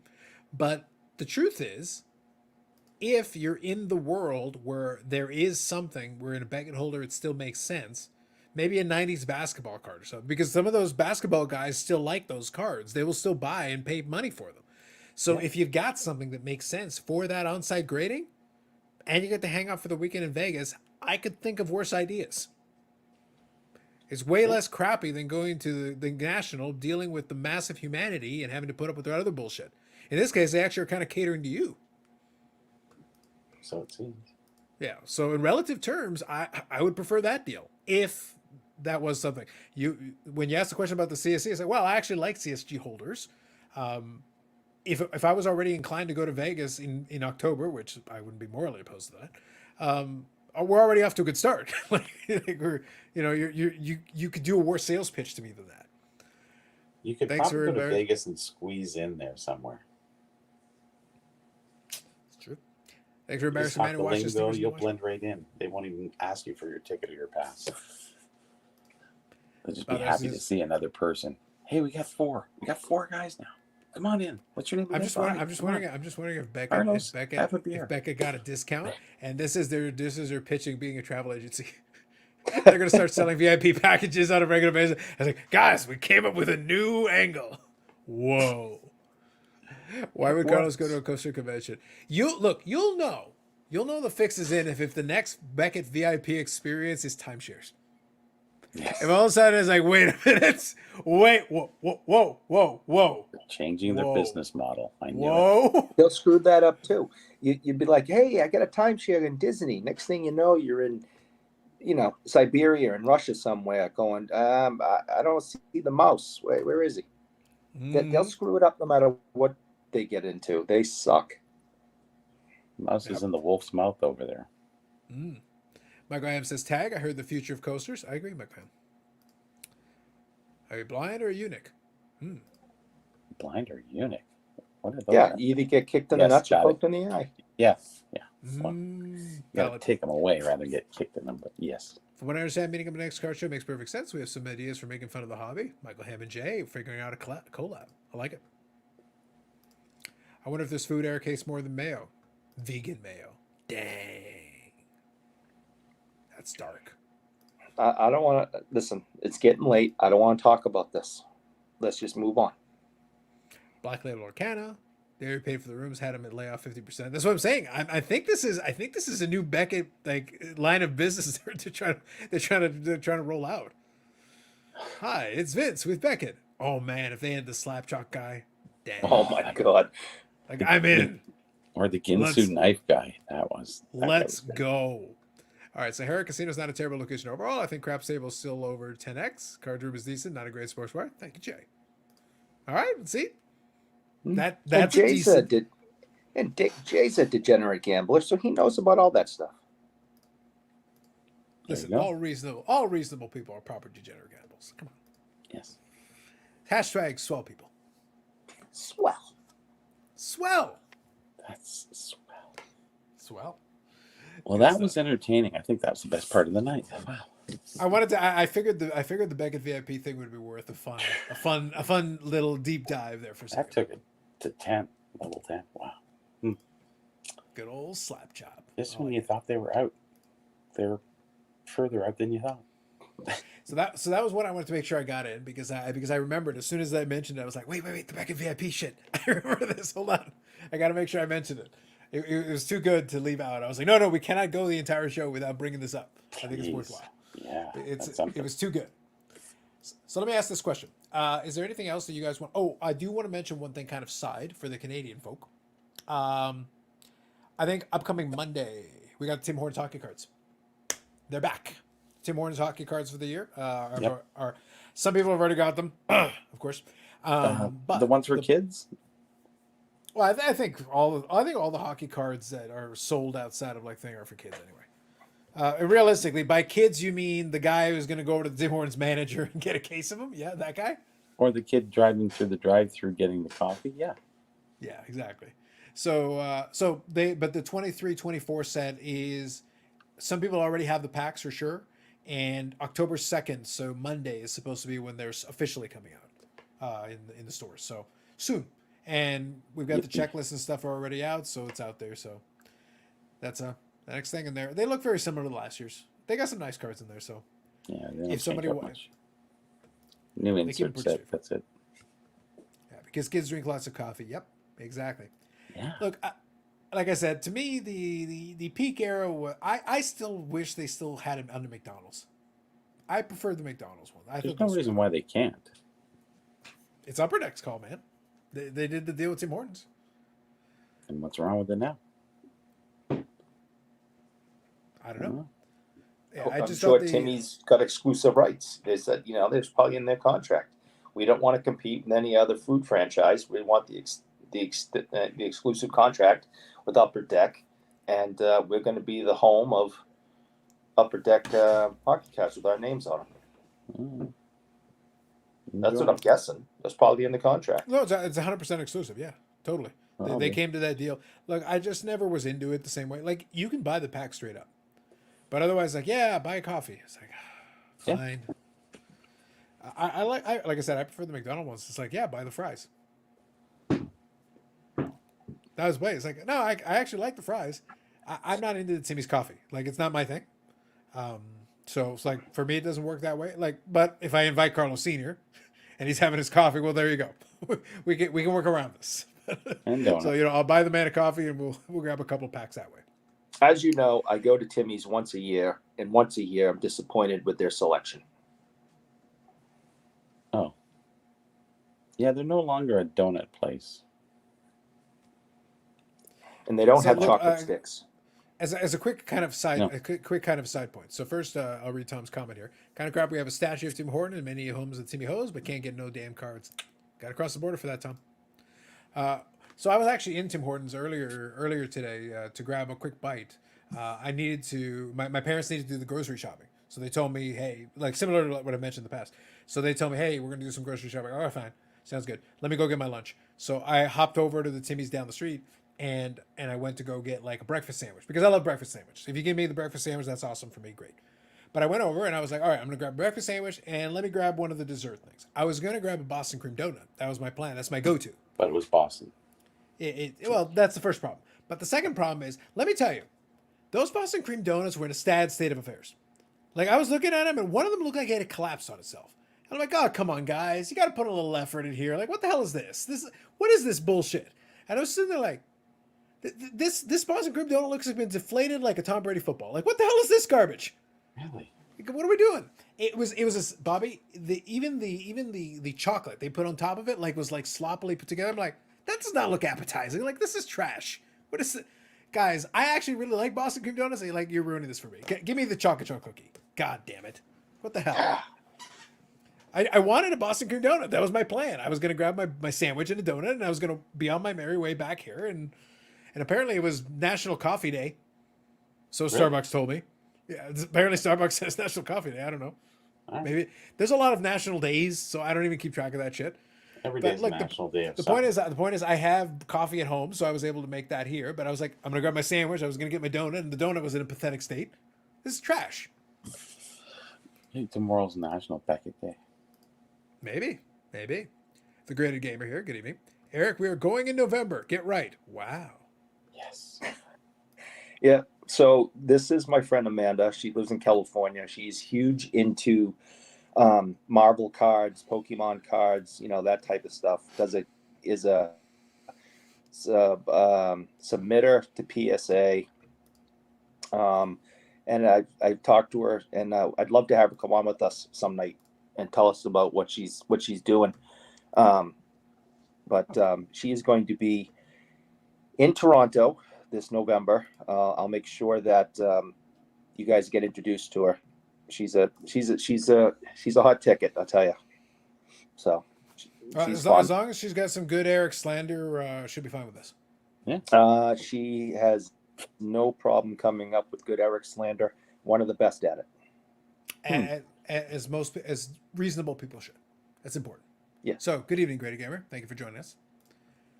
Used to cappuccino. Pretty sure they put addictive additives. So I had to go cold turkey a couple of years ago. Now I find myself going 3 times a day, making up 2 reasons to T2. Nice. Boston cream needs effort. My favorite is Krispy Kreme. Fair. Does Eric like Boston cream donuts? That'd be highly inappropriate. I would enjoy that. It's like, actually, Boston cream donuts are trash. I prefer New York cream I donuts. don't like them. I don't like them either. Not It's a not for custard me. person. Nope, not for Fair. me. Don't like them. Wife likes them. I don't like them. Honey cruller. Carlos Senior is a big honey cruller guy. Well, That's a it's good- more of it was a French cruller. Now they're smaller and they call them honey crullers. So I don't know what happened. That could be worse. Over near Eric, they're freedom crullers. Bit of an issue. Fit right in. There you go. I gotta Yeah, start to get your card graded by BGS in Vegas Day. Nice. Can you get my thoughts on my questions 9 comments ago? Oh God. My thoughts on my questions Cam, 9 comments ago. nobody cares. En inglés, por favor. Please. Oh my God, I hate this guy. The part that I can't figure out is like, eat a comment. Oh, wait, hold on. There was actually a comment there. Did he not use a question mark again? When are you going to ban him? No, he did use a question mark. Somehow I managed to blankly. I went from Jay's Sahara Casino comment to Slap Chop. I went straight to Slap Chop. Just skip him. No, instead Yeah. you invite him on the show. He gets on here. He makes fun of me. No, I just get rid of him. Literally everyone makes fun of you, Eric. That's Literally true. everyone. All right, Why fine. do you Ham's think that comment. is? Because you're worthless and a bastard. Okay. Oh, I'm trying to say PG. I don't want to be inappropriate. No, I had to scale it down. I had other words, but I'm going to use those. Those I think You're a are gentleman the and a right scholar. level. I try. So Michael Ham's comment from 957 comments ago. All right, Fanatics buys Beckett. Won't all Beckett slabs immediately go up in value, even though the previously graded card had nothing to do with Fanatics? No. Yes. No, if they bought them, the problem is they would still be Beckett. If Fanatics bought, like, God could buy them, and it's like, I don't know about this. Even I can't fix that. So by buy them, you mean they will permanently remove the labels and no longer say Beckett? Say something No. else? Beckett is trash, no matter who buys it. Now, moving forward, Maybe the analogy I would use is Who knows? what you're basically asking is if Fanatics buying Chernobyl makes it not radioactive. Mhm. The answer is no. But- It's still radioactive. But Fanatics could invest, clean up Chernobyl, put billions and trillions of dollars into it, and clean it Which up would be and about fix what we it, put, yeah. and plant trees and bring people back to live there, and do it upright. And moving forward, Chernobyl could be a beautiful place. But anything before that is radioactive and trash. It's a bit of an issue. That whole radioactive waste thing is a bit of a problem. So that's why I say, like, using the Beckett analogy, the problem is their radioactive waste is now going on decades, and it's still there. It's like the core problem. Yeah. You can gloss over it, like put some. Oh, I'm distracting you. Don't look at the radioactive waste. It's perfectly fine. Right. Even Nothing to iodine see shot here. every time you get a grade. I had to rewind. I'm now offended, Mr. Eric. Have we figured out Poopy Pony copyright and trademark? I am at your service. Okay, so real quick, this is a great callback. It's very important. I have a question.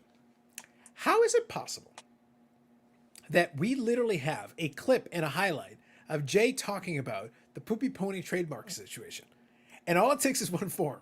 And this is like what, 100 years ago? Yeah. This is like the 5 iterations of Bobby's app that we have all had this entire time except Eric. All of us Pretty have been much. using it this entire time ago. And that's how long ago it was that this trademark thing should have. Jay, we got to get this form to this man so he can fill in the form so we can get the Poopy Pony trademark happening. What's going on? Oh, copyright. Happening. Let's go.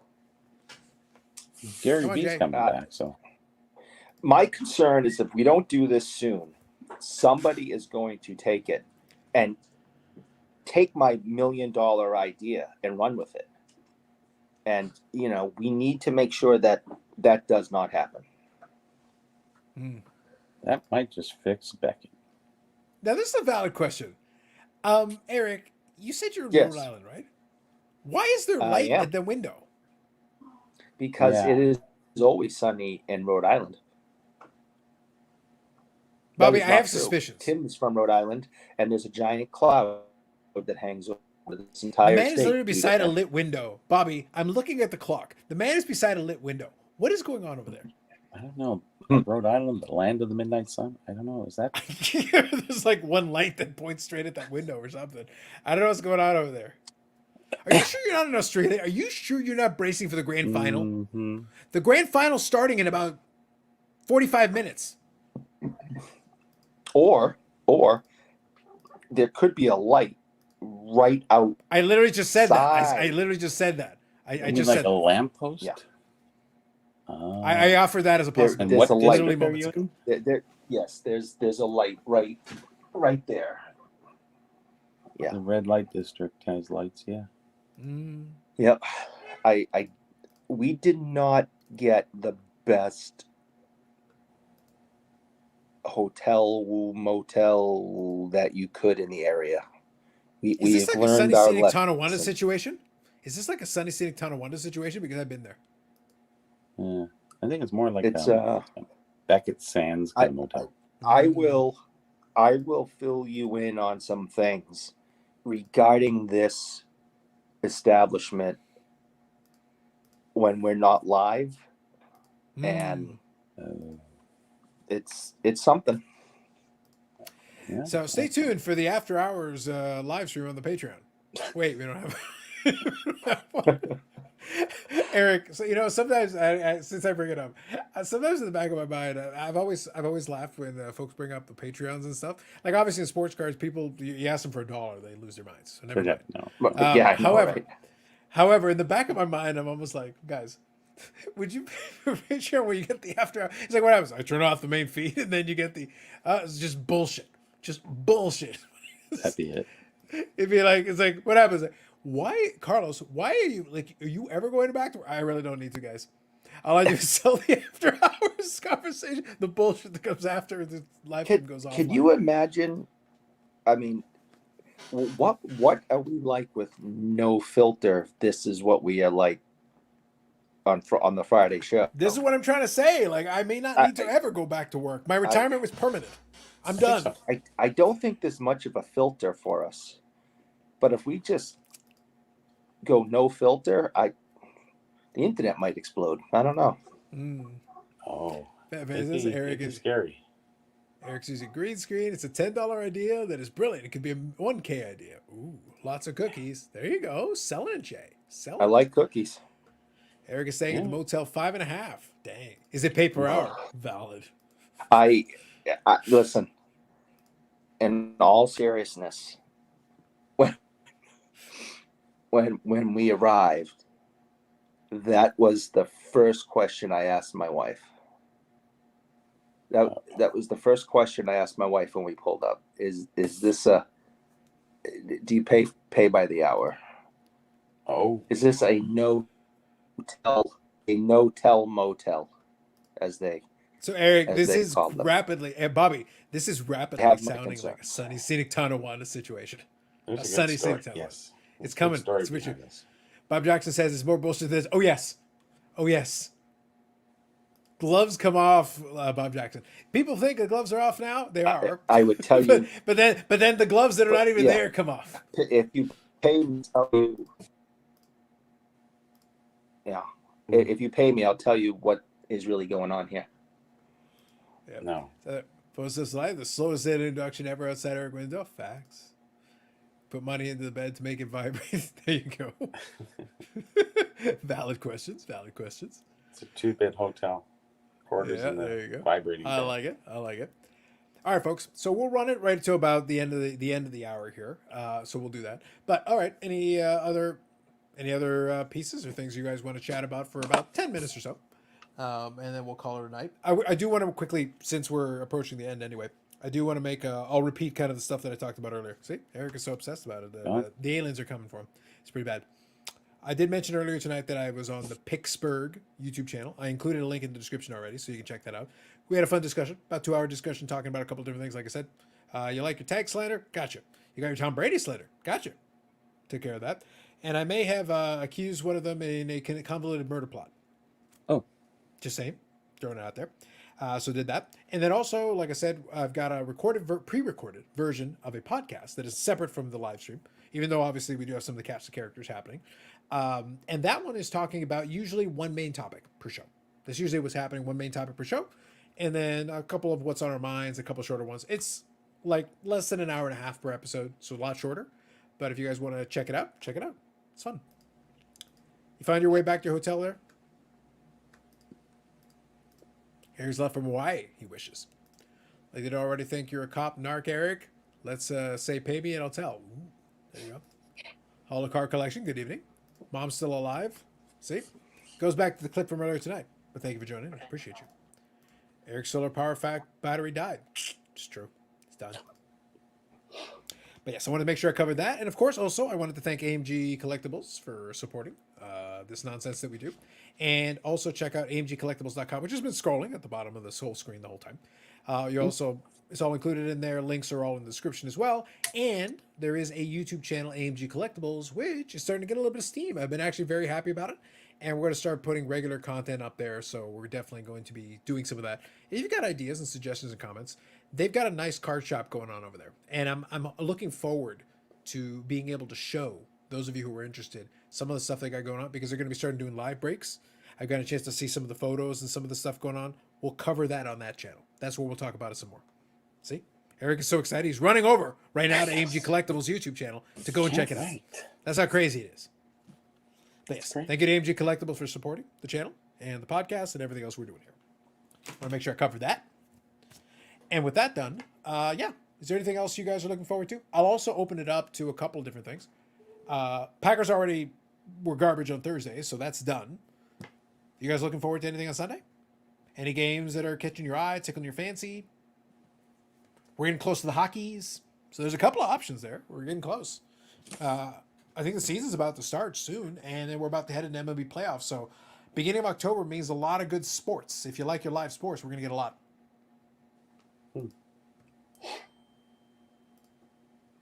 Blue Jays magic numbers down to 1. Nice, nice. I like it. I like it. I got the message. Eric is officially broken. He's been taken by the aliens. I think so. Yeah, it was understandable. It was only a matter of time. Oh, We yeah. all knew. We all knew. I got a bet on Cleveland minus 2.5. Nice, nice. Good night, Ham. Huge game in Orchard Park. Is it though? Is it? Is it? Text you the forums. Eric texts you the forum. Bobby, good to see you. Eric, well, Eric. Carlos, you had so many meme faces. Love it. Love it. Excited for the MLB playoffs for once. Good. Good. Love it. Nice. But yeah, you guys let me know if there's anything else here. We'll go a couple more minutes and then we'll call it a night. And then I'll get myself ready for the AFL Grand Final. What's funny, Bobby, is I'm up late anyway. But as soon as I found out the Aussie Rules Football Grand Final was actually going to be on, I put it on the PVR. I'm going, all right, I'm going to grab up my tea and I'll sit down and watch it. Hey, enjoy. I got no issue with that. It's starting at midnight Eastern, or yeah, right around midnight Eastern. I was like, perfect, because it's Australia, right? So I was like, all right, I like it. Fair enough. I'm good. Give you something to do. Squish the fish. Yep. Stupid Billy Cellular Internet. Ooh, very good. That's what happens when you go. That's what happens when you go cellular, man. That's rough. I'm actually impressed it held out as long as it did. That's actually pretty good, all things considered. I thought it was going to break down pretty early because even the pre-show was having some troubles. Yeah. Actually, it lasted pretty good, That's it. Yeah. considering. Yeah. It's been a few good conversations, and we'll definitely carry over some of that stuff. Yeah, it was a good show. Now, a question for you, Bobby. We'll obviously get into it more in the next couple of weeks. But it's one of those things where, like, the calendar's moving quick because in the back of my mind, I'm trying to get my head around it being October almost. So it's pretty quick. Yeah. Before we know it, we'll be in November. We already talked about it, but you guys are going to have your booth up for the app and everything. All good to go? All green light? Everything on track? Yeah, it passed all the the Apple and Google certifications. Stripe is already intact, which actually is the payment program that most everybody uses. Yep. So yeah, we're good to go there. I was going through some stuff today with it, and I was pretty happy with a lot of it. There's a lot of pictures that I'd like loaded, but you just don't have the time to load them. But I'm not so concerned because they're mostly card sets, and to know the card, as long as the listing is there and the prices are there, that's fine. But most of the food issue is kind of done. There's some updates that I need to have done, but I can only push him so much. He's overwhelmed. On my end, I can keep sending stuff, but he won't catch up because there's so much for him to do because of the tech work behind it too. So we'll go in test mode on October 15th and, be ready for the show. I don't know where I'm going to be at the show. I actually talked to Steve Menzie today, and he said he's still rearranging a few things at the show. It seems like they're doing a lot of kind of changes there. Have you considered asking him to bump a coaster maker and just taking that spot? Well, they're going to be in a different spot anyways. No, but wherever it is, just take that and then send a booth over. Just take your own spot and then just send a booth over and then be like, yeah, yeah. Or you could just have a sign in that spot and say, go to this booth number for the app. Yeah. Like either way, it's not like it's using up anything good. I like that Eric is still able to communicate it with us via the text, and then here, that is a musical instrument. The man struggles. The struggle is real. All So right, yeah, real we're quick. good to go, but it's not 100% ready. It'll be 100% ready in about 2 years. Nice. Well, that's what Well, you get there's direct so many access. things to add. There's so much more, and but it has a hell of a lot right now. I've been using it for a year and a half, so it works great. It really satisfies me. But I just look at it in a negative way as oh, I got to do more pictures. Oh, I have to put that in. Oh, I forgot this, and so many things. But it's pretty detailed oriented, I guess, to the point that the common collector will look in and go, oh, "This is amazing." So we'll be Nice. okay. So Jay here says, when this launches for Bobby, can you also have given Bobby shit out the app? I'll have you know, sir, the app has been ongoing as far as I'm aware forever. The only person that seems to be objecting about this is Eric. He seems to be the one who's got a problem. I don't know why.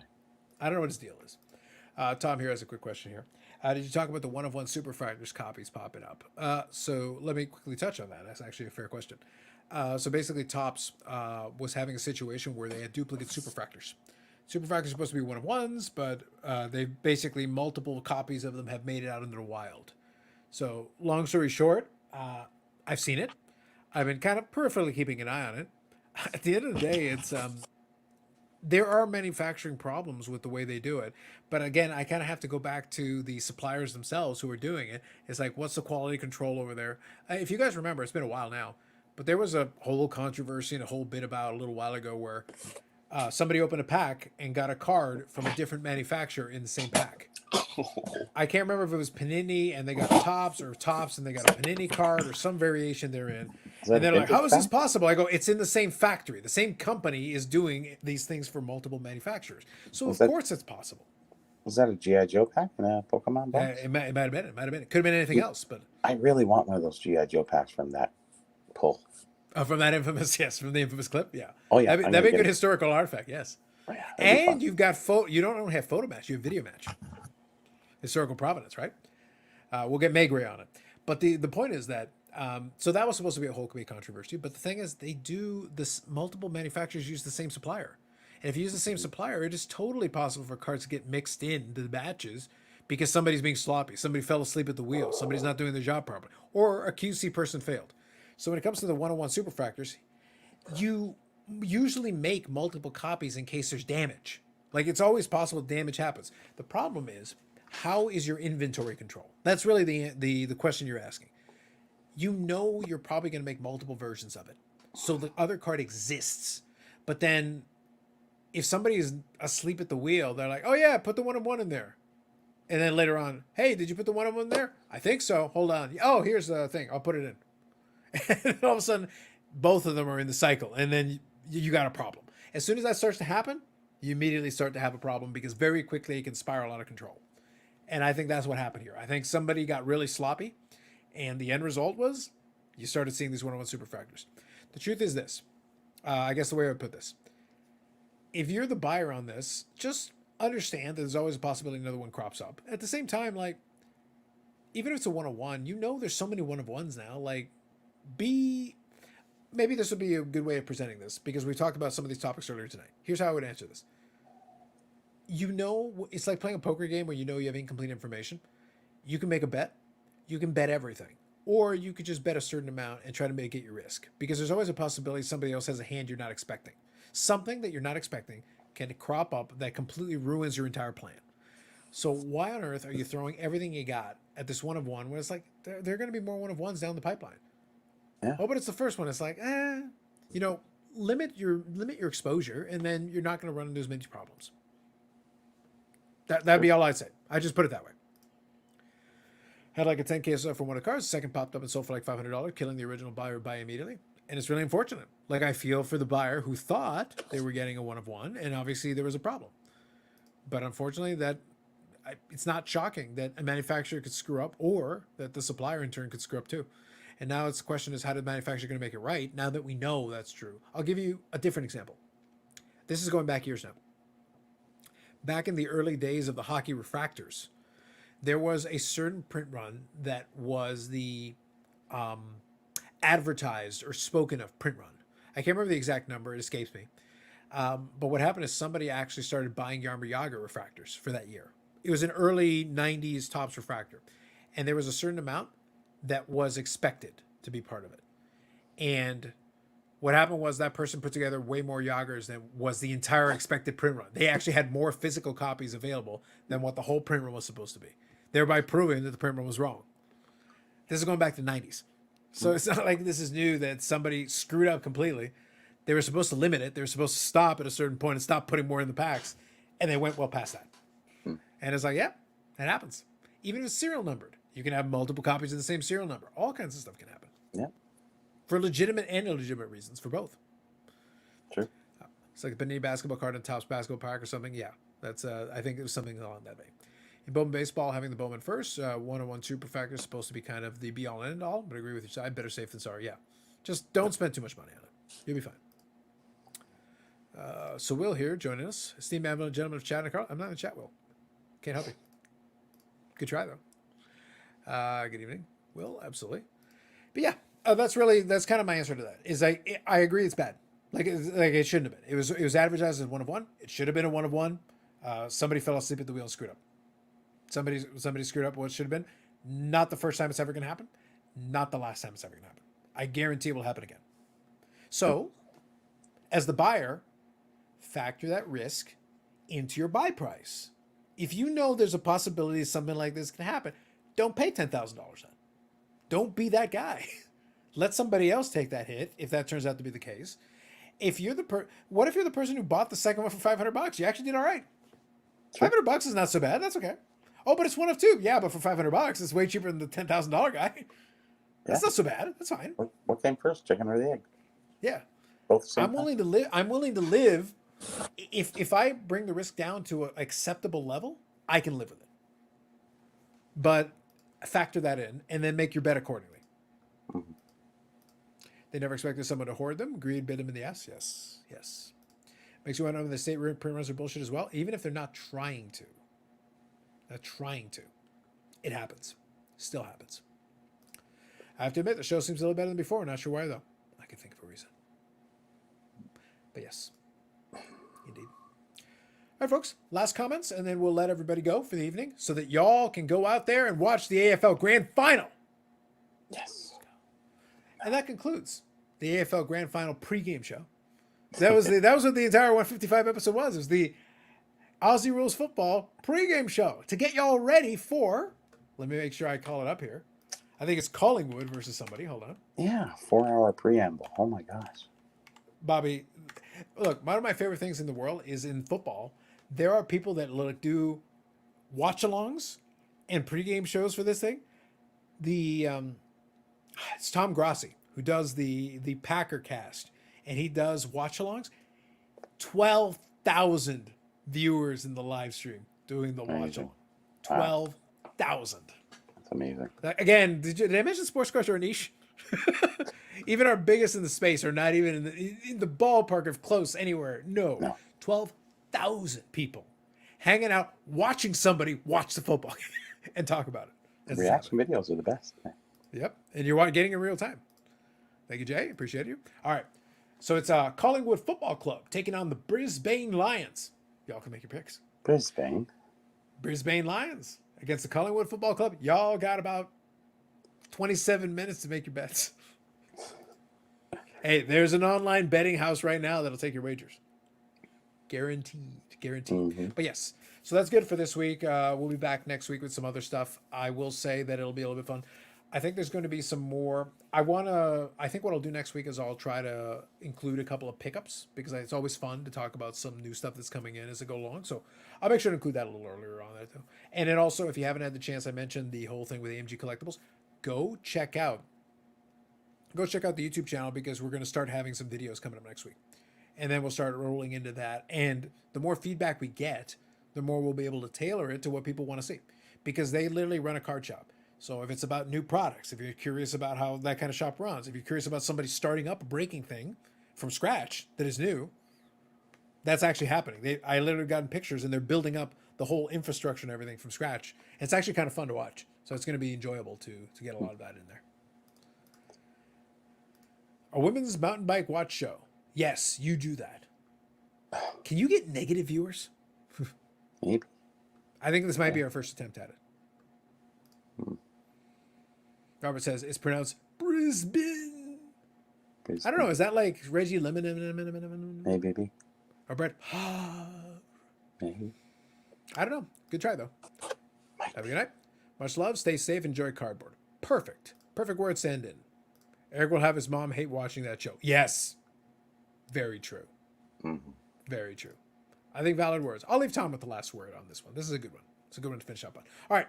Those of you on the West Coast, you still got some time left. Those of you on the East Coast, it is now Saturday. Enjoy the rest of your weekend. If you're over in Southern Ontario, we actually got some beautiful weather. So get out there. Go outside. Go outside. Enjoy some sunshine. Like, for goodness sake, there's some good stuff.